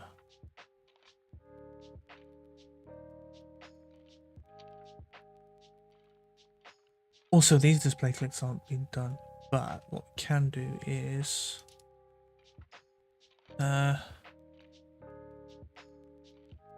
private and identity display.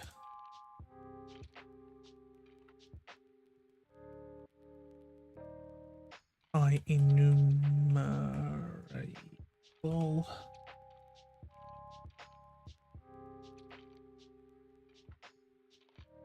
Display is equal, and then put that would be get node displays.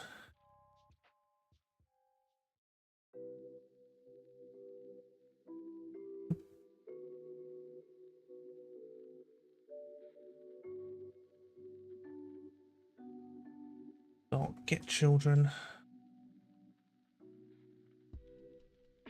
Dot select X into an identity display X.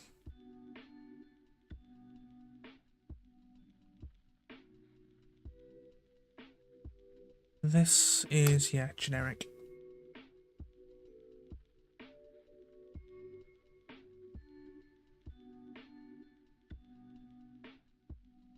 Don't need that reparenting, that doesn't work anymore. Context menu will leave.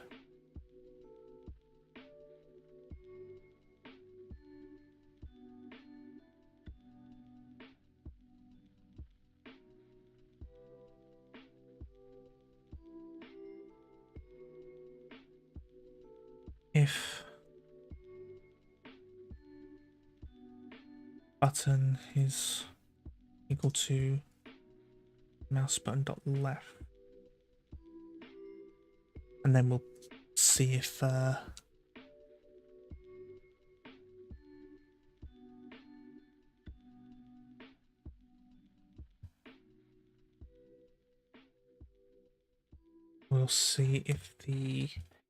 timer actually works.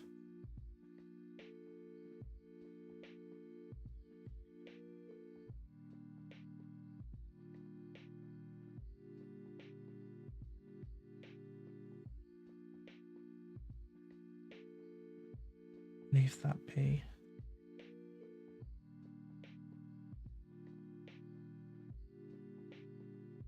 Right. Now let's try it. Because hopefully we'll want to replace the original player party display with this. Which means that we'll probably need to set can we drag and drop. Oh. Oh. Oh, it works. No, it doesn't.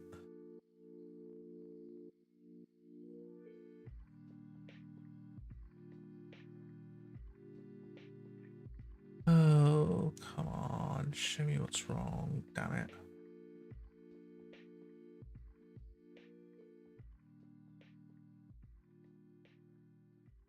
Started with no tweeners. Step tween. Started with no tweeners. Object reference was...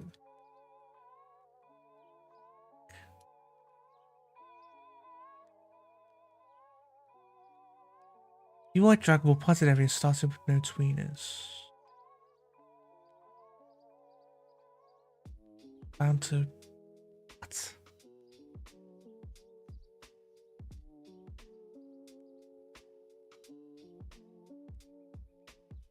This. Mouse button and we are dragging and it's the left button and it's been released.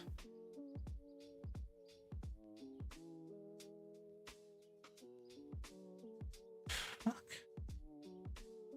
Because these two have been put in twice. I think it might be that.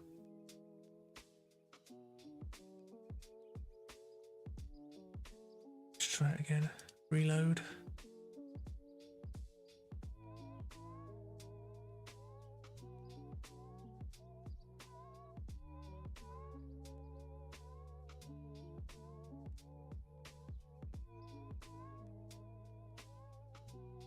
And we're at the same.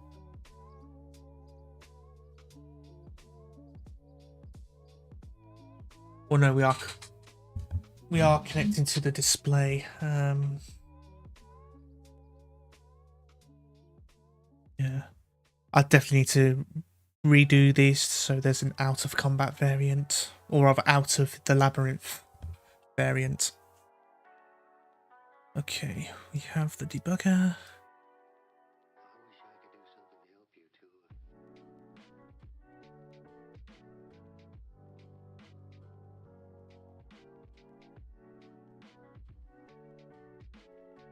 It's the same bloody thing.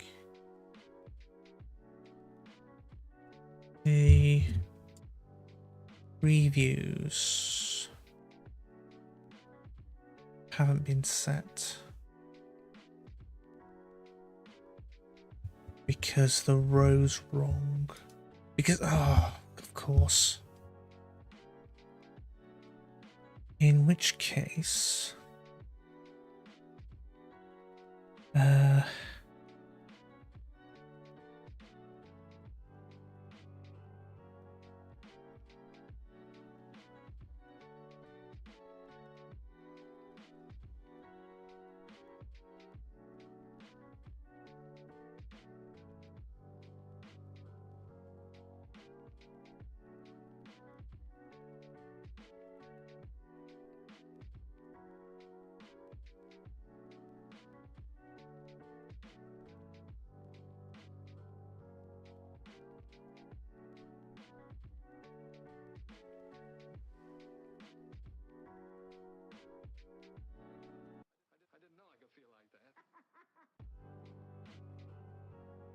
right.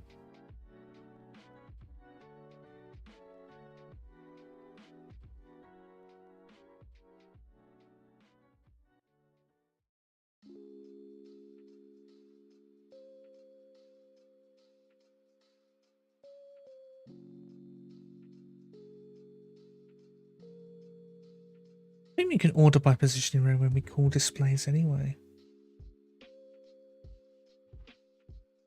Oh. Okay, let's try it now. That all started with no tweeners thing. That's it's like we're creating the tweens and then there's not happening. It was just, yeah, the only tweens being created are in this for loop.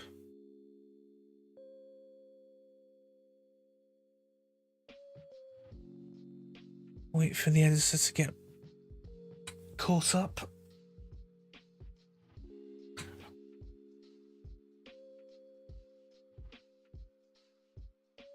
Okay.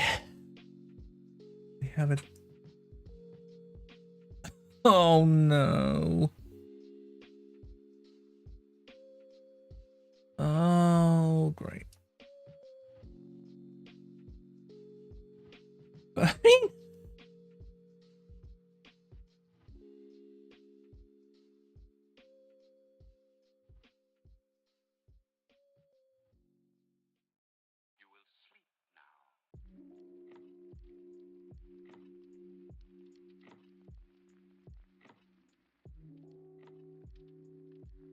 That's a bit out.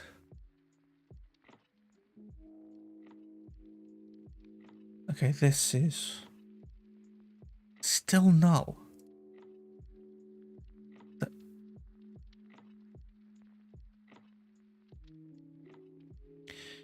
If is dragging, and then if that blah blah blah blah blah.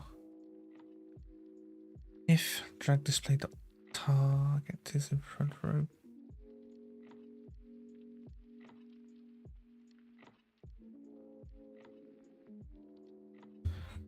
Oh fuck.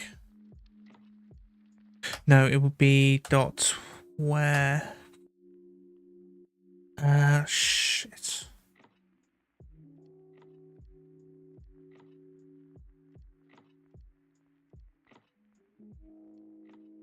Row is equal to front row. Is in front row. No, x dot targets is in front row.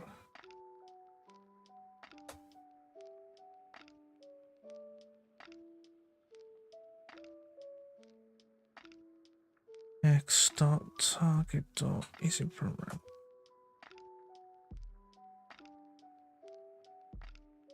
And the same here.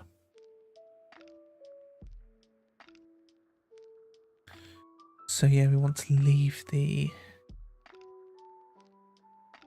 each row alone.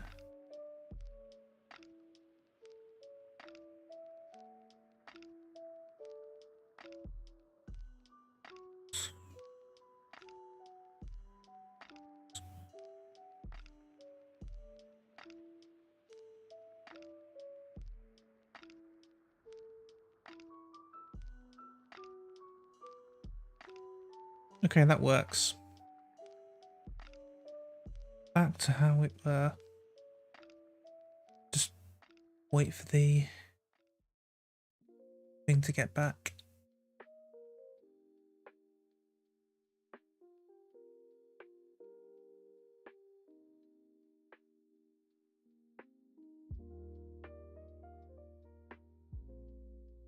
Drag display dot target dot is in front.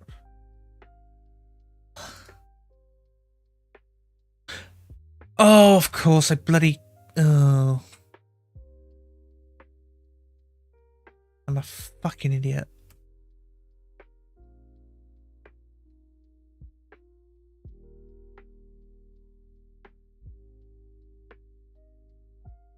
Okay. Drag display equals null, then shift row back into that and update the entity display positions. Then... Preview. I think I've already...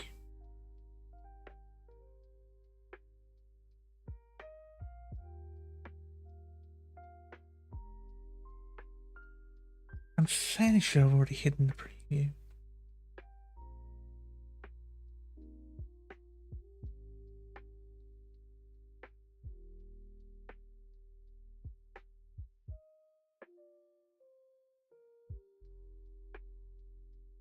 Only problem is that on the first bit, the moving it, the preview starts here. And plus if we're moving it, it's all... Yeah, you can see the... I don't think the preview should be tweened. It should just plonk in.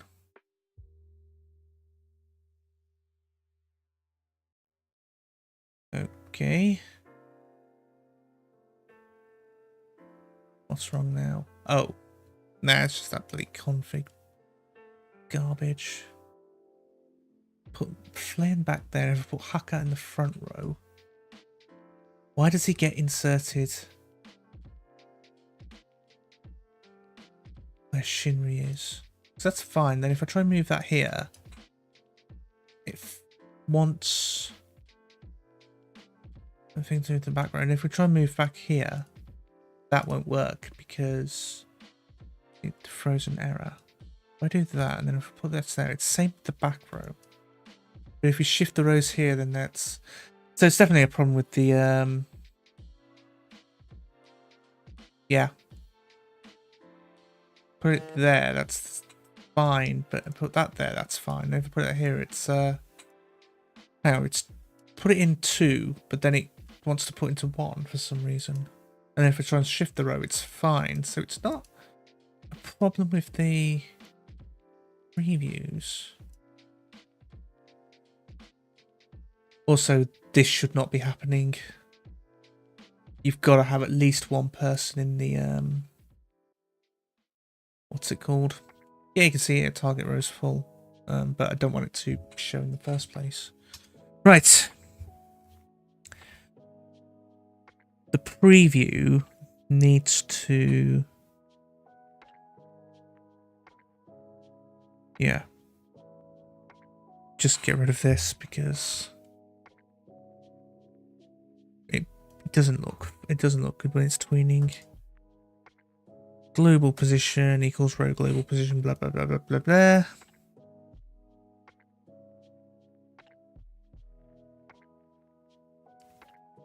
Right. Update preview.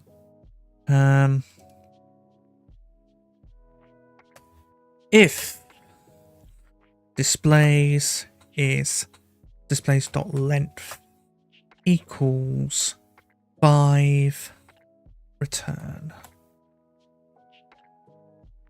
If it's greater than 5, we have bigger problems.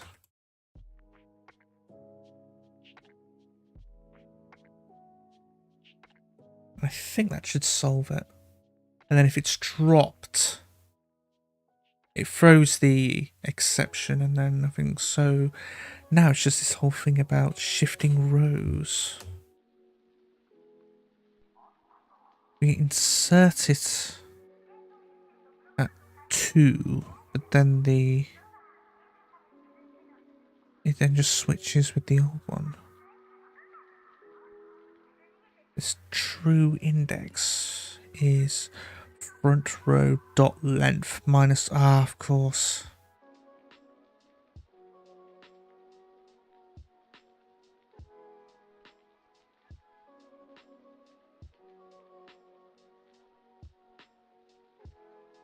So this actually should be like that.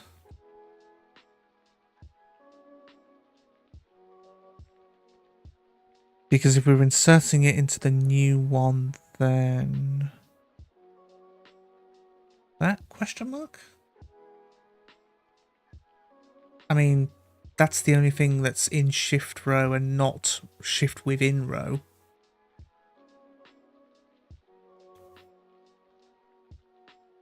Okay, we'll move Flame to the end and... Oh, okay. Move Flame to the end, that's fine. Move Bell to the end, that's fine. If I move that to the end, that's fine. Fine, fine, fine. That doesn't do anything because that...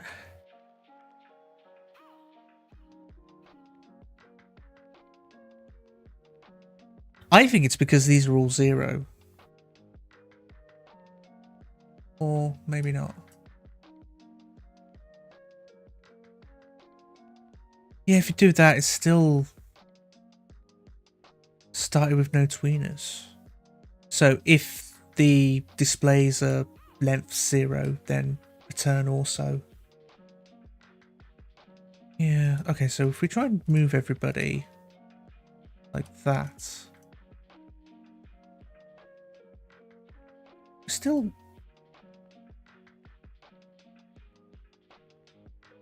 we're still shifting everybody from the other thing, which is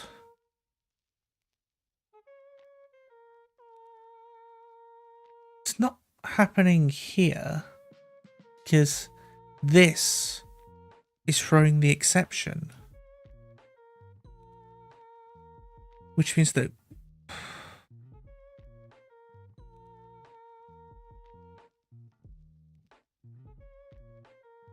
it's either in player party or it's in something wrong with this, because this should not be being called, but this is. Yeah,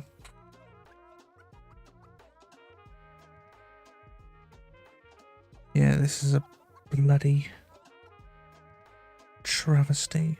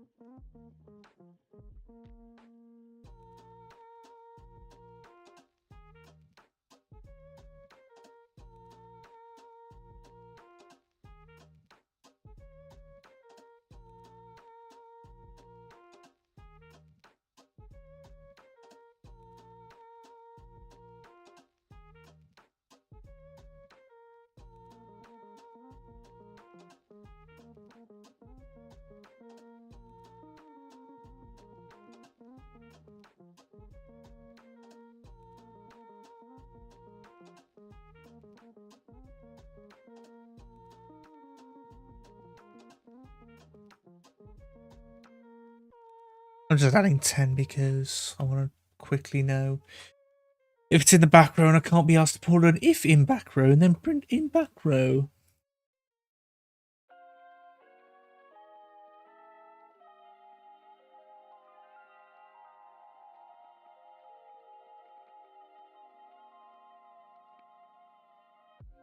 Okay.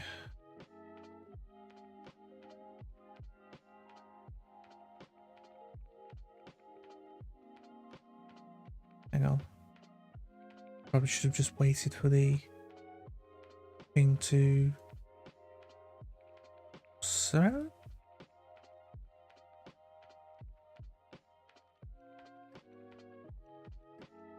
Zero, 0, 0, 10, 10, 10, 0, 1, 2, 3, 10, 11.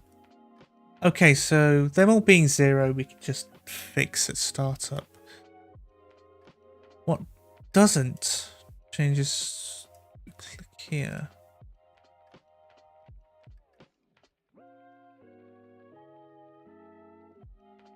Axle 0, Flane 1, Flane 0, Axle 1.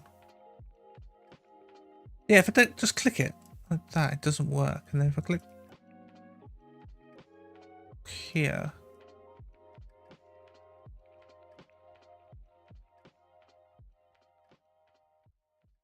okay, that's just odd.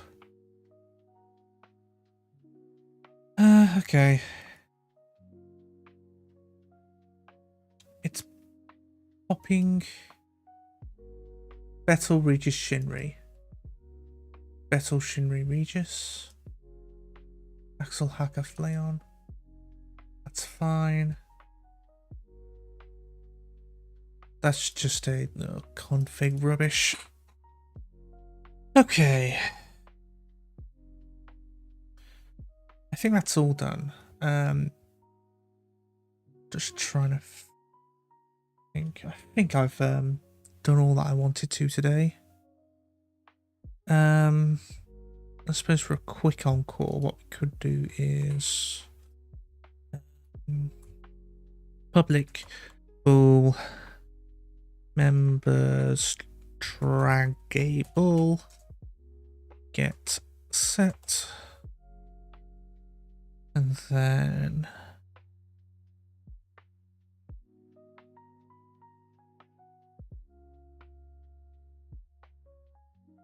default it to true.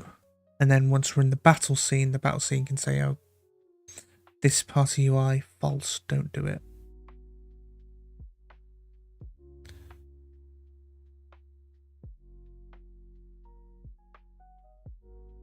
So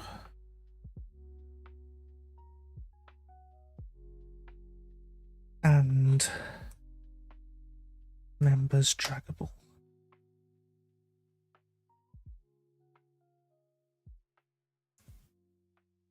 And I think we'll probably redo this to start drag. Start dragging, which differentiate it from this thing. And get rid of that. This to do, I'm pretty much sure we've done already.